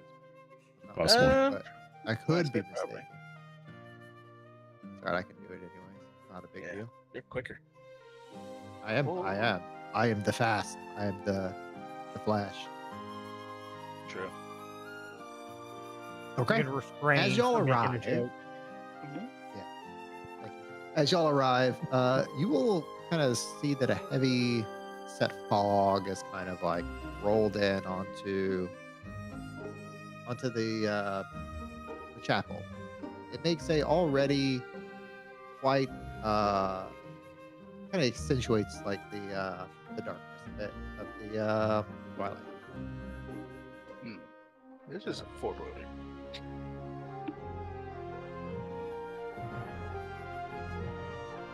Usually Let's fogs. get some different music on in here. Ooh.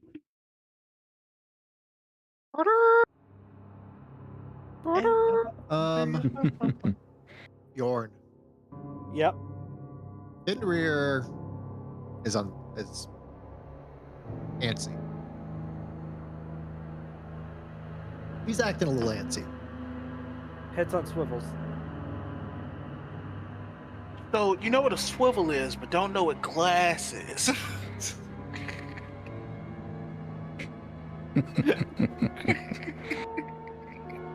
I've never let your character live that down.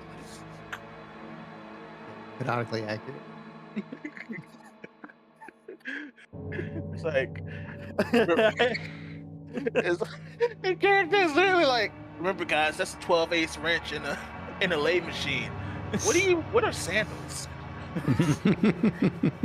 What is air? Yeah.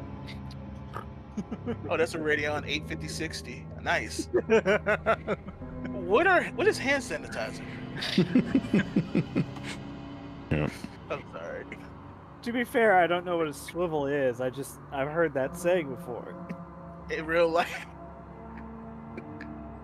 No, that's Bjorn. That's Bjorn. I know in real life. I know what a swivel is. That's what I'm saying. Okay, I think that's fair enough. Anyways, Heads on swivels. yeah. Well, I'm gonna see if Fen can pinpoint a general direction that he's feeling more antsy about. Sure. He kind of like sticks his nose in the air, and he's kind of like sniffing around. I might just walk forward. He starts kind of heading in the direction of like the chapel. oh, so sweet. That's kind of cool. Melee. I will- I will follow Fen, and I've got my bow drawn. Not like fully drawn, but I've got an arrow knocked.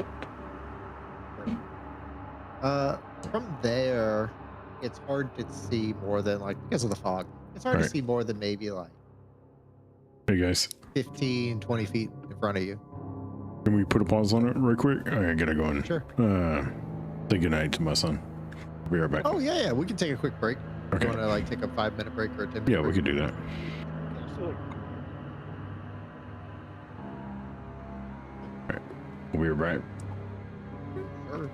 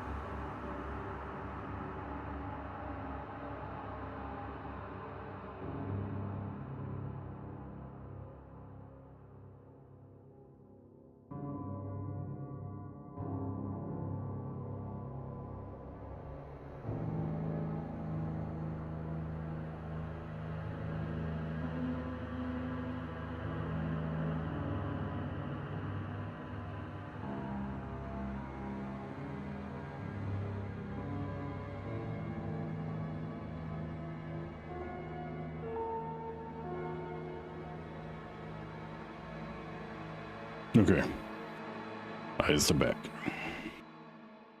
All right. I'm unmuting everybody. So Yeah. there we go. All right. Okay. All right. About to go in here, and Goken was talking about making his character. Oh yeah. I tried to make my character in Hero Forge. Ended up looking like General Thrag, so I was like, maybe I need to stop watching TV. Yeah. So, Hey. well, I say we I'm press just curious forward. on how you made the teeth all effed up like that. Well, you see, I was using kit bashing. Ah, Yeah. Okay. so y'all kind of arrive at the gates to the church. The fog is thick. Mhm. You can smell like that damp, kind of earthy tones clinging to the air, almost like smotheringly. Yeah. What would you like to do? I'm gonna press forward. Obviously. Yeah, you can only see maybe about 15, 20 feet or so ahead of you at any moment. As you almost kind of like sweep your way through the fog. Okay. Keep going. I'm not really liking this, but see what's going on. I fear I would be at a disadvantage from up top. Well, what is everyone's kind of experience with well, I know what Rowan's experience is with like the woods. Or sorry, Bjorn is with the woods. I'm assuming y'all get fogged fairly often, so you would probably this would just be like another day in the woods, as it were, for you. What about you, Sir Rowan? What about you, Steiger? How familiar are y'all with kind of like being out and about in not normal kind of strolling weather? I mean, I would have fought maybe once or twice in the fog, but not very often. Okay. Sororan hates fighting in the fog because it's hard to see when you're up there fighting. Okay. So, Sounds good. I'm going to spend a fear all right. to Sorowan. You not only hate fighting in the fog, it is anxiety inducing. Yeah. Go ahead and mark a stress for me, All right. as you are uncomfortable, as you said. This is not, you don't want to be. Yeah. First stress of the game. First stress of the game. Yep. With any luck, Steiger will take the first hit point, and we'll all get a first. Yeah. You gave first fear. I got first stress. I stressed the first person. I gave the first stress and gained the first stress. I rolled first and gave the first fear, so. Yeah. Hilarious. All right, so about to open the door, so just be on guard. And a for cover for jumps. No, I'm kidding. You see Rowan get into a military stack on the door. As you open the door, it opens with like a unsettling kind of creak. Okay. Inside seems fairly normal. Go ahead and walk on in. Close and stack. Pull up. Oh. We're on the house. Yeah, we're on the roof instead. I'll fix y'all in a second. Here. Ah.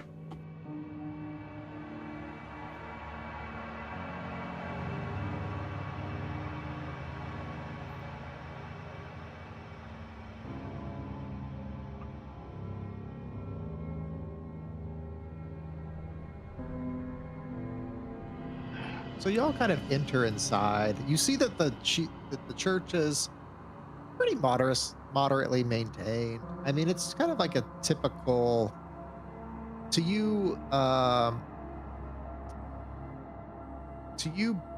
Steiger. This seems fairly typical for like a small village chapel, one that doesn't draw large kind of like crowds. Makes barely enough because the people honestly don't have a lot of coin to give to kind of like keep it going, but not much more than that. Okay. So Rowan, this is like alien to you. You grew up in like, you know, in the order where like money flows like water. This is kind of like, you know, like It's still just a stone's cast away from like what you're used to in terms of opulence. yeah. Bjorn, you don't know what this is. This is a building. Like, It's Pretty a much. place. yeah. Well, as you see, Saroan like takes a line of dust off of the pews. It's like, this place definitely needs some tending to. Well, is there anything of a note in here at all? I don't know. Is there? Well, I would like to look and see if there's anything of note in here. I guess, I don't know, is there like an investigation roll? Yeah, it's not that it's a role. You're just telling me kind of like what it is that you're doing in terms of how you're investigating. Not so much like that you're investigating, but like, what is your aim of like how you're investigating? Are you kind of like Well- looking under the pews? Are you searching behind the altar? Like, what are you doing and what you looking for specifically? Oh, simple. So yeah, he's like, he quickly gets on one knee, checks under the pews, and kind of walks through, trying to make his way towards the altar and just kind of surveying anything that looks either purposely disturbed or relatively new, and trying to figure out how long this place has been in this destitute state. Yeah, certainly. So you can kind of see from the altar that there are some freshly kind of burnt incense. You know, someone had probably been here within the week to kind of like, you know, offer prayers. The pews are kind of covered in a bit of dust, as if, you know, it's been a while since any normal, regular service has kind of been conducted here. If anything, it almost seems like the church has basically taken on more of a half shrine, half place of worship on like, you know, an occasion or like, you know, events type vibe. Yes. You would assume that the people now treat it more as like an altar than they do as a place to gather and conduct service. Yeah. Figured as much. Rowan would take a moment, and you see him put his hands together, fingers interlocked but sticking out fully, almost looking like a if you remember Mad Max, the symbol that the boys did, as he begins to mutter a prayer under his breath. As he takes a moment. I got it. Yeah, I'll just walk up, look, like in between the pews and all that, then walk up to the altar around here and all, and kind of see what's going on, if there's been any like signs of humans in here lately, or people. Not much in terms of people. So I would say that the only thing in like the of note behind that particular pulpit is that you can see that there is a book of some sort of religious text that is on kind of like on the altar. It's opened up to a seemingly, you know, nondescript page.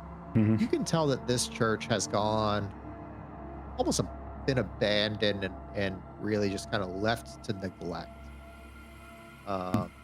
Can I read the text on the book? Oh yeah, it's all in normal common. Okay. I will close the book and all. It shouldn't be done up like this. They need to take better care of this stuff, and I'll dust away all the dust and everything before I close it. Bjorn, where are you and kind of Finn standing in the midst of all this while Steiger's kind of like checking out the book and Sir Rowan's like, you know, doing his thing at the altar? Where are you at? I'm in the doorway. I am inside the building, but I am watching outside, not sure if something's gonna come in, and I've told Finn to basically sniff around and make sure the place is safe. So I imagine he's gonna go sniffing around, see if he can find anything. So he does.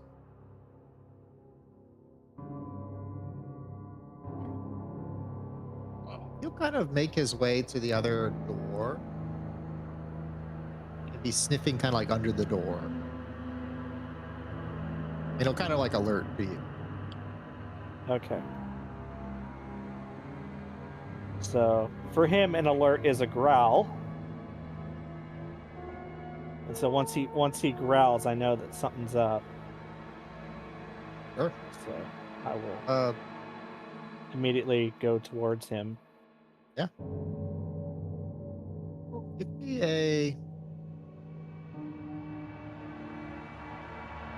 Give me a instinct roll, please. Okay.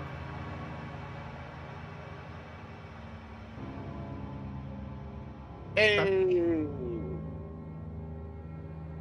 13 with One hope. second. Let me see. Okay. All right. Out of the corner of your eye, you catch like kind of the fog outside the window, almost like as if something passing through at a rapid speed. It kind of like whooshes a bit. We're not alone. There's something right out. We're something right outside, and I'm drawing my bow and I'm getting ready. Right outside the door, or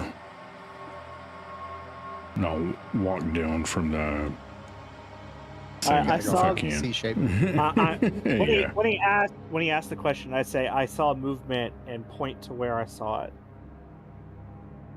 Yeah, he's pointing out the window, kind of like in this direction here. Okay. As you see, reach up, Rowan, and I hit a thing on my chest and say, like, mutter something underneath my breath and all, and you just see my armor just solidify, and I have no armor on. Isn't he full of tricks? As you see, he like makes his way through and stands there, not very hastily, mind you. How much does it bother you, Sir Rowan, that having seen this, he still doesn't have shoes?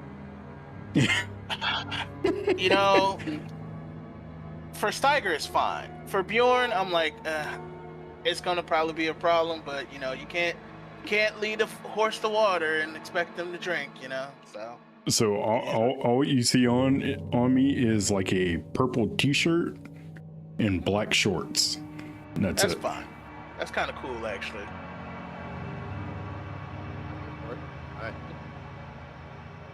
All right. What did you see? Like exactly? I just saw movement. Something moved and the fog moved with it. You know, it's outside the church. Makes sense. Kind of weird. There's fog at night. Hmm. We're not near water. Near a river. Oh yeah, it's a sure. bald-faced lie. That is a bald-faced lie. I'll just start. You don't really need a body of water either. You know. You can just the forest. I do it manually to change the levels. You just tell me if you're going outside or what you're doing. Yeah, I'm gonna start towards the door and telling everybody I'm going outside to see what this is. Well, whatever. I think it'd be better if it came towards us, but I don't like fighting in cramped spaces, for being frank. You're going out the bottom door, Steiger? Yeah, I'm going out here this way. 1 second. Let me go ahead and just. Alright. Bjorn. I'm stacking up on the front door.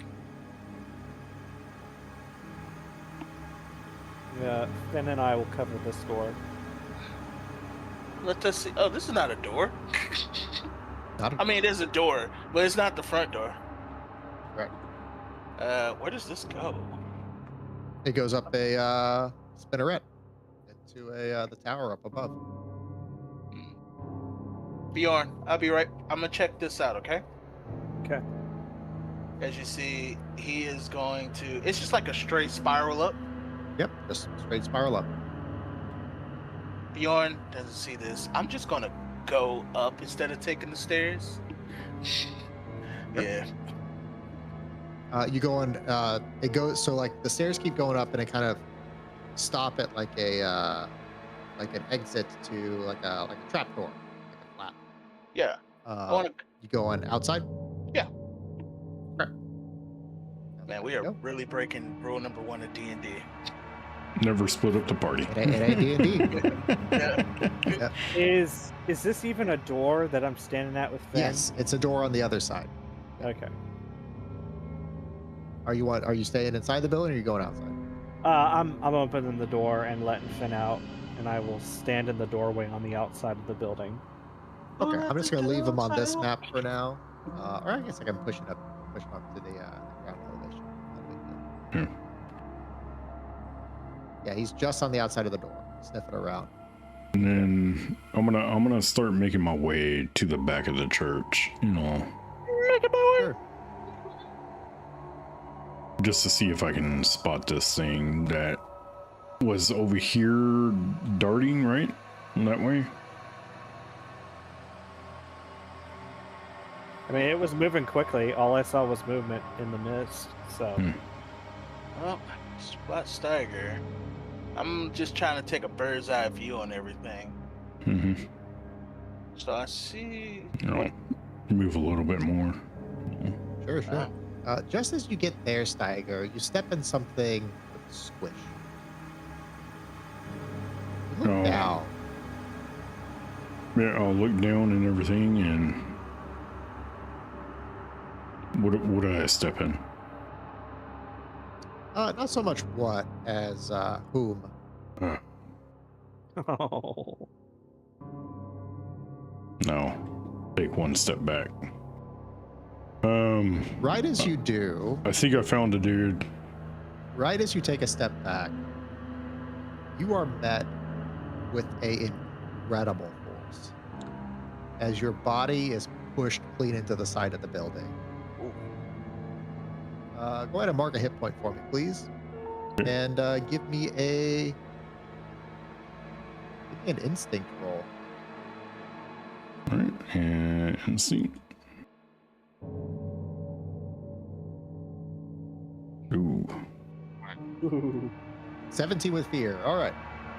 You catch basically the tail end of a white bird creature just as it basically kind of like enters back into the fog and you lose sight of it again.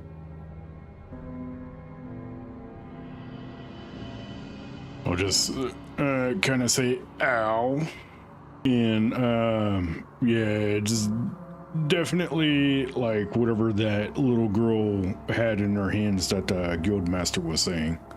Yeah. Would I be able to see? And you wouldn't be able to see him, but you could definitely, because of the fog, but you could definitely feel the building shake. Did I see which way the creature went? He was rushed into the building. You saw the last thing you saw was basically the creature heading off like this direction here, and then it just disappears into the fog. I don't see where your marker's at. Right around here ish. So don't see a ping or anything. Really? Well, just I'm on the wrong map. I was on Goken's map. Right. Oh. So he kind of like steps into the blood, like over the body, and like heads off this way, and like just disappears into the white fur collapses into the white fog obscurity. Okay, do I see any like footprints, like bloody footprints?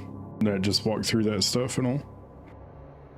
None initially, no. Okay. You don't see anything that kind of pokes out. Alright. So I will kind of walk around the bloody mess stain right here. Yep. Sir Roland, you feel the building violently shake as you hear a clatter into the wall. He's like, that doesn't sound good. Is there like, can I like leave this balcony area? Yeah, absolutely. Yeah. I'm gonna make my way across the balcony area, kind of like down to where I heard the bashing, if you will. Yeah, you definitely heard it coming from the other kind of catty corner.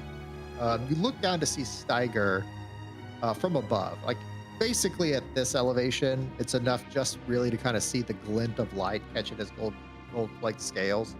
I'm gonna do like a little bend forward, hands on the thing, and kind of do like a little front flip off of the building and land gingerly down. Like, sure. Are you okay? Yeah, I just got hit by something white and it just ran off going towards this way, so. And looks like we found our sins, the track master.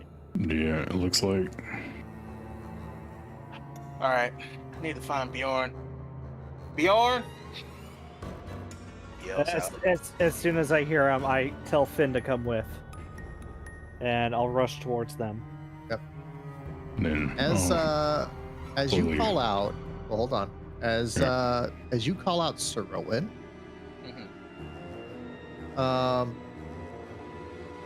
make an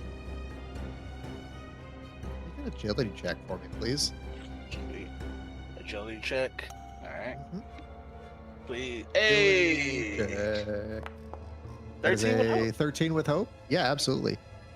You still fail as a creature comes out of the smoke or out of the fog, ramming you clean into the back of the building with a crash. You mark a hit point, but you kind of grab onto his tusk almost like reflexively, as preventing him from like kind of disappearing once more into the fog. I'm about to bash this pig.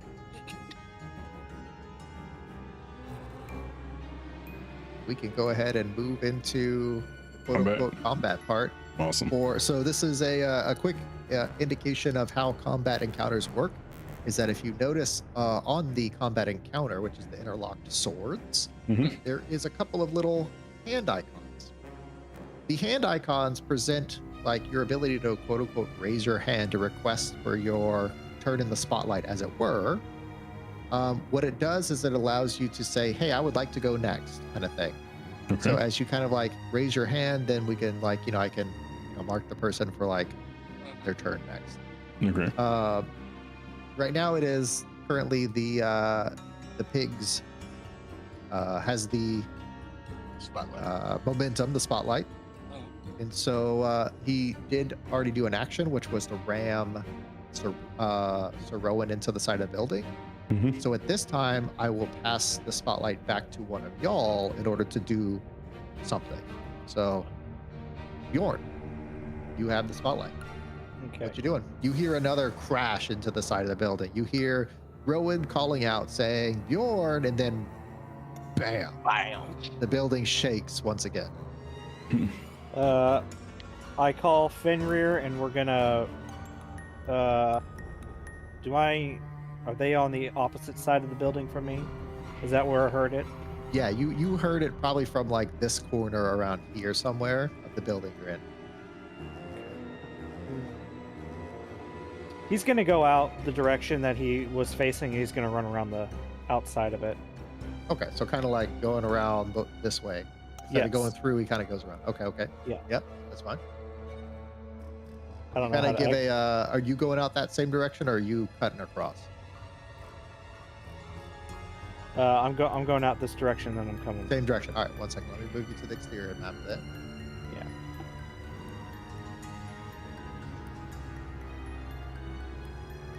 Okay. So about the time you kind of come out, and how do you kind of like signal to Fenrir for like commands? You like whistle them? You like shout? Is it like, what do you do? I say Finn to grab his attention, and Uh-huh. then I will say forward, and he will Okay. move. Yep, he takes off essentially. He'll have already kind of like got a little bit of a head start on you, so he'll be about 30 feet ahead from where you make it hit the door, basically. All right, what do you want to do? It's your you got the spotlight. Go for it. I'm going to follow Finn, and I'm going to be scanning, trying to see if I see anything. Okay, so searching or what? Yeah. Okay. How far you want to go? As far as I can. You can go as far as you want to go, and then I can tell you how difficult the check is to get there. I guess I want to be So about here. normal range would be close. Yeah, so you could probably get there Okay. for Yeah, like I want to stay. normal range. I want to stay close to Finn, but not right on him. Okay. So right about here. The other thing you could do is, again, like you could use your action to make an agility roll to like dash to like move further. But it would just require a check.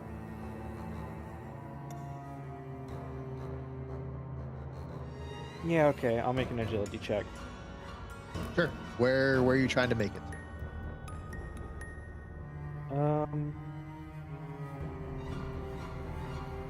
Guess about here. I think. Kind of making it to the corner? Okay. Yeah. Yeah, so that's not terrible. Well, hold on. We got to do the roll Yeah. to see if you make it Sorry. there. I let go of the. Yeah, no worries. So it's not terribly too far. It would probably be just outside of like double like close range. So let's do an agility check with DC at 12. You got this. Yeah, you definitely got. You Oh, got that's crit. a crit. That is, ladies and Oh, gentlemen, nice. the first crit of the game is Oh, a hold on. super crit. It's a super crit. FYI, it's a super crit. Roll critical. So, as we stated, the next action taken within the scene is automatically also a critical. So you definitely hit this corner. And because of your critical, the moment you do, you realize these things are here. And you still have your action in order to do something. Okay. I say action, but like you can still do something. Yeah.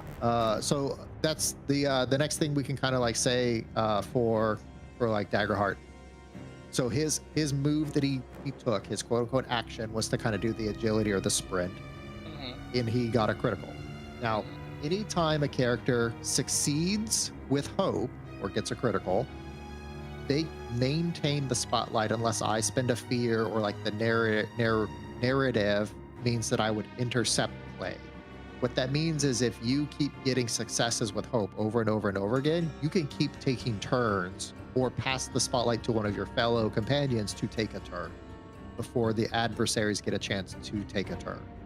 Once you make a failure or you roll with fear, then priority passes back to me, the game master, to spotlight an adversary or do something. Okay. So since you succeeded with a critical, you get to either go once again, or you can pass the spotlight to either Steiger or Sir Rowan to do something. I'm gonna take a shot at this one. Okay, and go ahead and do that. So same targeting, you will open up your character sheet and you will just simply click on your find hair bow, which will bring up the prompt. And then you just hit that roll, baby. And on the damage roll, now this is going to be an automatic success. So you see in the right-hand side, it shows like roll for damage. When you click the roll for damage, make sure you tick the critical selection. Okay. So there we go. That was the critical or no? Yes. Yes. Okay. That is 26 points of damage. You land it squarely into this pig. He lets out a squeak. for sure. You kind of wound him. So, and since that was a critical, it again keeps the play keeps at y'all's side. So, you take another action, or you pass in the spotlight to one of your companions. I will pass it. I will pass it to someone else. Take the Okay. spotlight. Yeah, sure. So- Go ahead and you can request the spotlight ahead of time. By the way, you can Oh, raise your that's hand. cool. It keeps it in order. Yeah. So, all right, Awesome. so Rowan. So I'll go next. oh, okay. I was like, nah, just request it. All right. I am going to. I'm gonna hit this thing. Yeah, so Yeah. you're also, by the way, you are still technically like pinned. So like I didn't add the thing, but you would be considered restrained, which means like your movement is stuck to like you get this pin from not pushing you up against the building. But Gotcha. Okay. I am going to spend. It says here I can spend a hope to add a +2. Alright, that's if it's that's your experiences. So like if Gotcha. the experience would apply to whatever you're trying to do, then yeah, you can do that. As living a very violent life up until this point, he's accustomed to being in scraps and scrapes. Would that apply to this moment here? I don't know how many wild boar wrestling scrapes you've been in, so I'm gonna say if it was humanoids, sure, but I don't think you've done a whole lot of bear wrestling in your days, True. right? Fair enough. Okay. All right. I mean, I've hunted bear, but I've never wrestled bear. Whoa! Look here, y'all. Nice. If Steiger gets a super crit, I'm taking that rule away. I'm just saying. Put it here. Okay. Oh man. I mean, obviously it's a critical. Yes. Go ahead and roll that damage, please. That is 100% a hit. Yeah, 39 points of damage. Absolutely is. That is going to do significant, severe damage to this creature. Yes. Yeah, I mean that you maintain play. Go for it. Oh, also one of the things about criticals when you do them on attacks or in general when you get a critical, it wouldn't apply here because you didn't have any. But not only do you get the hope for it being successful as a critical, but it also as a player would reduce your stress level by 1 too. Oh, you had a stress? Oh, that's right, you did. Yeah, so it PTSD. reduces. Yeah. So it reduced your PTSD up the fog. Same thing. You can either choose to go again or pass the spotlight to Steiger. Up to you. I wanna hit him again, Steiger. Go for it. All right, this is my last one here. Piece of crap. Yeah, and the same thing. This is going to automatically hit. Does not matter. Go ahead and roll the damage. Make sure to tick the critical. And I will say that that was a good enough blow to kind of knock him back a bit, and he is no longer going to be pinning you against the wall. Yeah, that is definitely 41. Jesus. Definitely hits. He takes another severe blow as you kind of 1-2 punch this guy, Mike Tyson style. Yeah, grab the husk. Maybe throw in a dirty MMA elbow to the eyebrows. I mean, it makes him kind of quickly back off. You drop to the ground onto your knee, but you are no longer pinned to the building. I'm terribly sorry about that. As he passes his turn over to Steiger. Well, it'd go to the DM, right? Oh yeah, it is. No. It was a critical. No. Oh, that was a okay, critical. so Remember, be me. super crits Okay. automatically make that a crit. So, So yeah. So it goes over to I Steiger. will. I already have my sword and shield Hold on, out and everything. I need to measure something real quick. Let me have that feature. That is within close range. Okay. This pig. Oh, sorry. I'm Yeah, back no in my worries. spot. No, I don't want to move. Mark HP from another creature's attack. Mark stress immediately spotlight. I don't know why the thing doesn't work. I'm going to temporarily It's far. Okay. steal the spotlight because of the Graven Pig's blood rage effect.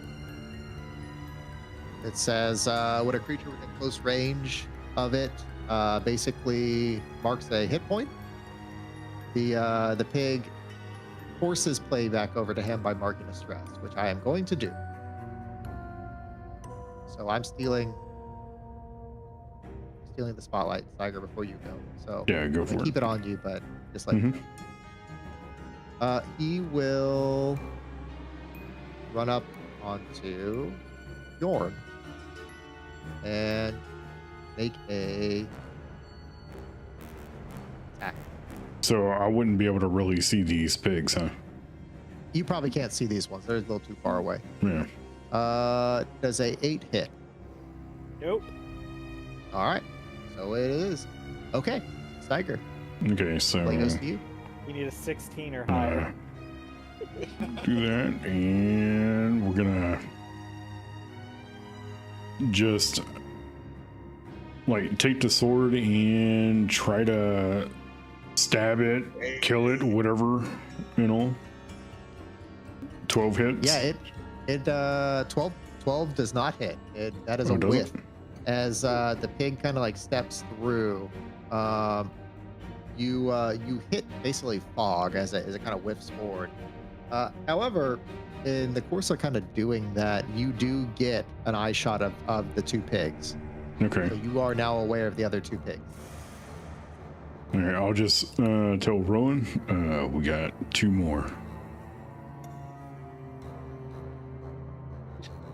Thank you. That is a miss, so that means play comes on over to me. Mhm. I'm going to spotlight this one. Pull these pigs in here. As this one will run once again towards Bjorn. And try one more time. Wow. That didn't do much better. All right, look here, piggy. I will spend a fear to spotlight the other. This little piggy didn't go to market. This one. He's going to make an attack on his way out as he kind of like attempts to kind of like gore you as he turns.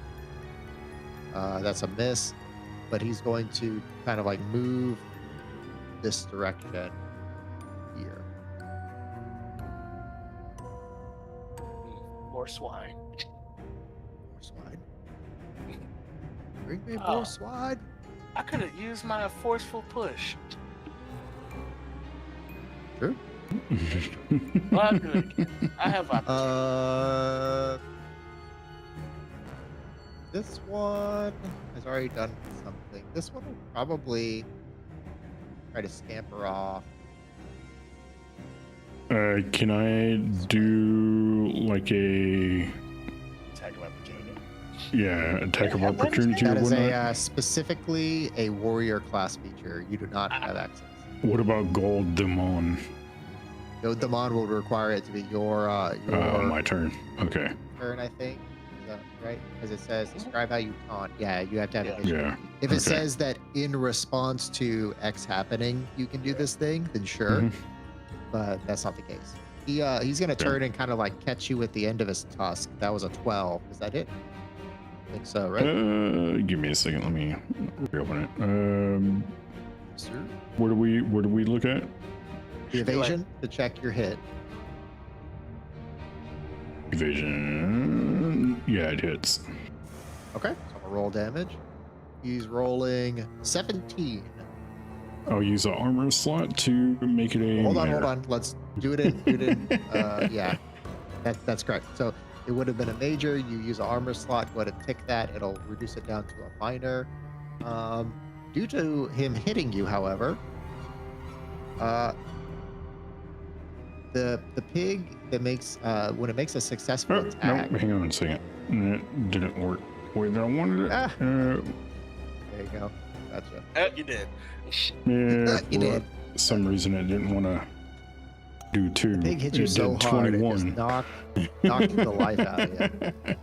Dang, that pig. Oof. So no. So you were correct. It should only be 1 because 1 is Right. a minor is 1 point of damage. So you Right. mark just 1 hit point and 1 armor. Yeah, highlighted it and everything, then hit 1, or put 2 in there, but it didn't highlight it correctly and it put 21. Oh, yeah. Honestly, it's easier to do it in the character card because they're like little pips and you just like click them. But character card? What do you mean? like double click on your character to like open your character sheet. Yeah. You see how under your portrait there's like little pips? Could be 9 little pips with 1 filled in. Click the pip, it fills it in. No, I don't see the pips. Yeah, we ain't got pips. What? Yeah, we got the number. Oh. That might be a user setting. Okay, do me a favor. Go into your game settings. So like hit the little gear icon, go to game setting. All right, give me a second. Game settings. All right. Go to specifically the Daggerheart. Okay. You see that part that says appearance setting? Click on that. And in the general section, there should be like a little box that says pip display for resources. Tick that box and save.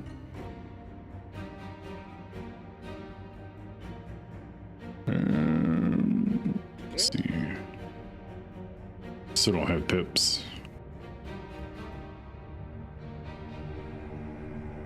We'll troubleshoot this afterwards. Yeah, you have to close it and open it again. Yeah. Once you save it, close your character sheet. Oh, okay. I didn't even find them. The pips make it way better. I didn't even find what you're talking about. Yeah, it's under game nice. settings, Daggerheart, appearance settings.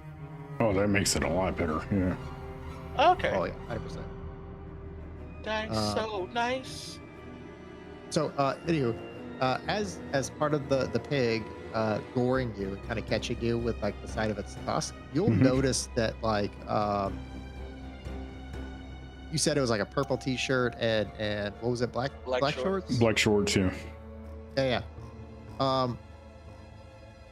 Let's say that the pig kind of gored you about mid-thigh or so. Okay. Right or left leg? We'll go left. Left leg. All right. As you look down to the left leg at the gash, disturbingly, the fabric around the wound seems necrotic. Go ahead and mark an additional armor slot for me. All right. As the pig then kind of scampers off. Okay. All right, Bjorn, you're up. Okay. I will attempt to back off. Oh, hold on, wait, one more thing. So you also, like, you marked the extra armor slot, Steiger, but also the pig has the terrifying feature, which requires that all player characters within far range lose a hope and I gain a fear. So, Rowan and Bjorn, reduce your hope by 1. I don't have to, or you were the target. Oh, okay. All other. Okay. Really needed that hope. I don't write the rules here. I just play the piggies. Yeah. I just play with them little piggies. Okay, Yes, sir, so Bjorn. Go ahead. I'm gonna back off from the pig a little bit, up against the wall now, and then I'm gonna yell out, "Finn, attack!" And he's gonna charge in. Sure, makes sense to me. And attempt to grab the pig with a bite. How do I? Roll for the jugular.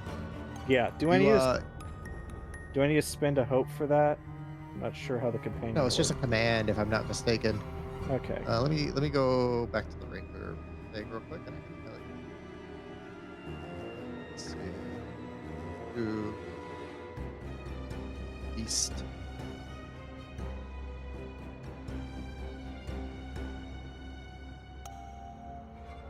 So it says for the companion, yada yada yada.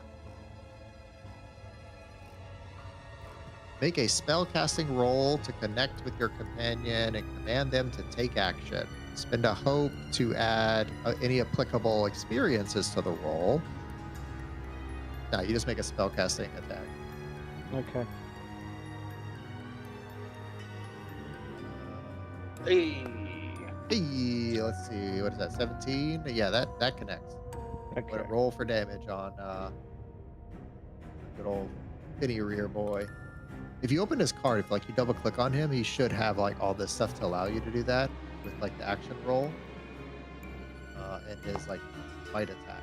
Oh. If you click the bite attack, it should do it automatically. But Yeah. 13 damage. Yeah, definitely hits for a little bit of damage. That is a minor wound to him, and yeah. That is with fear, so the pig will immediately retaliate against Finn. Make an attack back. 13 hits. Yep. That'll be 1 stress to good old Fenrir, as the pig also kind of like charges through to the other side. Yeah. Finn only has an evasion of 12. Yeah, he's not a Only a he's not 12. fast boy. What's yours? 8. Yeah. And mine's an Rowan ain't a 8 fast boy as well. either. Yeah, that's Wow, not normal. Mine's twice as high. You know? But we also have a bigger threshold, so Yeah. That's but like twice. This pig here, let's spin a fear. This pig here is going to kind of run around this corner, attempt to.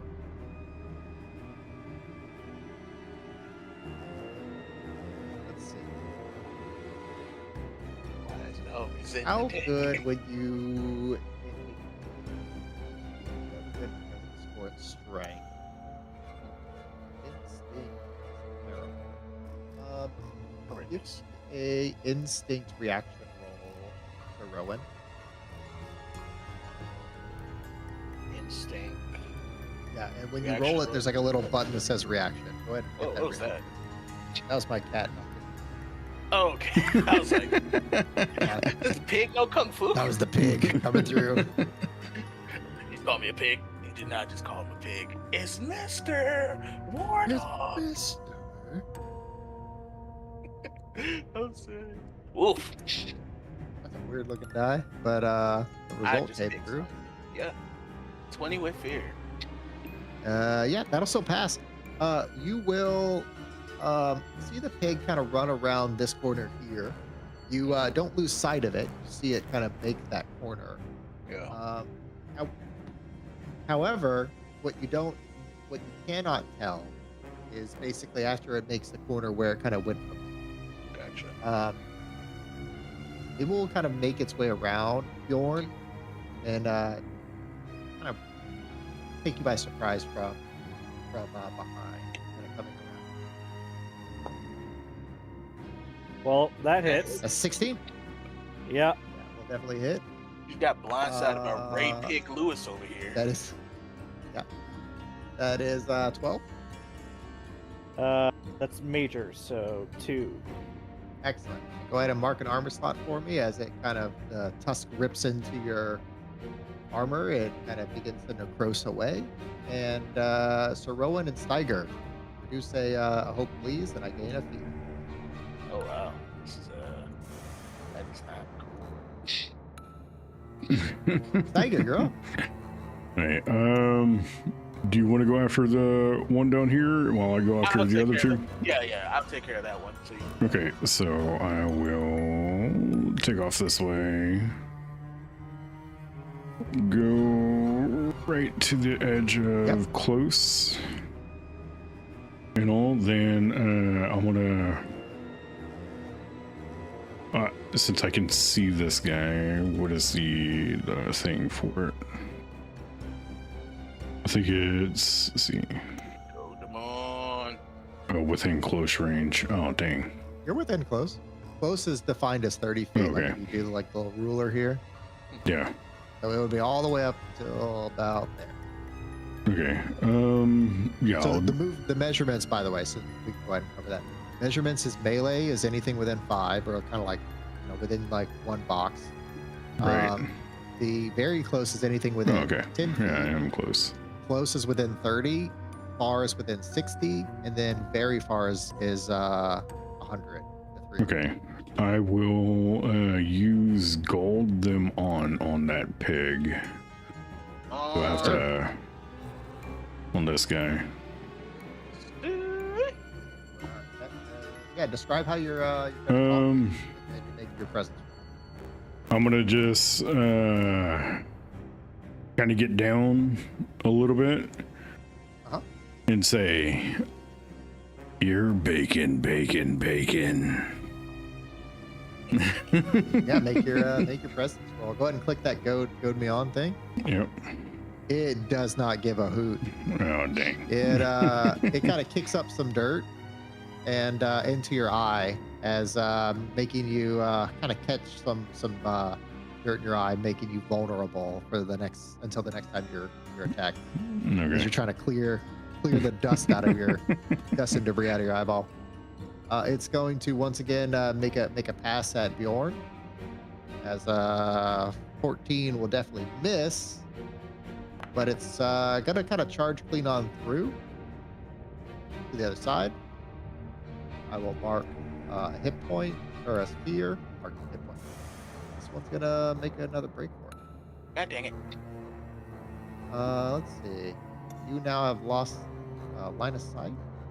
I want to touch. Let's see. One more fear. This one will head this way. Bjorn. Can I take a spotlight, Bjorn? Yeah, I mean, y'all can just. It doesn't have to be in order. It's whatever y'all want to do. Oh, okay. Yeah, just I'll make let sure him you take the hand.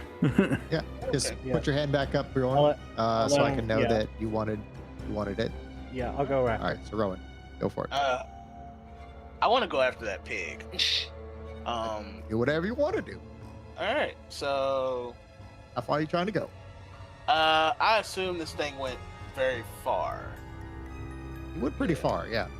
Yeah. Or by Oh. this point, you would assume he's got a pretty good leg up on you. Yeah. I would at least try and catch up. To go very far, what would I need to roll? To go very far, so normally it's kind of like I said, an exponential. You get Yeah. close for free, Mhm. usually by about halfway between close to far range. So Yeah. about here, halfway through the far band, it Yeah. would be somewhere around a 14. To Mm, get to very far, it would be closer to a 20. okay. Well, I'll tell you So what. it's not directly linear. It goes exponential the further you want to go. Gotcha. He's already got a leg up on me, and he's already toting. Besides, a wounded creature doesn't travel far. I'm gonna try and see if I could go assist Steiger and the rest of the crew. I'm gonna get. You said closest, Yeah, closest for free.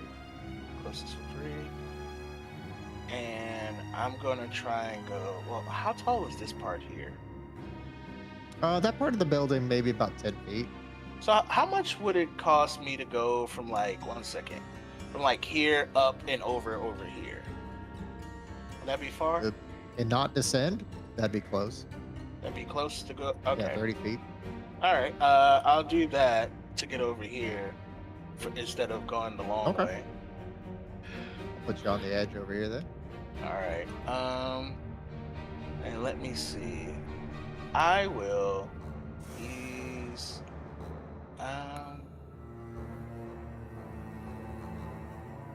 I will give. Let me see. Creature of yourself, make an answer, like stress. Okay, let's see. Bjorn, you took some hits, right?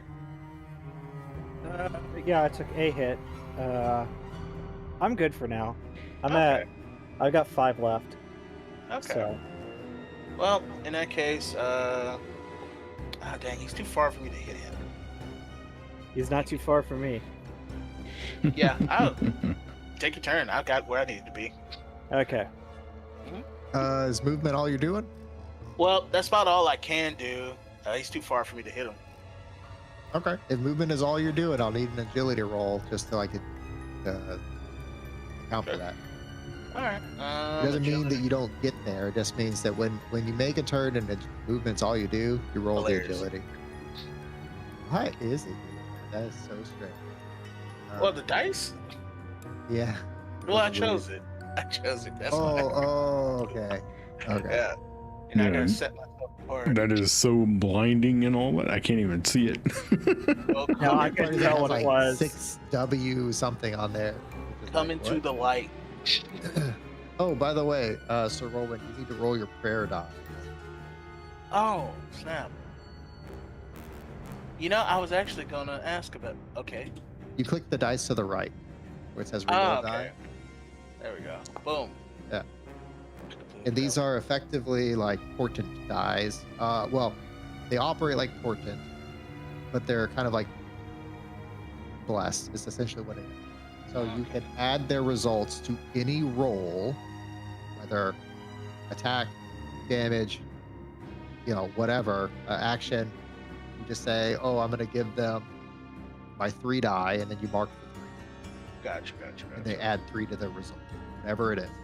Oh, so I can give that to other people. Yes, yeah. So it says like one at the beginning of the session, Mhm. you roll the d4s, Yes. and then you can spend any number of those prayer dies to aid yourself or an ally within far range.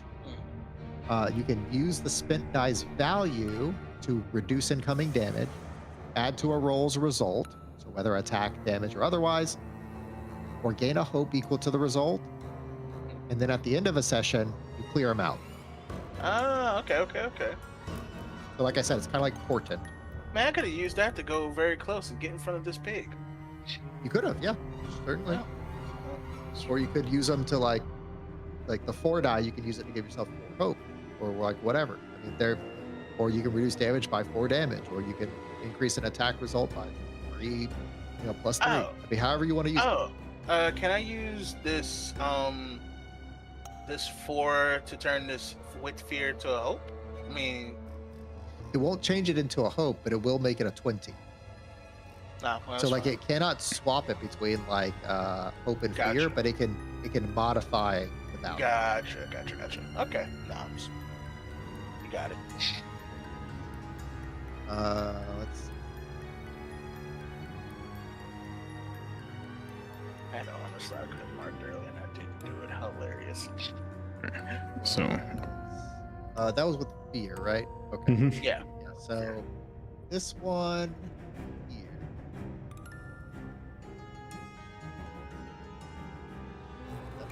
All right, Bjorn. Give me, we're gonna see how good your eyes are. Give me a instinct roll, please. You got this. I told you, 23, you got not this. bad. You can still, you are the only one that can still kind of like lay eyes on this pig as he's making his way through the fog at this point. This one is going to also kind of take off. I will use a fear, and he's going to like really just kind of book it to meet up with his other. All right, Bjorn. Okay, I think I have something I can do here. Yeah. So, Ranger focus, spend a hope, make an attack against target. If it's successful, a bunch of other stuff. And then I also have hold them off, which is spend 3. If I'm making a successful attack, I can do up to 2 additional adversaries within range. So I can mark one of these, or I can hit both of them, essentially, assuming I'm successful. You can technically do both, if I'm not mistaken. So anytime you hit something, like for the Ranger's focus, anytime you hit something, you just simply spend the hope as you make that attack. And if it's successful, you would deal your normal damage and then like make him like your quote unquote like hunter's mark focus. Okay. And then until that feature ends, you can basically know exactly where they are. or like what direction they went in. Not know where they are, but know what direction they went in. When you deal damage to them, they got a mark of stress. And when you fail an attack against them, you can use your ranger's focus to like re-roll the duality die. So like by taking the focus off, you can spend the focus to like re-roll the result. Okay. Now, that is separate of the hold them off, which says that when you hit something, you can spend 3 hope when you succeed on an attack. And that's another distinction about Daggerheart, is some things say spend the hope after you know the result or you know that you hit. Some things say do it and then see if it connects. So the Okay. ranger's focus, you would spend the hope and then make the attack. And then see if it's successful, you would apply the focus. The hold them off would say once you know something hit, you would spend 3 hope, and then you would apply that same result to something else standing within, like, you know, range. And if it would also hit that thing, then it hits that thing too. Okay. Or those 2 Well, things too. Yeah. So both of them are within range because I have Yeah. very far on my bow. So I'm gonna spend a hope and do the closer one for the ranger's focus. And All right, that is a. Oh, well, you got to make the attack. So Yeah. go. Yeah, spend. The hope is spent, or mark the hope. Make the attack. That is a hit. So Okay. we'll go ahead and say he is your focus, 100%. 11 damage. and then I will Yeah. spend 3 to use the hold them off to hit the other one. Yep, and it'll also hit this one. Yep, it definitely strikes both. Okay. And that is a success with hope. So you continue to maintain the initiative. You have the priority.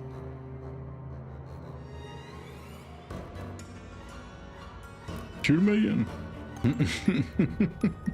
Shoot him again. Shoot him. Shoot him. Shoot him, Judge. Shoot him. Okay. Shoot him. John, shoot him. I'll I'm give you gonna- prayer dice if you need it. Okay. I've got 2 hope. If I get another hope, then I could do the Stay hold less. them off again. I'll So, give you- but I'm Also, I'm do gonna not I'm gonna forget that part of an action, performing an action, is you do get to move up to close range for free as part of that action. You get free movement so long as like you're doing something. Okay. I'll move there and I will shoot my focus again. I gave you. Ooh, crit. I gave you 2 hope. Did you get that? Outstanding. Yeah, that definitely hits. Roll for damage. Okay. I did not get the 2 hope. Oh, Well, I used the prayer dice. It just marked the 2. okay. I got a hope off of something. Yeah, it's because you rolled with hope. That's what you got the hope from. Okay. Oh, also that's an important distinction. So like when you have something that says like that like in response to making an attack, you can spend like, let's say it's like the 3 hope one, right? Like you can spend 3 hope after you know that like something hit, like use hold them off. And let's say at the beginning of the attack you only have 2 hope, but then the attack is successful with hope, so you get an extra 3rd hope. Yeah. You can spend that hope you earn to immediately do hold them off. You don't have to wait. You don't have to have 3 when you start the attack. You just have to have 3 when you spend to do the thing. Okay. Well, I'm gonna spend my 3 to hit the other one. Okay, well, Okay, 27 each. So that will be, let's see, 2 for this guy, 2 for this guy. starts unloading onto them like Robin Hood. Yeah. Yeah. Doing some work. I mean, what does Bjorn even need you 2 for, anyways? So I almost Word. killed one. move a little closer, and I'm just gonna, because I don't have any hope left. I'm just gonna make one more attack against the one that's almost gone. Okay. I was gonna say, can I give him hope? I don't think you can give him hope. I think the hope function of the prayer die only works for you. Let me see. It says your prayer dice you Da-da-da, can spend. spend dice value to reduce incoming, add the rolls result to the yada yada, or gain hope. No, I guess you can, because it says Yeah. the number of dice to aid yourself or an ally within far range. Well, I would interpret that you could do any Yeah. of those things. Oh, well, I'll give him 3 hope. Here, take this 3 Sure. hope. Yeah, just don't- cross out the 3. Yep. Okay. So what was you doing? You wanting to do? I had targeted the one that was not my focus because he was lower. 18. That's a hit. Yeah, I thought I dealt the damage. That damage is 12 damage. Yeah. And yeah. Is that enough? Yep, that'll fell him. Yep, he Okay. goes down. I will use the hold him off on my target, so I will hit the target. My focus, not my target. Yep, go ahead. 17 or no, 12 is one more. This one is going to spend a stress to activate his blood ring. We'll immediately make some movement. I will have him use a fear. I believe that is very Still far. in Go ahead and range. make a prescience roll to see if he disappears into the fog. Okay. So insight again, Yeah, insight. Sorry. Oh. What did I say? Presence. or instincts? Oh, Hey, it's still a Jesus. crit Yeah, though. you're laser focused on him. Yeah, you still maintain sight. So, you still going, or are we passing it to Steiger? I mean, are there any within range of you, Steiger? Not that I know of. Okay, well then I'm just gonna go again because Go for it. if I can keep. That I is hate. a 13. 13 is a miss. So you do not hit. Okay. That is with fear. So play passes over to me. He is going Spence, I to. do. I mean, I hate hogging the spotlight, but if I'm the only person hold that on. could do stuff, Wait, is hold on. on. Can I give him a prayer dice to increase his to hit? Yes. All right. 13. It hit on 13 a 14. hits. Yeah. Okay. Or sorry, 13 plus like any amount will hit. Okay, so I'm gonna give him a 2. So for 9 damage, he'll take his 1. It's still with fear, so play will eventually pass over. He takes his 1, scampers off this way out of eyesight. and he's out of my sight. Hey, good. Hey, I mean, technically, we almost killed 2 of them. Yeah, because I think I got 3 shots on this one, and then I got 4 shots on the one that ended up running away in that one turn. Yeah, a little volume So- by fire. Yeah. On top of the one I hit was the one I hit earlier at the Right. beginning of the. Since we're out of combat, I can move now. Yeah. Really?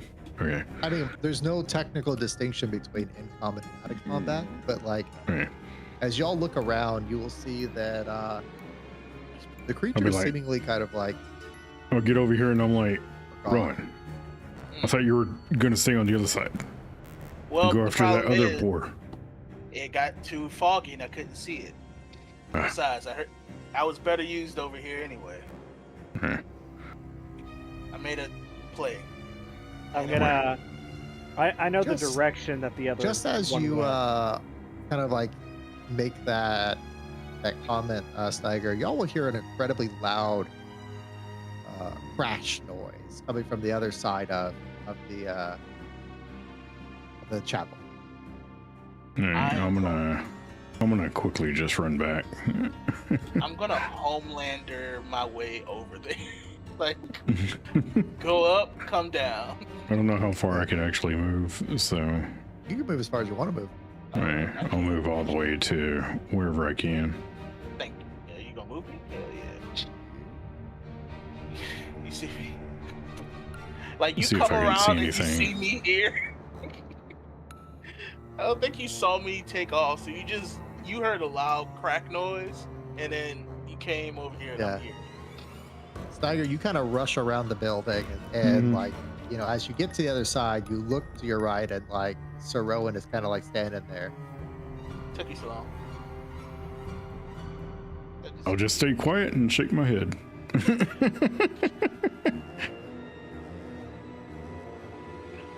Alright, I don't see anything around here. Maybe it's like over here or something?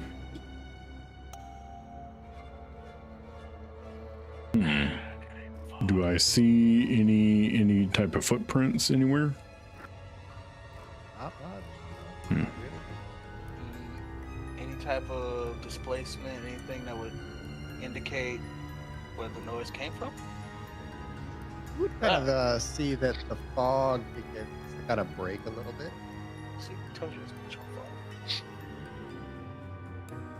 As it does so,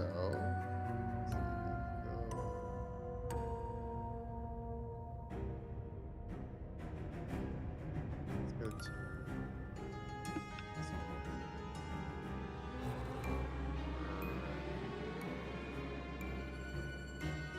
Very get close to beyond.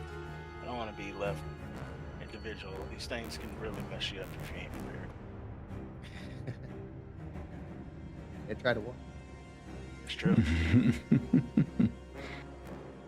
The fog kind of clears, and y'all see basically a little bit, as it almost like dissipates.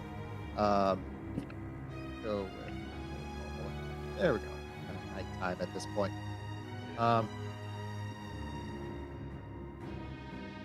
Snyder, you can kind of see a tree, like a massive, probably 100+ year like oak, like a real solid tree. Oh, has down been, here?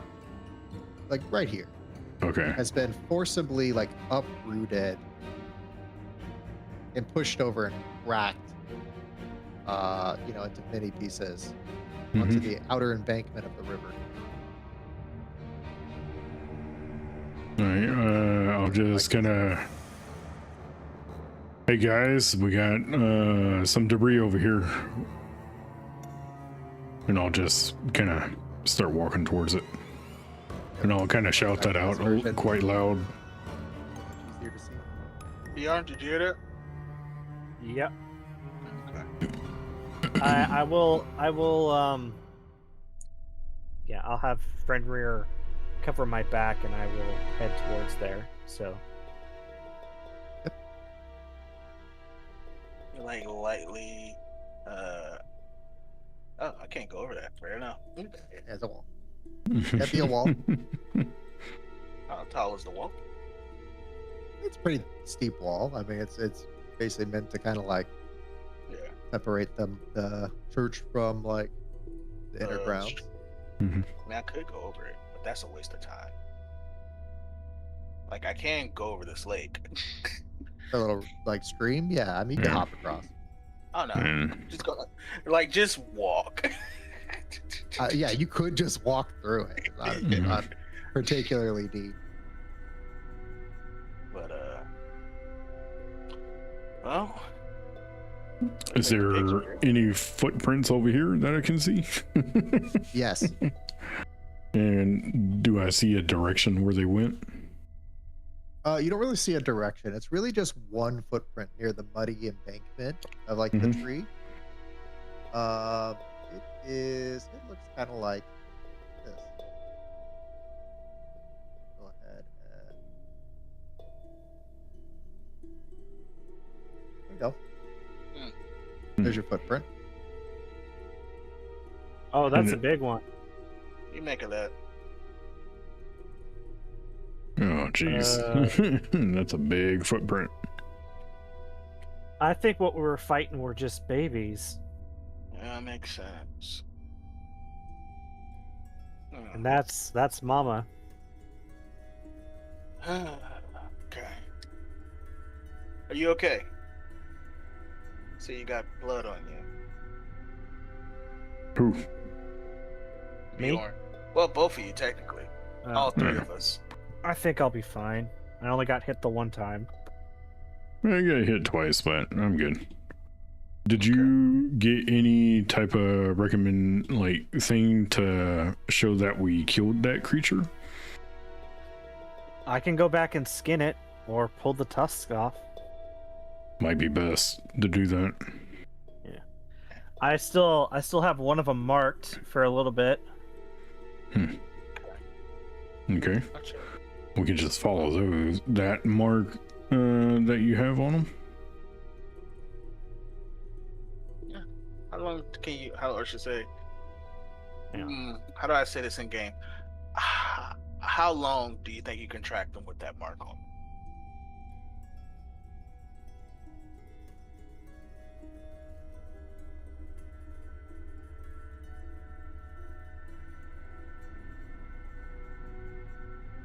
Bjorn? I'm reading. Hang on. Sorry. Oh, sorry.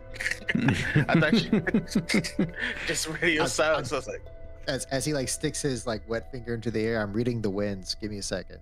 oh, sorry. Yeah. Reading the wind.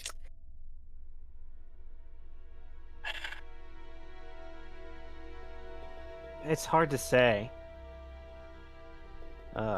There's not an exact time for it. Yeah. Well, I think it's going to be based off of distance, and those things were moving pretty quick. We'd probably have to catch up to them, and I don't know that we're going to be able to. well, I say we get About to at that moment, you'll hear another massive kind of crack off into the distance, about give or take quarter mile off. As you look out, Bjorn, you can see the top of like a tree, very high standing, like, you know, once again, large tree, kind of just disappear into like the sea of the forest. Something just fell a tree over there. And I'll point. Can I?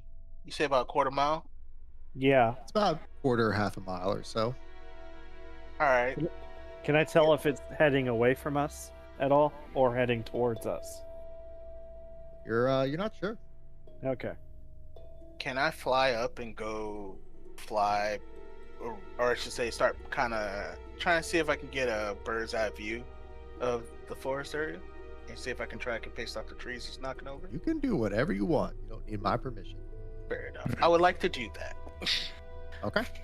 Yeah, certainly. How high are you going? And what? I'll say about, I don't know, how tall are the trees? Like normal tree size. I would say that they range between like 50, probably nothing more than 100, to be honest, of the very tallest. Okay, I'll probably go about 200 feet, maybe 150. All right, I mean that's fair. Yeah. So as you peer out, you will kind of, it will be very difficult, you know, now it being kind of like past twilight. You don't see any more activity from the tree line. Again, like it kind of looks like an ocean of leaves. Yeah. No movement other than kind of like the wind gently kind of like rustling it back and forth. It seems the trail has kind of gone cold for you. See, I'm gonna just realizing that I didn't find anything, I'm gonna make a beeline down back to solid ground. And almost superhero land is like, no dice. Seems like they stopped moving. I lost track of the trail. Okay, I think we should collect whatever we can from that thing, collect the remains of the Hunt Master, and report back, because that's really our mission, right? Yeah. Is to investigate. I think we've investigated a bit, and yeah, I'll take the Hunt Master's remains, and I'll help you with the boar. Okay, you can get the tusk. I got the pelt. Sure. And I'll tell Finn to keep watch over Sir Rowan. That way he's not. Y'all don't gotta worry about walking all the way over there. Y'all can just like, again, the maps are really for mechanical stuff. Oh yeah. Okay. Wait till I move. Right. So I'll just tell Fenrir to basically watch Sir Rowan's back. That way none of us are alone. Mm-hmm. Yeah. Sure. I'm gonna go ahead and so like, assumably, just to check, y'all are taking the tusk, skinning the hide, taking the remains back to the Venturing Guild. Like, that's pretty much gonna be it, right? No other pit stops between now and then. Well, I mean, not for me. I'll take some of the meat and take it in to see if it is edible. Yeah, that's fine. You can take probably a good 30, 40 pounds or so. Yeah. Okay. The hide's probably going to take the longest, so I'd say you could Mhm. probably do the tusk and then the meat, a little bit Yeah. of the meat. Which Yeah, is that's fine. fair. Because I'll take. But same question though. Y'all are heading like pretty much to the adventuring guild, like nothing. Yeah. really. Okay. Straight there. What we'll probably do is I will say that we'll do like an extended rest then, because what you'll do is you'll kind of drop off the remains of both, you know, the trackmaster and the creature, and then the quartermaster will kind of say, you know, once again, thank you for bringing the trackmaster back, and that they'll do some analysis, and they should have a report for you in about 2 days. And we can do an extended rest and until the report is ready. Yeah. Good. So, if y'all are okay with that, we can kind of do that. Yeah. Okay. Yeah. I need to get my cloak cleaned anyway 26. because I wrapped him and did a prayer for him. Okay. Oh, what's up? I saw Rowan. And What did I get a 12 on? no, that was for the extended rest. It basically, okay. when there's an extended rest, I roll a D4 for not a D6, 3D4 for each player. So I need a -2 for each player character. I roll a D4. That's how many fear I get over the span of like whatever that time skip is. Hmm. Oh. So Okay. Man, I'm feeding families out here with fear. yeah, exactly. Yeah, And we're gonna go back to the guild. So we'll just go ahead and remove these tokens and head on back to here. So this will end up being a long rest then. Correct. Yeah, this would effectively be a long rest. So go ahead, Yeah. multiple long rests. So go Okay. ahead and open your character sheets, and you can absolutely remove any marked hit points, remove any marked armor slots. Actually, we'll just do 2 long rests. So if you click the long rest button on your character sheet, it'll bring up some prompts.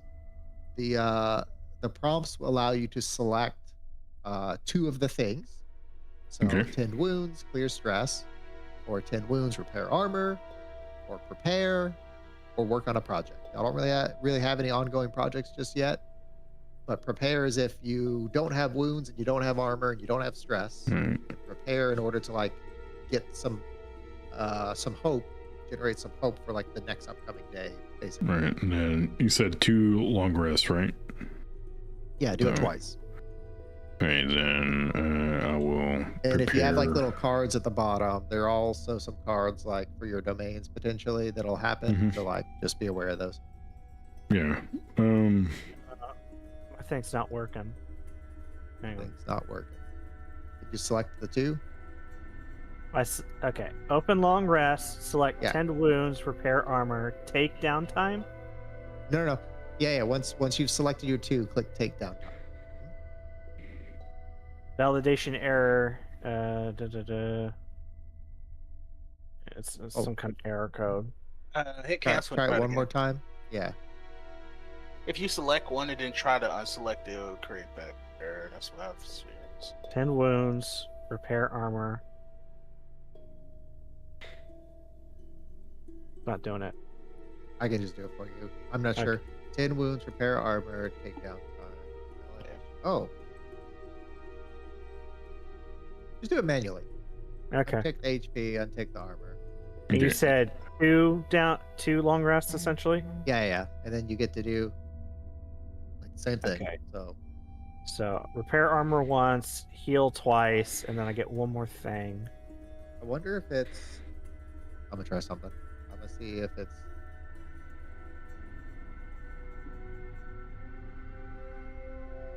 So hang on. What does strategic approach do again? After a long rest. Okay, so that's after a long rest. So I'll go ahead and place a number of tokens equal to your knowledge, which is 2. So there are 2 tokens on that now. Just something weird with your character sheet. I'll have to like remake it and see if it clears out the error. Mhm. I assume it might be something to do with companions. Yeah, I'm taking honestly. Maybe. I'm getting rid of push. I don't stuck. And then I'm gonna do a soldier's bond. Once per long rest, you can compliment someone or ask them what they are good at. Both of you gain 3 hope. Oh, you can do that whatever, by the way. Yeah. I would save So- that for like, because you could technically have done that in combat. Like Mhm. you're free to do those whenever. You don't have to Oh, wait really? during a long rest. Oh, Yes. I thought it was so- you had to wait for a long rest. Oh, okay. No. Yeah, those are unless it says do this during a long rest. If it says Okay. do this once per long rest, it means you can do it once at any time, even on someone else's turn. Yeah. And like, just you can only do it once until you take a long rest. Mhm. Okay. So for my rest, I do healing twice, repair armor, and then stress, because that's how Fenrir loses it, is I have to do the stress one. So True. and that settles me all the way. That settles you up. Yep. I take one part of my long rest to clear a hit point. I didn't have any armor slots to mark down, and the rest I just prepare, mainly trying to see if I can get as much information on these boars in the area as possible, and just kind of learn a little bit about the area and where we're at. Yep. Just prepare for it. That works. Yeah, with the hope die on that soldier's bond, it stays until we use the hope, or For the soldier's bond, yeah. it says that once per long rest, you compliment someone and they gain 3 hope. It's just Mhm. you use the thing, they get 3 hope. And Okay. You just can't use it again until you take a long rest. Right. So since we're taking 2 long rests and all that, Yeah, you can use it Um, on the battlefield. day. Okay. Yeah, exactly. Yeah. So like, the only thing is you would have to say which of the people you're using it on and what's the and then tell them the compliment. Yeah, what it is you're as we're walking back and all that from the cemetery or the chapel, that I'll look over at Bjorn and say, "You did some good work out there, man." I've been hunting for most of my life. That's awesome. Yeah. Yeah, go ahead and add three hope, Bjorn. Okay. And I'll add 3 as well. That puts me at 4. And then the next day, I'll look at Rowan and I'll be like, "How on earth did you jump over that freaking building that fast?" Oh, I didn't jump. I flew. Wait, you can fly? Yes. That's awesome. Not as good as your scale, Dilio, but it helps me get around. Well, good job on that. Yeah, thank you. They're good out there. Yeah, you did too. Yeah. So go ahead and get 3 hope maxed out. Well, I am now maxed out on hope. Yeah, usually how that goes. Yeah. So just for fair adjudication, like I let y'all do that this time, but just be aware, like if you don't use it during the Okay. normal scene, I'm not gonna let y'all like retroactively use it. So just remember to use your abilities. Yeah. That's all I'm saying. So Yeah, yeah, go ahead. I was gonna let you know. I swapped out forceful push for bolt beacon. I needed some range. That was it. Oh, for the loadout. Domain cards. Yeah. Okay. Yeah. I just got to make sure the levels align. So let me check. 2, 2, 3, 4, 1, 3. You have an extra one. Which one? Wait, You where did I have- get an extra one? Yeah. I got an extra domain card on my level up, and I took 2, 3, 4, Voice of 5, Reason. 6. Okay, yeah. So like if you took one extra, because like you would have 4. No, you're right. You're at what you're Yeah. supposed to be. Yeah. Because this one doesn't count. No. Yeah, no, I got that. Yeah. I think it was just I was making sure the levels added up. So the one you dropped was the Bolt beacon, which was level 1. And Vault scratch that. Not Vault Beacon. I dropped body what is it? Forceful Push? What's that one? Well, I don't know. Yeah, Forceful Push Valor 1 for Bolt Beacon, which is Bless 1. Splendor 1. Okay. Or Splendor 1. Okay. All right. Yeah, that's fine. I'll try. They're basically the same thing, so one's close range, one's long range. Yeah. I'm fine with that. Yeah. But other than that, everything else is. I didn't even get a chance to use my healing. I mean, gotta use the opportunity. You also forgot about your wings of light, by the way. Is that you could spend hope to like smite, essentially. Well, I mean, I already learned. did major damage on both my hits. That's true. I mean, crits kind of do that. You don't really, like I said, diminishing returns. So. I'm saying that I literally did all but 1 damage to that thing, and I'm like, ugh, that is heartbreaking. Yeah. I didn't do no damage. Creatures will run away in this system. They are not punching bags I almost took 2 down. Exactly. Yeah, I got all of them down to within 1/3 of its hit points before it managed to get away. All right, so making sure that we're sticking to the rule 3. I'm gonna keep the narration going for the story. Yes. So Okay. because we're about ready to wrap up here for this session. But so y'all kind of turned in like the remains of the trackmaster. The quartermaster has the report in hand. As y'all kind of come into the office, he says, well, I got some well, I wouldn't call it good news. I have some bad news and some worse news. Which would you like first?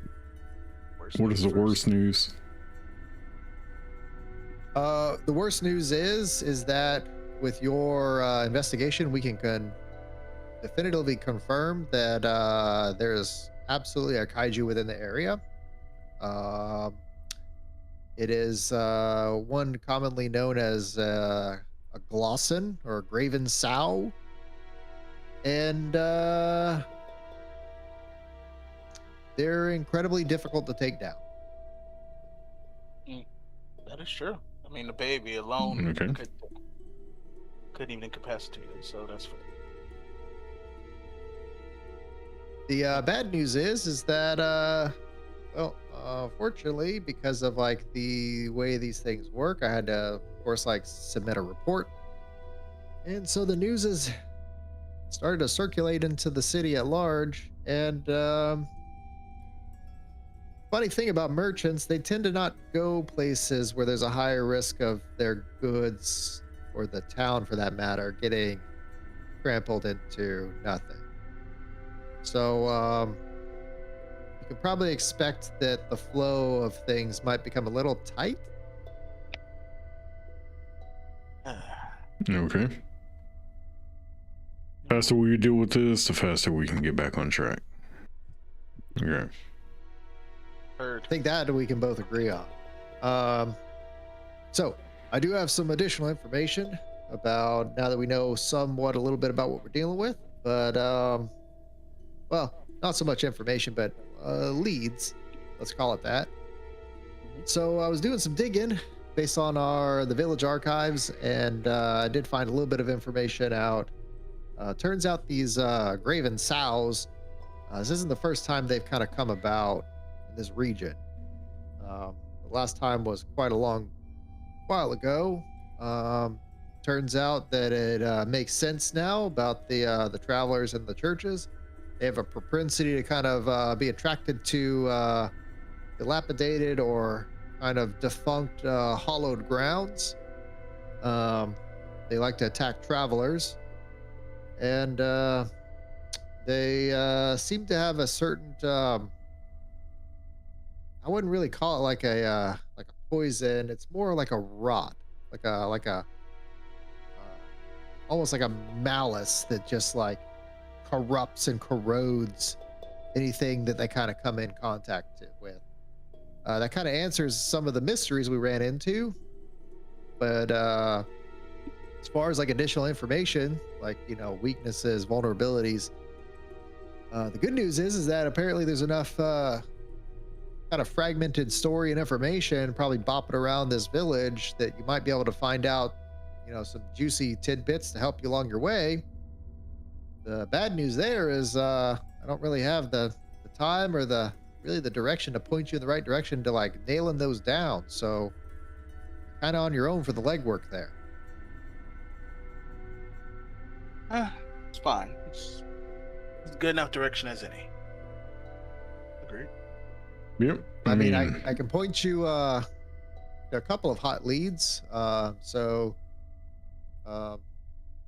Allegedly, there might be some information, of course, you can kind of get from the general townsfolk. Myths, rumors, legends. Word is that there's a captain over down at the Riverwood Toll Castle that used to have some grandma, aunt, great aunt, something like that, that allegedly had seen one of these back in the day. She might have some like information about where your next leads might kind of arise. And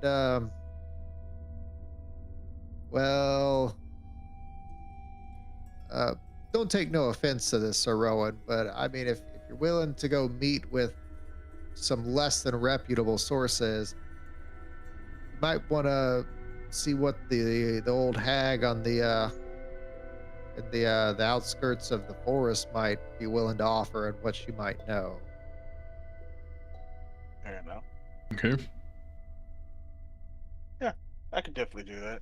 It makes no difference to me as long as we make sure people are nice, safe, and deal with the issue. That's perfectly fine. How bad can she be? I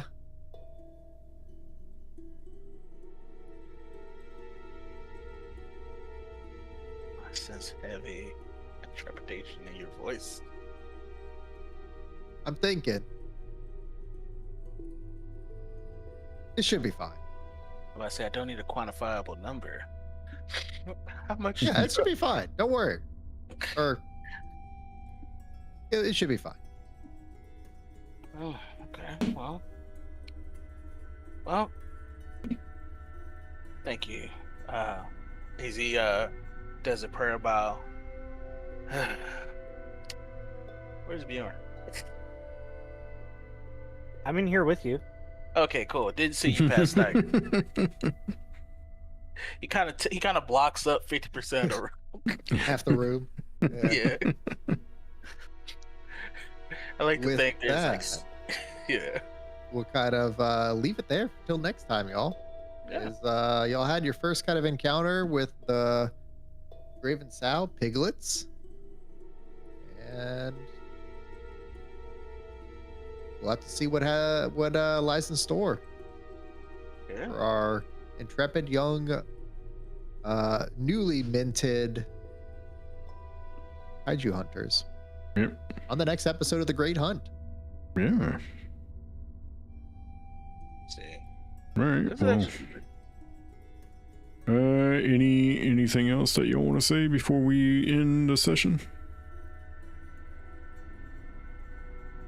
Yeah. Nope. No? Okay. Well, all right, everybody. Y'all have an amazing night. If you haven't done so already, go ahead and hit that like button, hit the subscribe, ring that notification bell over on YouTube if you like what you see. Follow me over on Kick and Twitch, and we're gonna go and find us a raiding person. Let's see.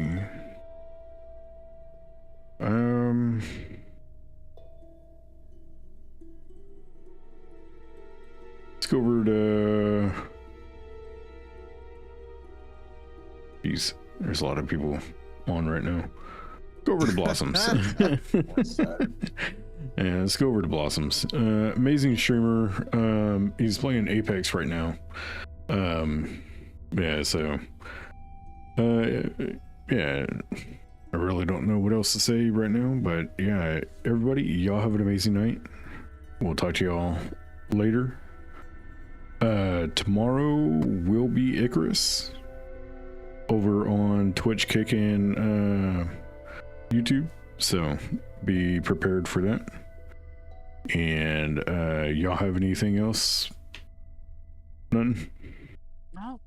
Nope. Okay, Catch y'all. so- The only other thing is, I think we will be updating the schedule between now and next session. I think on what our regular kind of broadcasting. Yeah, so cadence will be. it might be every other week or whatever we can decide. So, all right, everybody, y'all have an amazing night. We'll talk to y'all later. Night, everybody. Night.